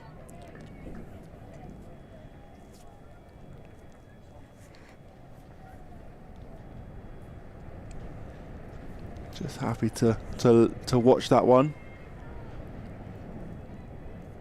Just sort of going to get a feeling for the pitch, for the bowlers. Still early in the season. The first time Gloucestershire will have played Glamorgan, but they will play again on Monday. Oh, and there's an edge there. It's going to run away for 4. But Izzy Patel finds the outside edge for her first runs of the day. Poppy Tulloch will take a little bit of positivity out of that, I'm sure, generating the chances. Yeah, she slightly, accidentally or otherwise, jabbed it down, and it ran away for 4.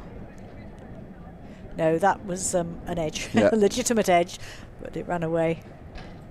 Yeah, head and hands there from Poppy Tulloch, knowing that the slip who was there just at the beginning of the over would have been in a prime position to take that catch.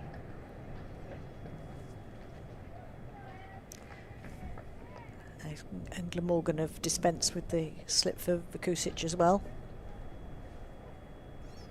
That one's down the leg side, will be a wide. Yeah. There's a few extras creeping in now for Glamorgan after a very, very tight, very strong first few overs.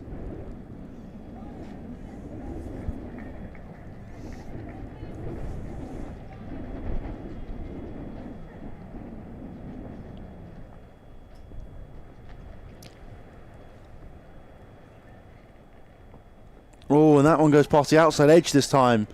Almost clattering into off stump, I think, as well. Not far from that.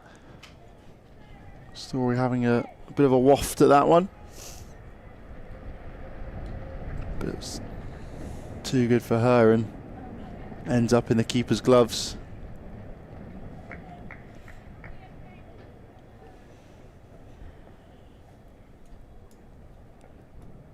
That one's flicked nicely, but just straight at Eve Jackson in a short mid-wicket.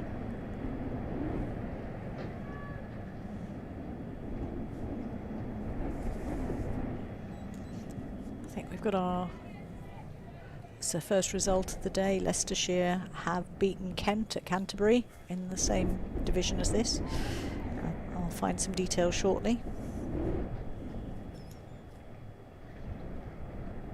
It's full and straight again, but another dot ball. Story keeps that one out.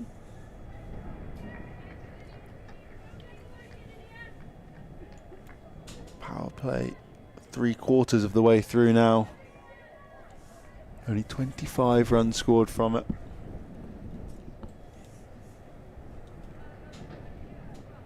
Oh, and an uppish, but no run. It could be run out. Oh, and Story collides there with Parfit behind the stumps, and they're going to be. They're calling for the some medic. assistance here. The batter turned to try and get back in at the same time as the keeper was coming to collect the ball, and there was a collision.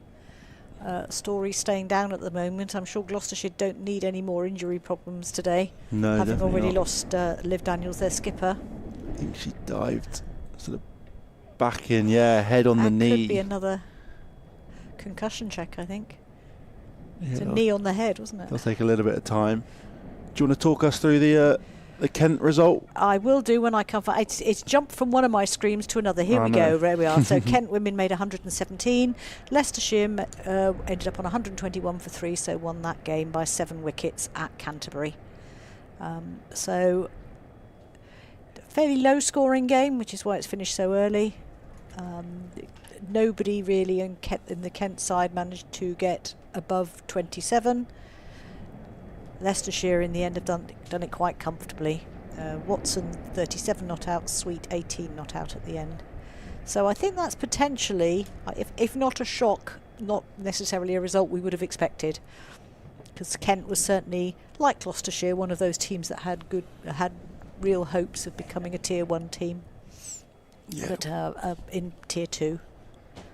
There's other games going on elsewhere in the country. At Newport Cricket Club. Sorry, that's a previous game. Just go back to the live fixtures.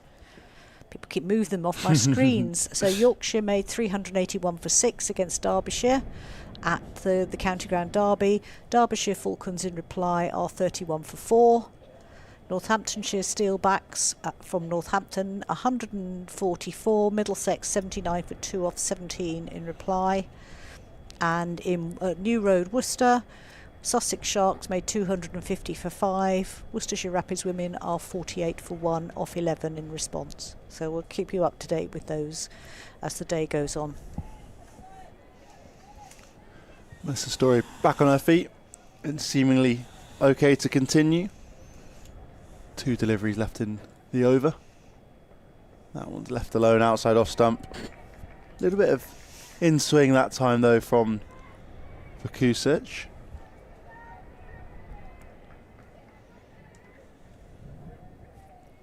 Yeah, just dusting off her pads there, Story, after her collision with the wicket keeper and the ground.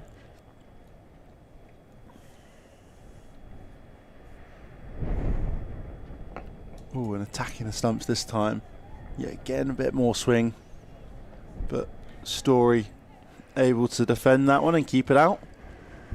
Yes. 25 for 1 after 8 overs. Izzy Patel 4 off 2. Melissa Story 5 off 19. The only wicket to fall. Thana Reddy.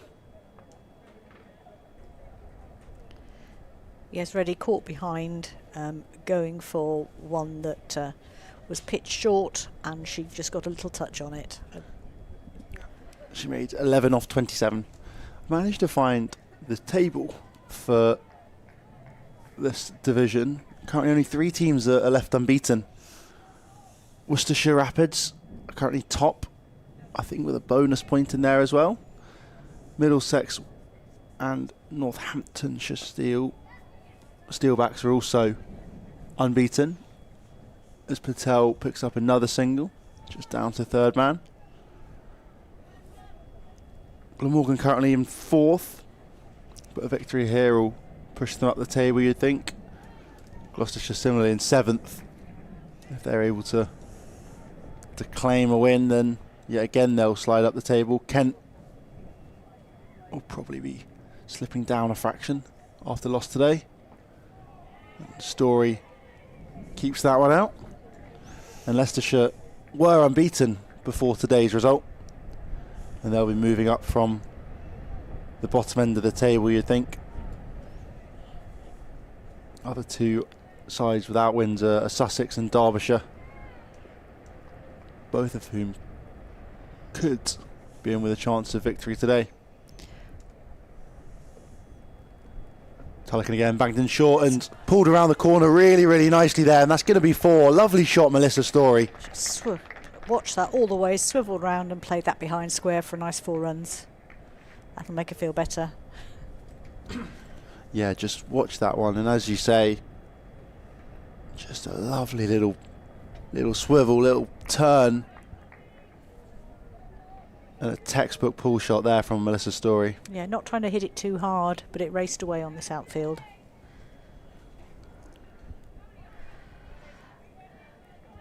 Going back to those other scores at the moment, Derbyshire Falcons are looking like they might have the biggest defeat of the day, although there's still time.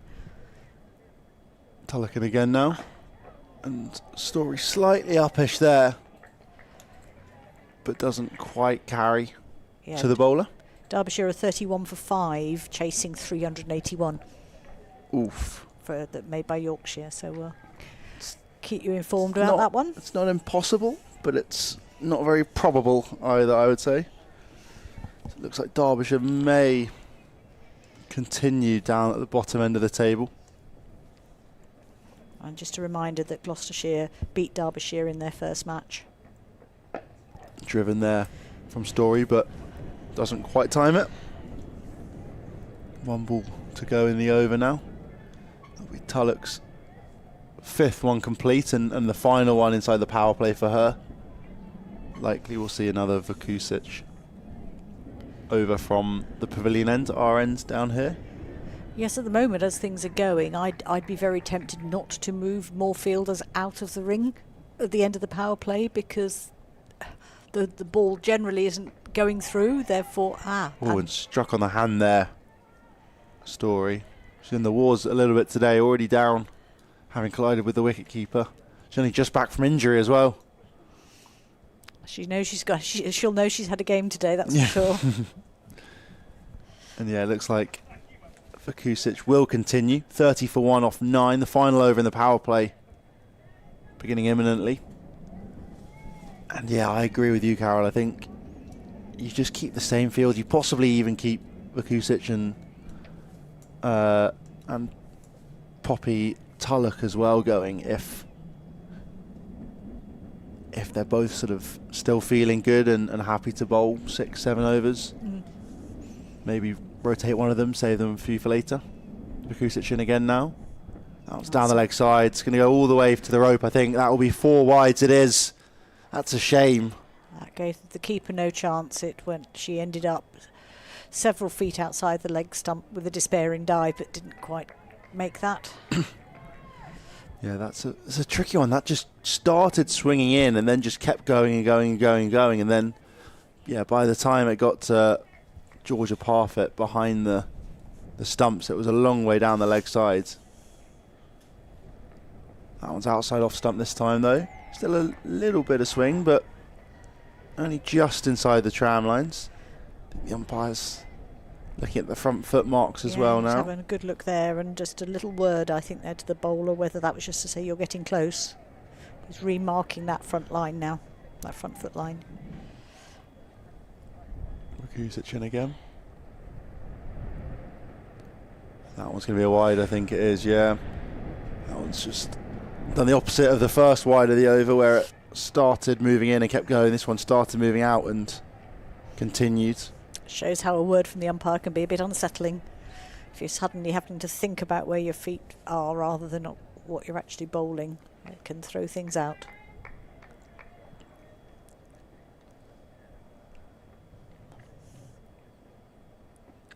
Straight and it's gone. There's the breakthrough. Brilliant there from Vukusic, just full and straight, and Izzy Patel looks to flick that into the leg side. That was an bear in mind what we just said, that was an excellent recovery. So regardless of the little chat with the umpire, she bowled that one really well and got the happy sight from her point of view of the bails flying off the stumps. Yeah, brilliant there. She'd had a couple wides earlier in the over, which you could tell she was disappointed about, but that one was big, full and straight, and it brings Emily Geach out to the crease. Stand-in skipper at the moment. I think Gloucestershire will need a big innings from her if they want to keep them.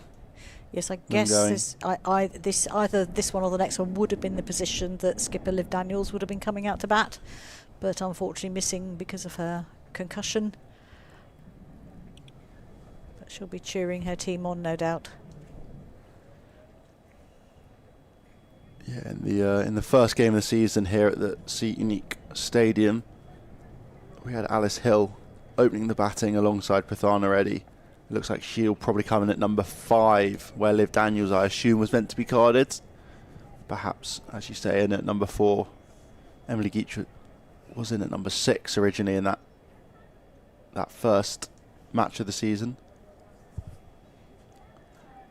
Emily Geach, though, a more than capable batter, very good all-rounder. We saw her unfurl a wide range of shots in that game, including an astonishing reverse sweep, which came out of nowhere after she was just kind of sat in and defending everything and almost just playing second fiddle to Liv Daniels, who was batting very nicely down the other ends.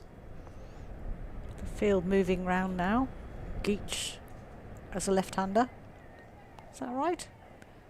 Certainly a left-handed guard there. Yeah, they're still not happy with the field. I think they perhaps want a third man to move finer. No, they're happy with it as it is now. Fine leg and third man out, everyone else inside the ring. That was defended from Geach down the grounds.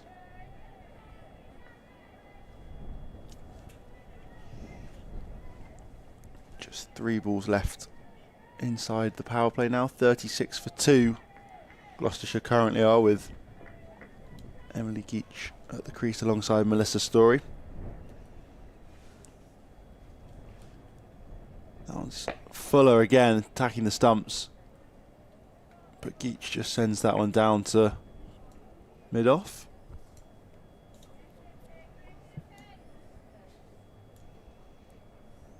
I reckon this could be Vukusic's last. We can see if Tulloch at the other end continues after the end of the power play. That was full again. They're going to scamper through for a single here. Could be tight. No, they make it home in the end. That's clever running there from Geach. She knew how far back the fielder was at mid-off and just knew to nudge the ball down the ground and set off straight away. Yeah, very sensible. If you can't get the runs by hitting them through the ring, at least look for what you can take. Final delivery here of the power play to Melissa Story. That one's on the pad, and it will be a dot ball to close out the power play. 37 for 2 after 10 overs. A very, very good opening power play for Glamorgan. Leaves them in a very good position for the rest of the game. It looks like Tulloch will continue. Her cap is off. And yeah, she's directing a few fielders around. Just taking account of that left-hander, I guess. No, I think this makes sense. She's bowling well. The pressure's on. She might as well keep going. And as you said, we'll see whether Vukusic comes off at the other end or whether they leave one on, take one off. But yeah, just signal we're getting from the umpire to say the power play has completed. The one thing I will say about Vukusic is those first few deliveries of that last over were a wide. She obviously came back and brilliantly so with the wicket. Yes. But I think it's not a bad thing to leave her a few to come back at. She could even come in down the other end if Tulloch once she finishes her spell. There's sort of opportunities there, and actually allowing someone else to come into the attack now with a lot of pressure on the batting side is quite a nice way to get them into the game, I'd say. Do have a slip in now as well for Emily Geach. Here comes Tulloch coming round the wicket. And it's a no ball. I think that one just slipped out a bit and quite a long way above the waist of Emily Geach. So we'll see whether Emily Geach can now take advantage of the free hit. And the skipper, the Glamorgan skipper, is being warned that that is the one higher ball for the over.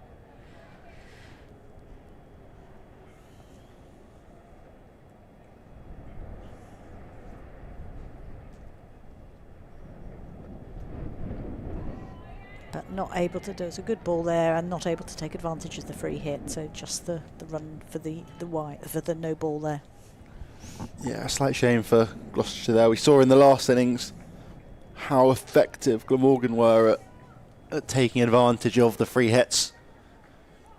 Beth Gammon and Daisy Jeans in particular both sent a few to the ropes when they were offered the opportunity. Geach really stepped away from that one and it's gone past her. Again, plenty of bounce on that one, but within the limits and no run. Yeah, I think she wanted to give herself a little bit of room to try and hit that one over the leg sides, where there is a lot of space on the outfield outside the ring. Wasn't quite the right line there for her. She managed to get that one onto the leg side, but only to the fielder at mid-wicket, no run. Yeah, I think that's what she was sort of trying to do the previous delivery. But it bounced a bit too much for her to do it, really. Quick chat there from Melissa Story. Maybe a suggestion to Geach.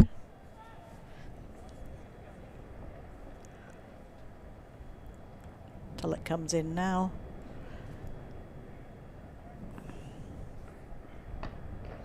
And she plays that one on the offside, but doesn't make it out of the ring, and it's fielded.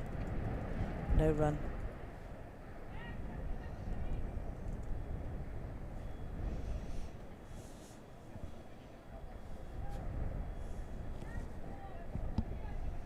So no runs off the bat in this over so far. 2 balls to go.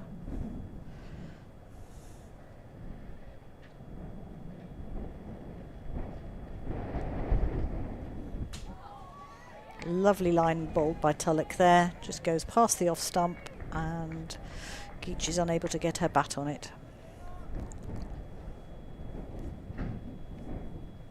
Yeah, very good over so far from Tulloch. Other than that, no ball off the first delivery. There's no runs off the bat so far in this over.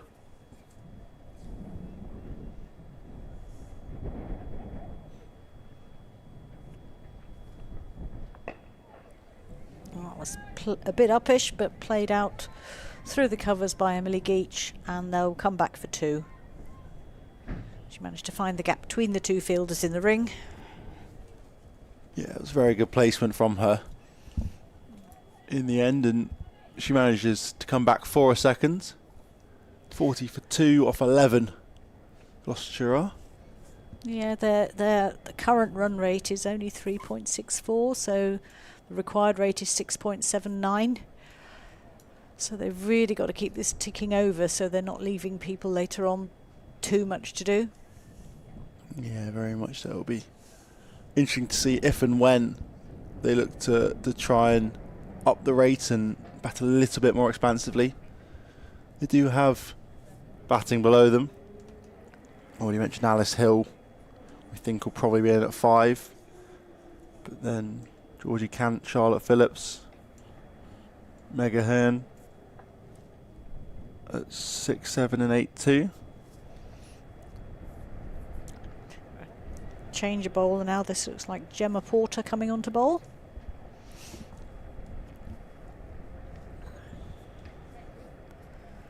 A little bit of off spin, I think we'll see here. Yeah, bowling first to Melissa Story, so to the right-hander. So a bit of a change to the field. 3 fielders out on the leg side at square leg, sort of a wide cow corner and long on, as well as the usual sweeper on the offside boundary at cover 2.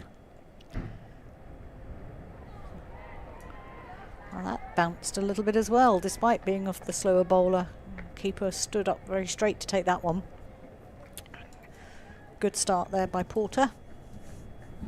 Yeah, on the money straight away. Good line there.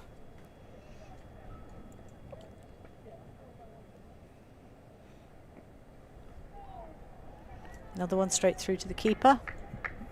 Nice line just outside the off stump. But this is where wicket keepers' eyes light up when there's a bit of bounce as well as a little bit of movement. Yeah, a little bit. Gone up for a shout, gone up for a caught behind there. Umpires unmoved. If it was a touch, it was very small one and too much, so we couldn't see it anyway. Here we go with the replay. You can make up your own minds on that one, but it's not out. Look at the book.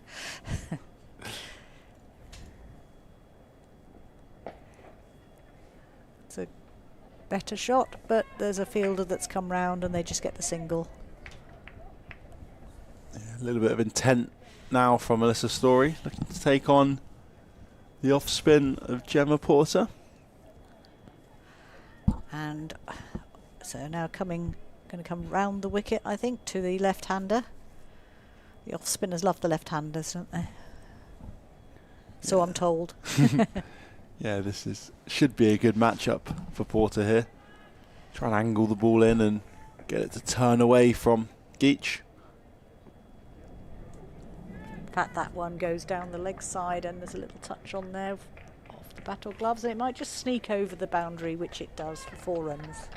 Yeah, just about had the legs to get there. Only just though, only just.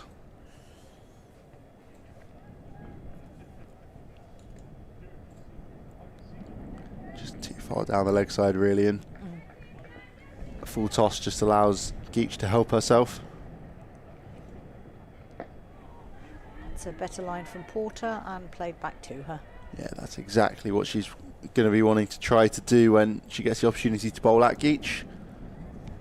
Attack the stumps, and if it skids on, look for LBW, look for bold. If it grips and turns, maybe find an outside edge or even bold as well there.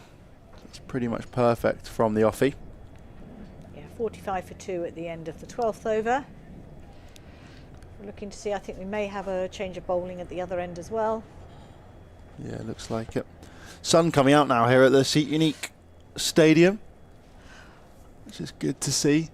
As you'll see a little bit changing. Also recently announced this week that Bristol County Ground will be hosting, or will be a venue host for the T20 World Cup in England in 2026, alongside 6 other grounds. Lords will be hosting the final.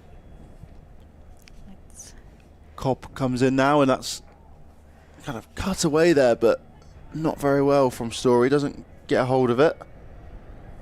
Yeah, Katie Cobb this is.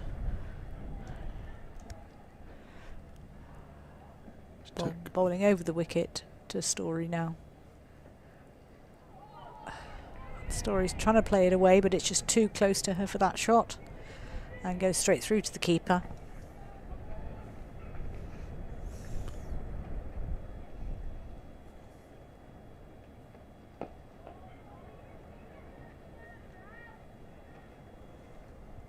Took figures of 2 for 42 against Middlesex last week. Looked like she bowled very, very nicely from what I saw. Yeah. And yet again, just another one who's only 19. Quite a young side. Yeah. Glamorgan have. Glamorgan really seem to have got their junior setup going well. In fact, so it's. I think they have a deal with Somerset where a lot of their academy Yeah. players have come across. I don't think we said Katie Arm is a left armour. Katie Cobb. Yeah. Bowling, so it's left arm to left-handed bat now. Geach picks up a single, just rolling the ball out to square. Good control bowling here by Katie Cobb. As they change back to the right-hander for Melissa Story.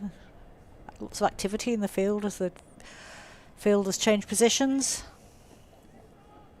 And they're ready to go again.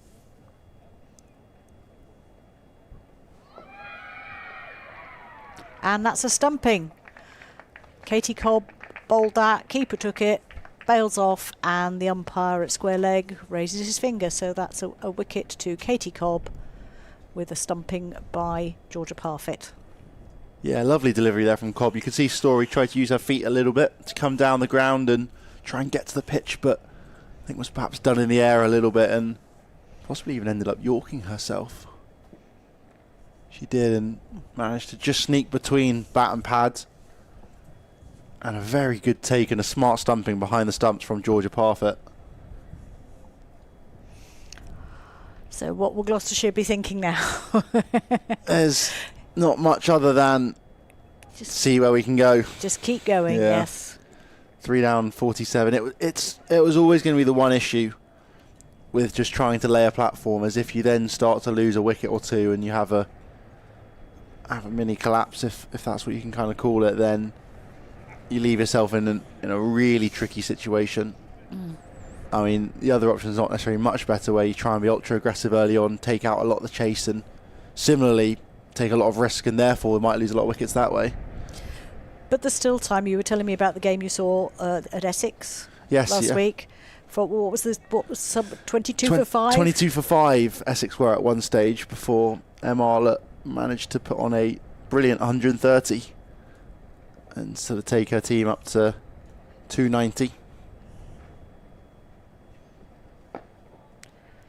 So we need the Gloucestershire version of Arlott here, don't we? That's a single taken. Maybe it'll be Emily. Maybe her namesake Emily Geach. Yeah, Geach perhaps, yeah.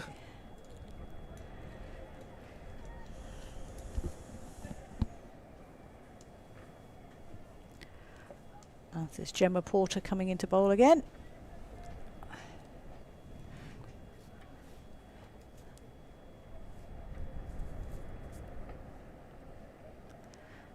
This time to Alice Hill.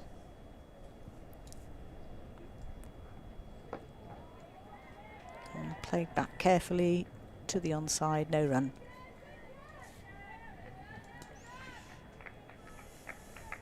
Yeah, dot ball to the Hill for her first delivery. Should used her feet well there, played that up, but just out to mid-off for no run.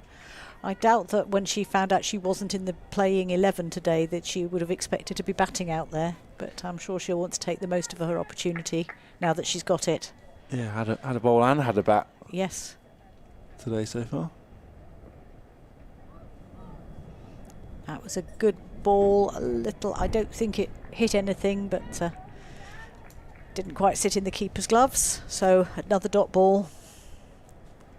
Good over so far, this one from Porter.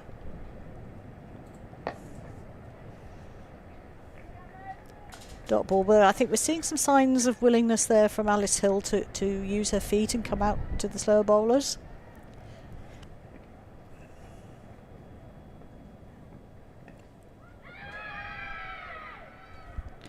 That's an interesting one. That was a keeper with a big appeal. I thought I heard something, but maybe it was the bat on the ground. I think it might have been. It kind of looped almost to the keeper, it looked like. I think it was off the keeper herself, yeah. Yeah, the bowler and the keeper both appealed, but there wasn't much reaction from anywhere else. So anyway, it's not out, and that's the end of the over. 48 for 3 off 14 now. Yeah, Katie Cobb will continue. I think it's interesting you mentioned, yeah, that the fact that Hill wouldn't have been expecting to be anywhere near, you know, bowling, batting. She always might have been expecting to field.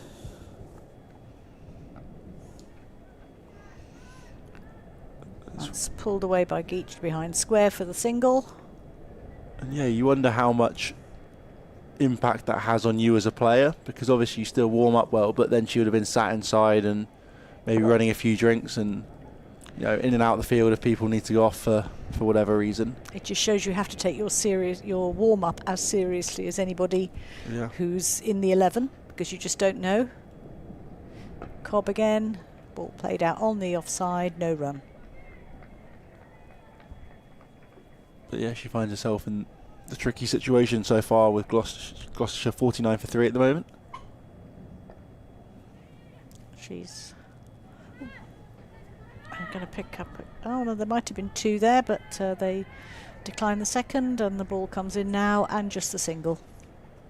Yeah, it was a slight misfield from Beth Gammon out there. So I think that's the Gloucestershire 50 up of 14.3 overs.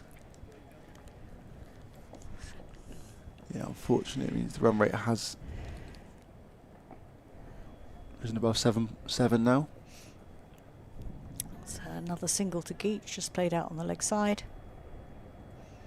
I think at this stage, this is all that Gloucestershire can really do. Just keep taking these. If there are any loose balls, just trying to score bigger runs off those. But in the meantime, just keep taking the singles.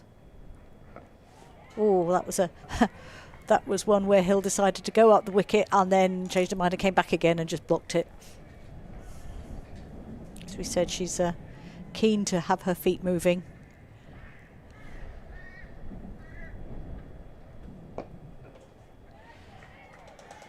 Played back to the bowler by Hill. No run. And that's the end of another over. 51 for 3 off 15.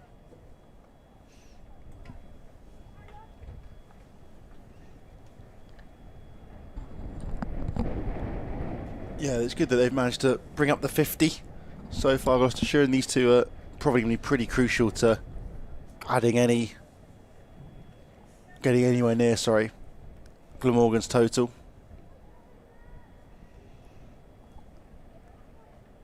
Still a long way to go. 305 is the target.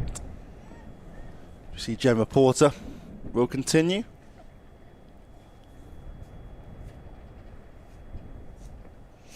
That's struck on the pad, but definitely going down the leg side. Probably too high too. With Emily Geach, who has batted nicely so far.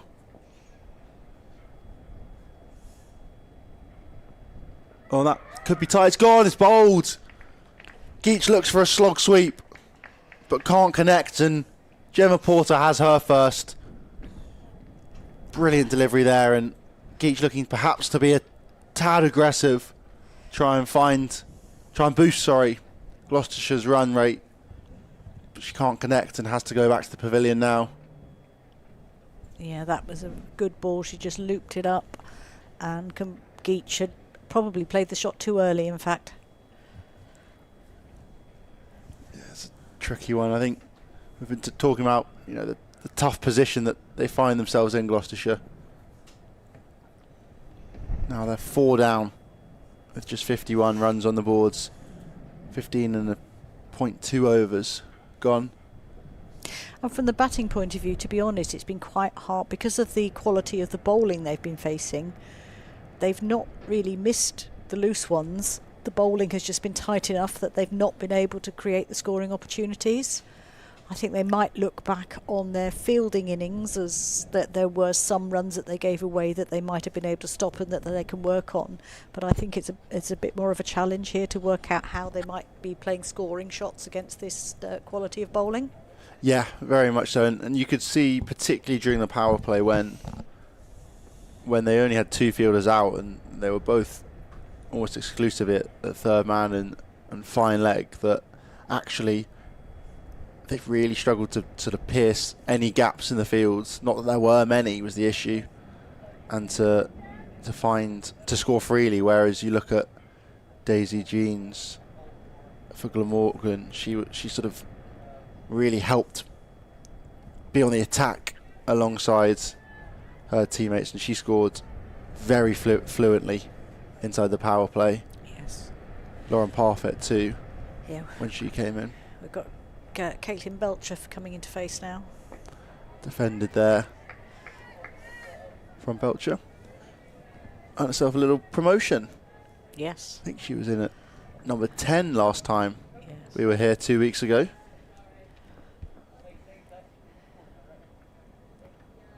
That one's just flicked into the leg side, and they will get through for a single. A little bit of hesitation.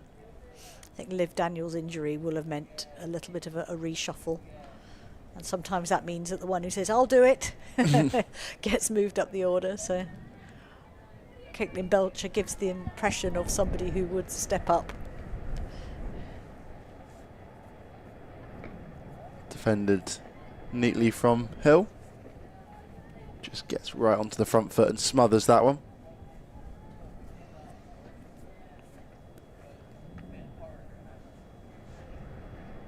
And feet again there, and chipped over the bowler's head. Almost an opportunity, but no run there. It'd be interesting to see that one, because that didn't look like it was very high above the bowler's head, but she didn't leave the ground either with the jump. But it's hard to do that when it's hit back at you anyway, because your weight's going in the wrong direction. 52 for 4 after 16 overs now. Caitlin Belcher has just joined Alice Hill at the crease.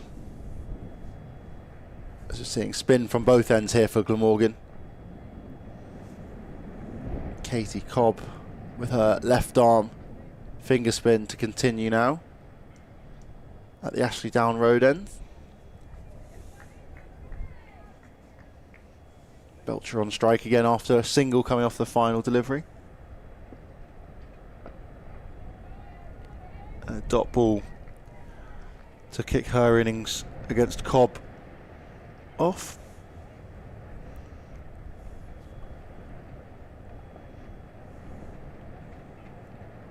Floated that time from Cobb and hit strongly down the ground there from Belcher with a brilliant shot. Lovely. Lovely shot. Straight back, past the bowler, 4 runs. In the air, but nobody was able to get anywhere near that. A signal of her intent, perhaps. Yeah, perhaps they've given Belcher a bit of a promotion to just try and have a swing, bit of a free hit. You can see the umpire ducking out the way there. Dead straight that was. It was, and it was hit without much foot movement, but with plenty of power.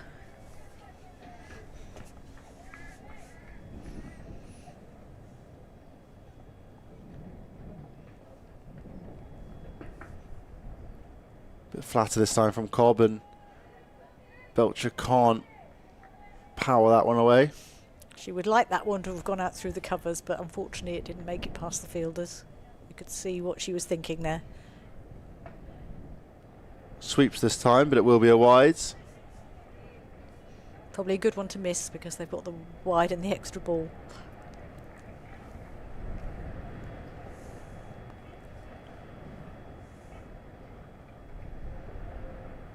Pulled up in the air, slight top edge, not going to carry to the fielder though.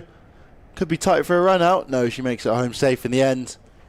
All happening there. That was looped up in the air towards short fine leg, but dropped short for her. She then tried to get the run out at the other end, and in the end, it's one run. Use of feet from Hill. It's up in the air. Oh, put down. Eve Jackson, that is, at mid wicket. Can't cling on. And Hill looking to be proactive, uses her feet to get to the pitch, but just clips it aerially towards the fielder at short mid wicket. It's one of the lives gone, isn't it? I think so, as Belcher defends the final ball of the over. See the wicket, the chance there.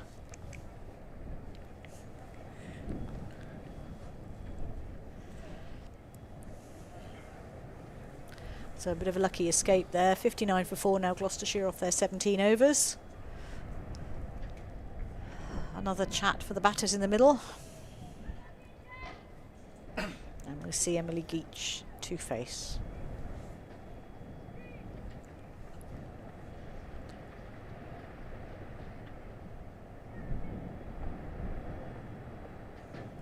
Porter in again, but slight change in field.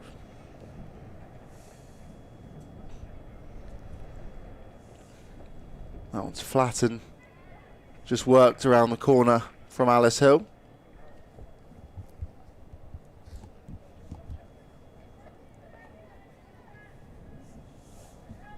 She moves on to 3.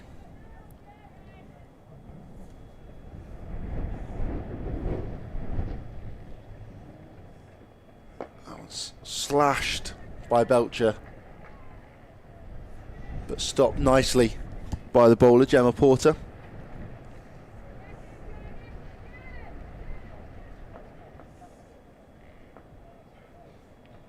That was looped up and a big hit, but it just picks out the fielder. It does, but it's put down again. It's a tricky one this time from Eve Jackson. I think it's the same fielder, isn't it, unfortunately for her? It wasn't an easy one, but it's one you would hope, I think, would be taken. Yeah, it's hit hard and flat. They get through for a single, and Hill uses feet, and a stumping opportunity. I think it's now just kind of coming together at the wrong time in the wrong way for Glamorgan. I think they just need to take a second and slow it down here. Yes, that's 2 opportunities in a row. Gemma Porter will be looking for that support from her teammates now. Tuck round the corner, but no run. She bowled well enough potentially there to get 2 wickets and ended up with none.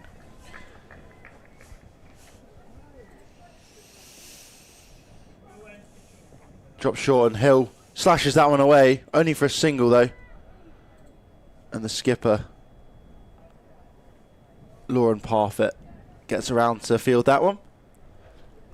And yeah, tricky over there. 2 opportunities. There's a stumping one there, and then also the catch out in the deep,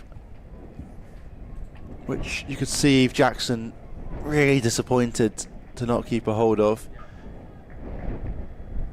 It's hit very flat and pretty hard at her though. 62 for 4 off 18. Gloucestershire now. Katie Cobb continues. That's defended into leg side, no run though. Thoughts of it, but definitely not on the cards.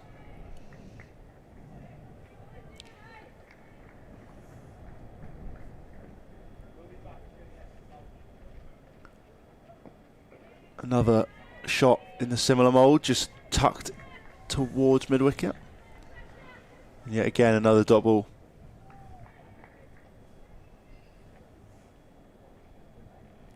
That one's tried to be worked through the offside. That was a lovely pick up and throw in. No chance of the single there. Yeah, I was going to say Poppy Tulloch, I think that is. Looking very, very good in the field after a really good opening spell. Cobb again. Use of feet this time from Hill, just chipped down the ground. Yeah, just goes away for the single there. Nicely played. She's using her feet well again, as we commented earlier. I think that's seemingly what's really helped, almost been the difference between the batters who have succeeded against spin today and those who have struggled. Belcher up in the air, it's a top edge. I think it's going to find the gap though. No, it's great take, really well done. Eve Jackson again. Third time lucky for Eve Jackson. Well done, Eve. She covered a lot of ground there. It looked like it might just evade her and fall into that vacant gap at mid-on, sorry. But she does really well to work all the way around, and it comes off the top edge of Belcher's bat, and she heads back to the pavilion. That's a wicket for Katie Cobb. It didn't look like Caitlin Belcher was going to bat for a long time and not score many. She was going to hit out or get out, I think is the expression there. Credit to her for trying, but unfortunately didn't get enough bat on that, and it went up in the air, and for Jackson to take the catch. Yeah, I think it was probably a promotion up the order to try and just boost the run rate and minimise, that climb in the required run rate. And I think it's probably a very smart decision from that Gloucestershire leadership team. If it worked, it would have been great. If it didn't, at least they tried. Exactly, yeah. I think it was because what would have happened otherwise is they'd just keep going at 3.5s, and you end up finishing 100 runs behind anyway, and there's not a huge amount you can gain from that. At least, roll the dice. Yeah, Georgie Cant coming into bat now. Will be on strike to Katie Cobb. 2 for 13 at the moment, Katie Cobb. That's a great start for her. Her final delivery of her 4th over. Cant just dabs that one into the leg sides. 63 for 5 after 19 overs. It's a tricky situation for Gloucestershire here. Glamorgan well on top after a gorgeous gammon innings. 129 not out off 101. I'm going to keep raving about that all of today. It was phenomenal from her. Alongside Daisy Jeans too. 59 she made. Pick of the bowlers, Izzy Patel took 4 for 39. And at the moment it's been all Glamorgan with the ball too. Gemma Porter continues. Tucked into the leg sides. Just for a single. Nicely done by Alice Hill, who we can't forget to mention is a concussion substitute. Came in for Gloucestershire captain Liv Daniels, who went down after taking a really good catch but ended up on her back and hitting her head on the floor. And we wish her the best. Porter in to Cant now. And that's up in the air. Straight to the fielder though, a very solid take. Captain Parfitt. Brilliantly done by the skipper. Cant looking to be aggressive and follow in Belcher's footsteps and try and put pressure back on Glamorgan. But instead, she heads back to the pavilion. And that's another wicket for Gemma Porter, her 2nd of the game. Yeah, Parfitt had to run back to take that one, but she kept her eyes on it all the way, and in the end made it look comfortable, even though it wasn't. Good catch. 64 for 6. Gloucestershire finding themselves in even more trouble now. Could be a long afternoon for them if they can try and keep batting out the overs now and keep it going. But it looks like it might be over sooner than the 50 overs. Charlotte Phillips coming out to the crease now.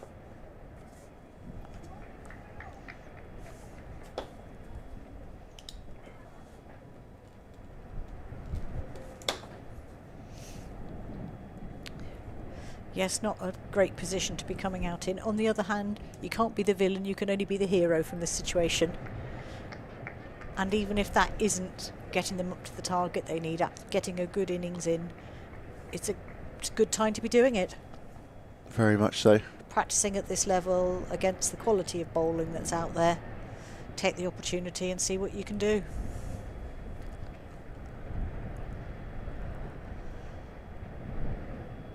Porter in again. Oh, and just looks to guide that one fine through third man. Does Phillips, but doesn't lay a bat on it. Quite ambitious for a first shot, I think. It's kind of fired in that one by Porter, I think. Yes. That was floated up a bit more. It's up in the air towards mid wicket. Thoughts of a single, but nothing in the end. It's a good bit of fielding by Gammon there. I think Geach ran the equivalent of a single there, but it was halfway there and halfway back. Hill, that is. Oh, right. Yep. And yeah, dot ball there. You're quite Penultimate ball. But yeah, Alice Hill went a long, long way down and a long, long way back. Porter's final delivery. And Phillips defends. 2 for 11. The off-spinner's figures at the moment from her 5 overs. 64 for 6. Off 20 overs now, Gloucestershire find themselves. I think this shows the benefit of having those quicker bowlers bowling in the power play. It kept the pressure on. The spinners came on, and what it means is you cannot just afford to sit back and let them dominate. You've got to be going for it, and we've seen the result with the wickets that have been coming, because Gloucestershire know that they need to keep these runs ticking over. Go now, Cobb in again. That was... It's nicely played. Out towards mid-wicket for the single. And Shah Phillips to carry on batting now. It's her first ball at this end. Just taking her guard.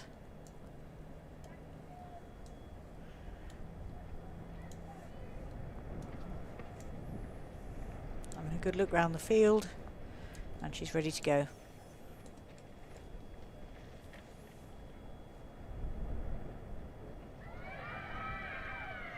Shout there for LBW.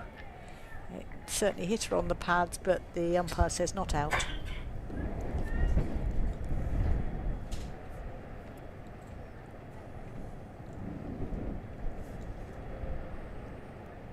Cobb coming in again. Oh, that was... Cobb just got a little nick on that one when it looped up. The keeper went full length, and as it landed in her gloves, and as she landed, it bobbled out, unfortunately. Yeah, she'd gone a long way there. You could see as she landed, just the force on her elbows just caused her to spill it. Yeah, see, she's winded herself a little bit there with a full length stretch.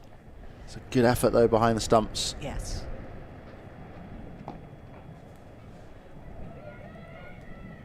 Could be tight for a run out. So good thinking by Lauren Parfitt in the field there. Instead of going to the obvious end, the non-strikers end, she threw it up towards the keeper, but the batter beat her there. Cobb to bowl again.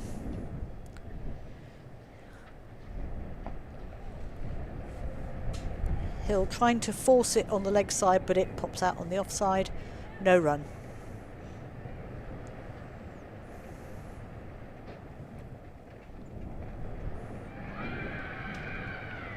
Another big appeal there for LBW. Again, the umpire doesn't give it. So good bowling there by Katie Cobb. 2 off that over.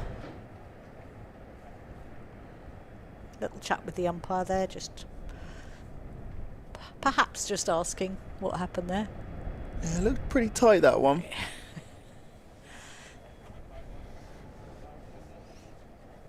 Another really good over from Katie Cobb. She's bowled very well so far. Yet again, another one who's just 19 years old in this side. Both the opening bowlers, who yet again also had very good spells, 19-2. Porter in again. Played on the onside, no run.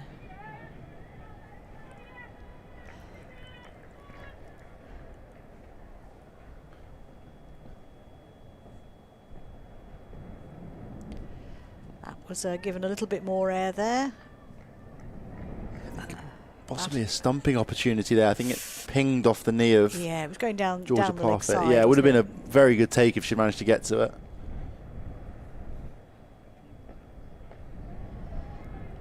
And played out to point, no run there.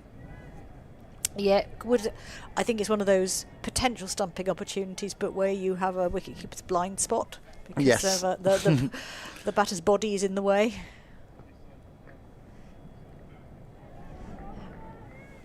Just out to a backward point there, no run. So an unproductive over for Gloucestershire at the moment. 4 dots so far. Porter in again. And played all along the ground for a single.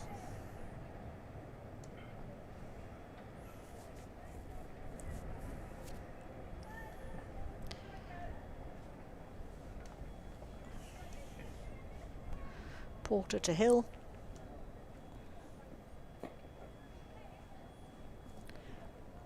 It's nicely played out there, just the fielder running in off the mid-wicket boundary, but only the single. And that's the end of the over. Just 2 off it, 68 for 6. Yeah, you can see here on the screen the Manhattan that it really was that power play where Glamorgan just managed to build their leads. There's 4 or 5 overs where they just took a lot of runs off it. And it means Gloucestershire have been behind the rate for pretty much the whole game so far. It's a tricky place to come back from. Well, that's a safe place to put it. That's just hit down past the leg stump for a single. Probably not quite what she intended, but they all count. That was Phillips. Hill on strike now, facing Katie Cobb.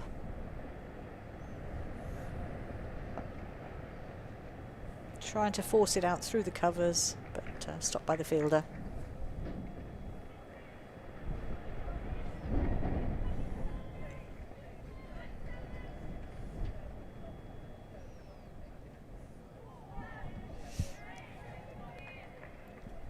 That's Phillips trying to hit that away, but it just hit her on the body and dropped down for the keeper to pick up.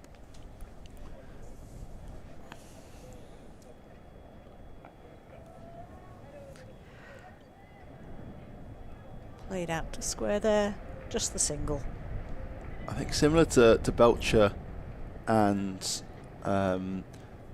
Cant before her, Phillips has definitely looked to try and be a little bit more aggressive since coming out. It's a nice little tickle. And that looked like a direct hit run out, and it is. That was quite a late call by the non-striker. And that's resulted in Hill being run out. I'm just double checking that. Yes, she was looked slightly reluctant to go, went, and then the fielder picked it up, threw it, and it was a direct hit. So she really didn't have much of a chance there. It's a really good piece of fielding from Porter. Yeah. It's quite a long way out actually, and if it wasn't a direct hit, I don't think it would have been out. So that's a pretty crucial wicket. That's Gloucestershire's last recognised batter, I think, is Hill, so could be very useful. Mega Hearn coming in now.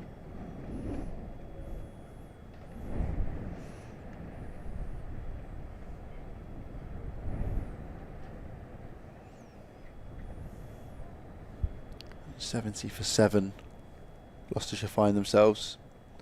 Just 1 ball remaining in the 23rd over. Yes, and you wonder the thoughts going through the heads of the batters at the moment. I think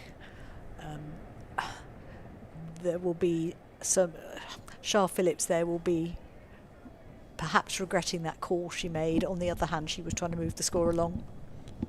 That's what we're talking about. She's definitely looked to be quite positive since coming out. Yes. I think it's probably the message that actually go about how you want to now and try and get as close to the total as we can. And she went for that one and it went through, no run. So that's the end of that over. 23 overs gone, 70 for 7.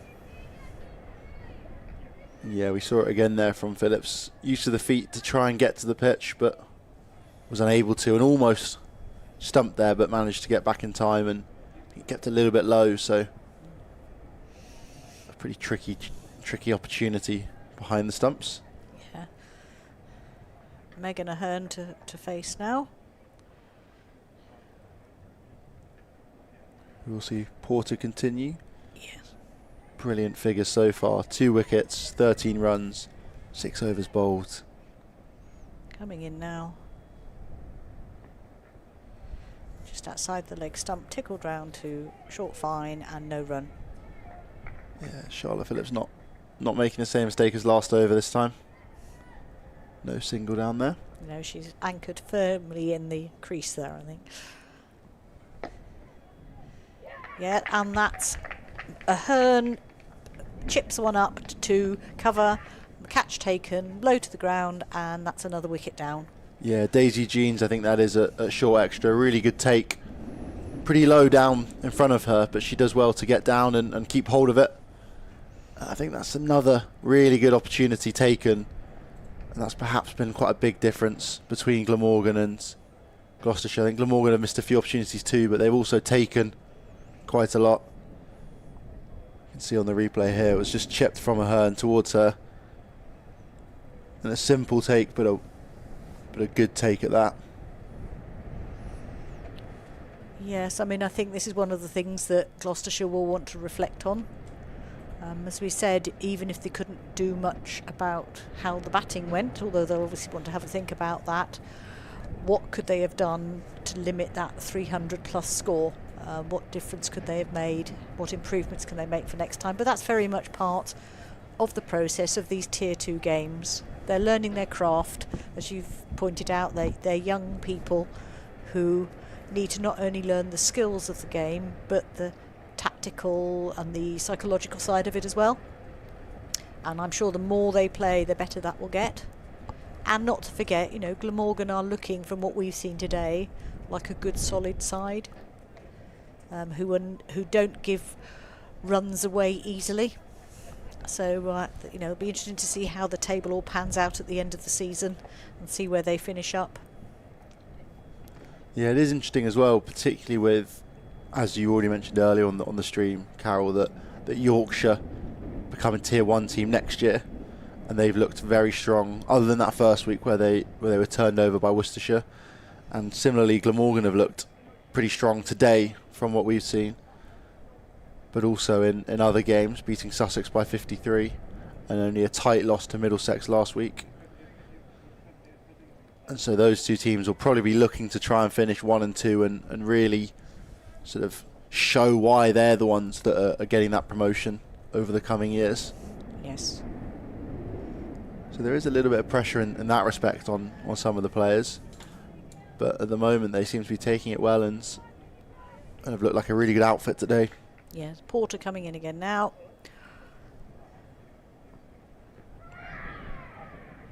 Another appeal there, possibly a little bit high. Yeah, I think Porter semi-appealed and then realised her mistake and almost looked apologetic to the umpire. That's what they're there for.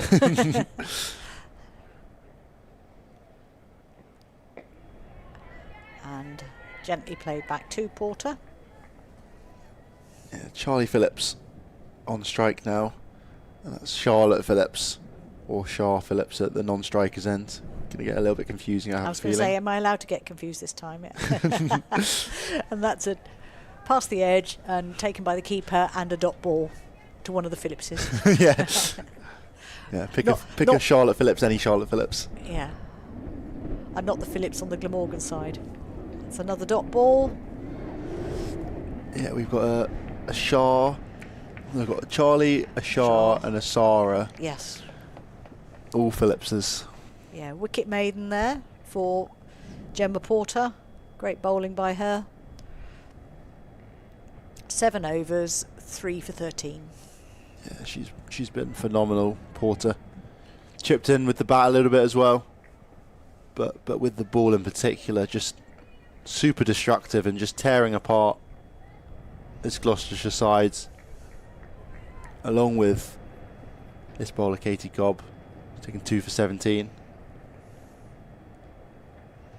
Cobb coming in now, and she's pinched a single there, just hitting something and dribbling down to a sort of a short third. She picks up the single.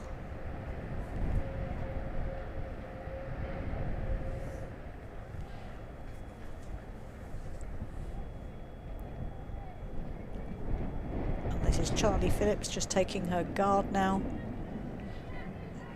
You know, I'll just get it sorted out which one's which, and then one of them will be out. Yeah.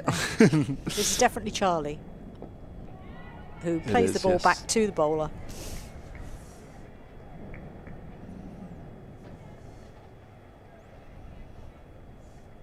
Katie Cobbin again. And there's only 2 of them involved in this one at the moment. Straight back to the bowler again.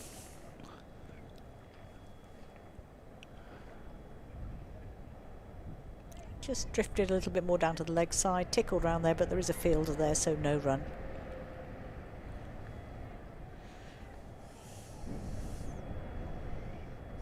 Two balls to come in the over. Good one so far from Cobb. Just one from it.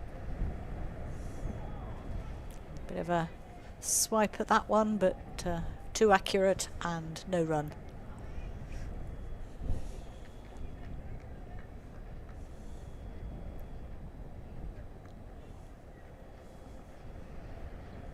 Looks like they might be putting another slip in here. She's going in at short third, actually, offering that opportunity for an easy single into the leg side. I think that's quite smart bowling, trying to get Charlie Phillips to play across the line here into the vacant mid-wicket area.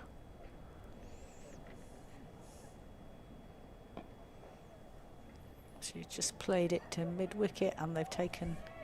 They thought about 2 briefly. The ball hadn't made it outside the circle, so they settled on the 1 in the end. And yeah, that ends the 25th over. 72 for 8. Gloucestershire find themselves. Charlie Phillips, 1 off 9. Charlotte Phillips, 4 off 17. And we will see Gemma Porter continue here with some of her off-spin. She's bowled very well so far. 3 for 13 off her 7 overs. Another 3 overs to bowl. There'll be 2 more after this one. Couple fielders out sweeping on the leg side, 1 on the off. That one's pushed into the offside from Charlie Phillips. No run from it though.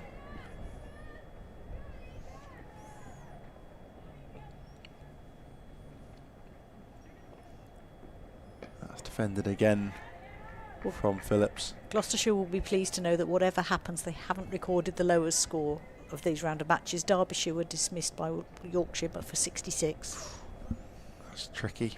That was floated up again. Big drive there. Just about evades Daisy Jeans in at extra cover. They're going to push for 2, I think. They turn it down in the end, just settle for a single. But a nice shot there from Charlie Phillips. So in that match, Yorkshire won by 315 runs. Oof. I assume that's probably the largest of the first 3 weeks of rounds, I reckon, isn't it? Yeah. Oh, stumping opportunity, but Charlotte Phillips keeps her foot firmly anchored in the crease.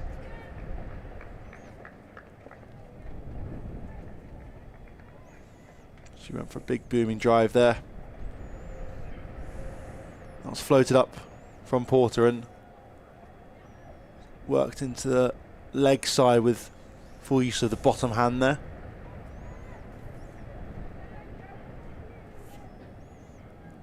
Just 1 run from the first 5 deliveries. Just 1 run from all 6 in the end. Well bowled again from Gemma Porter. 73 for 8 off 26 overs, Gloucestershire. Yes, it feels a little bit like this game now is drifting to its conclusion. Gloucestershire will be taking, you know, they will need to look. There were some good bowling performances. The batting, overall, to me, the Glamorgan batting just looked that they were able to generate more of the power shots that are needed. Gloucestershire have played nice shots, but they've not got such good results from those shots. And that's a combination of the bowling, of good fielding, but also perhaps that little bit less power that's going into some of those shots. So that's all something to be working on. Cobbin again now. That one's pushed into the offside, but well picked up from Beth Gammon. For a second dot of the over.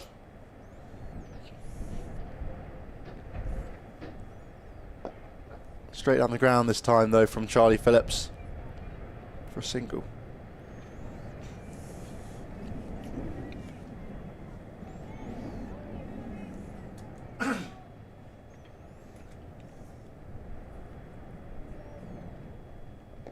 Defended there from Charlotte Phillips.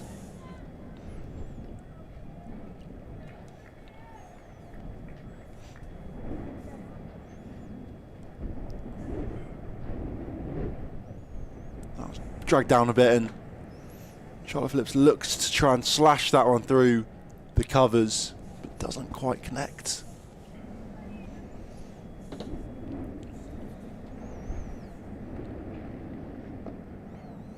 Almost uses their feet there, but ends up staying put and just dabbing that one out to the offside and ends that over. Just one run from it. Well bowled again from Katie Cobb. 74 for 8 off 27, Gloucestershire. Possibly time for Glamorgan to set a slightly more attacking field. Yeah, you'd assume so. With a run rate of over 10 and over, I'm assuming they don't want to be out there for 50 overs. So perhaps they might think about just attacking a little bit more. We've got a change of bowling coming up now. Oh no. Oh dearie me, Sarah Phillips. We'll have Phillips bowling to Phillips and Phillips here. They've done that deliberately, I'm sure. We have some off spin from Sarah Phillips. Just bowling to Charlotte Phillips. Sorry, to Charlie Phillips even. With Charlotte Phillips at the non-striker's end. It's a whole Phillips affair here. In comes Phillips. Trio. Defended by Phillips. With Phillips at the non-striker's end. It's all right, little things please us. It's a shame we didn't have bowled Phillips, caught Phillips, or Phillips, bowled Phillips, caught Phillips. Yes. That's chipped into the leg side. Thoughts of a single, slight mix-up? No, they're going to just about get through for the single there. We could have, though, bowled Phillips, out Phillips, you know, barbecued by Phillips in a run-out situation of some sort. Sarah Phillips in again, and that was smacked down the ground. Could have been run out there if it was deflected into the stumps. They get through for a single. Nicely done there by Sarah Phillips and well fielded. Nice little bit of footwork. Yeah. That was just turned into the leg side by Charlie Phillips. Got to specify every time here now, don't you? Well, either that or you don't specify and you're bound to be right. Yeah, true. That one's just tickled around the corner off the pads.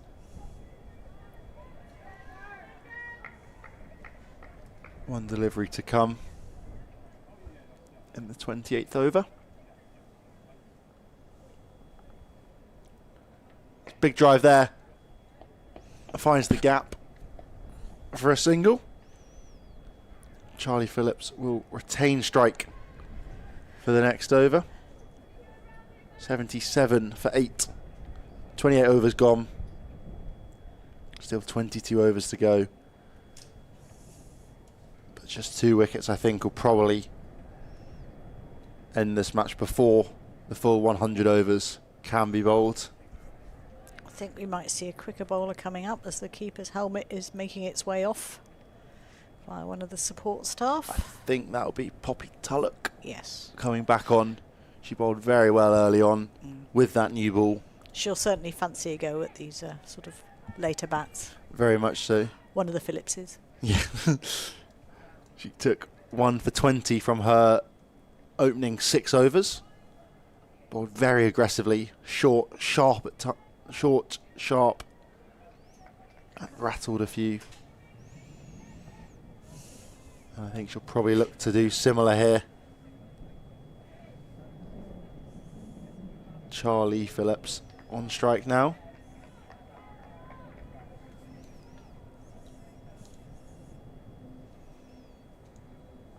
In comes Tulloch. Attacks the stump straight away. That's a great Yorker to get things underway.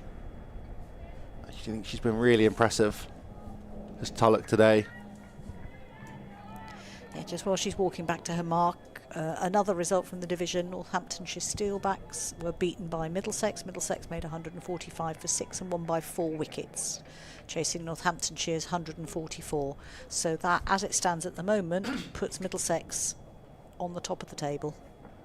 Shorter this time from Tulloch, but played nicely from Charlie Phillips there.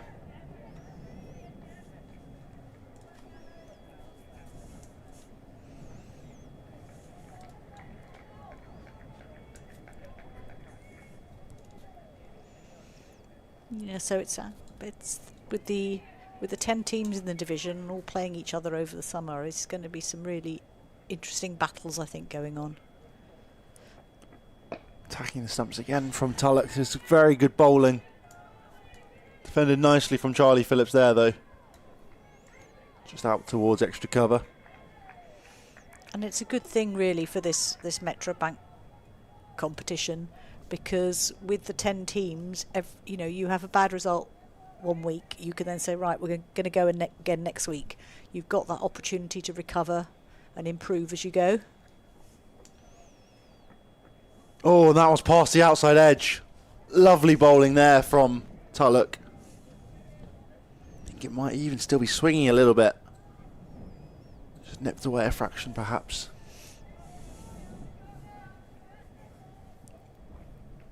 Really exciting youngster she is.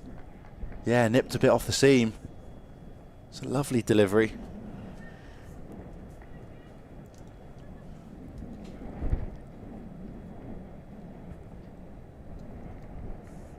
Oh, that's another one.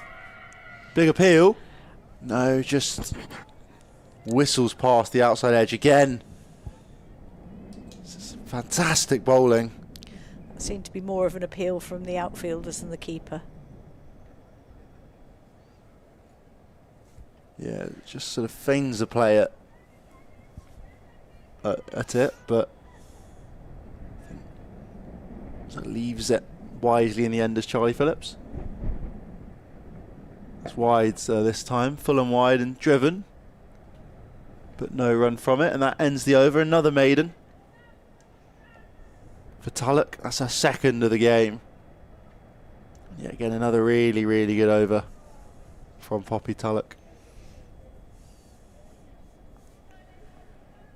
Looks like Sarah Phillips will continue in our All Phillips affair.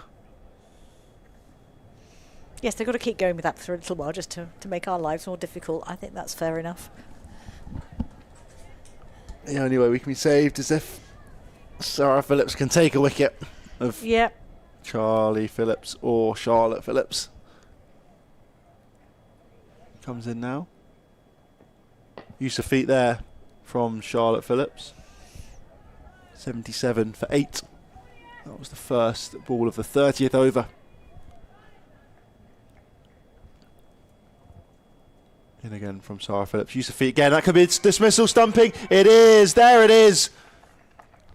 Charlotte Phillips gone. Bold. Sarah Phillips. Stumped. Not by Phillips, unfortunately. No, but by one of Georgia Parfitt. One of two Parfitts. Oh, yeah. We could have had that instead. Brilliant there from Sarah Phillips. Just tossed up. Yeah. And she didn't quite swing down the line, missed it, and a sharp take behind the stumps there. Yeah, just smart bowling that. Giving a little bit more air, and we'd seen Charlotte Phillips use her feet from time to time to try and get to the pitch, but her kind of struggled a little bit, and that one was just a little bit short, a little bit wider, but still with a lot of flight on it to tempt Charlotte Phillips at it. And it worked very, very well. And that does bring Alice Bird, number 11, to the crease for the final wicket partnership. 77 for 9. Gloucestershire currently are 29.2 overs gone. And it looks like Glamorgan are going to close in on a big victory here. Over 200 runs. Sarah Phillips still has 4 balls of this over. Try and pick up another wicket. Alice Bird just to try and face out.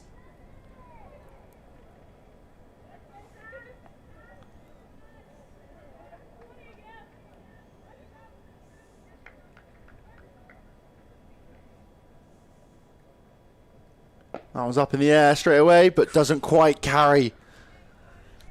So Glamorgan captain Lauren Parfitt. Yes, it was that cover fielder in there, that Tulloch, who was looking interested for a minute, but didn't. He went between the fielders. Bird just sends that one out into the offside.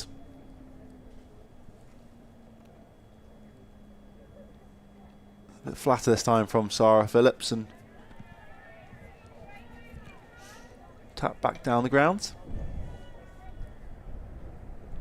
Final delivery in this over.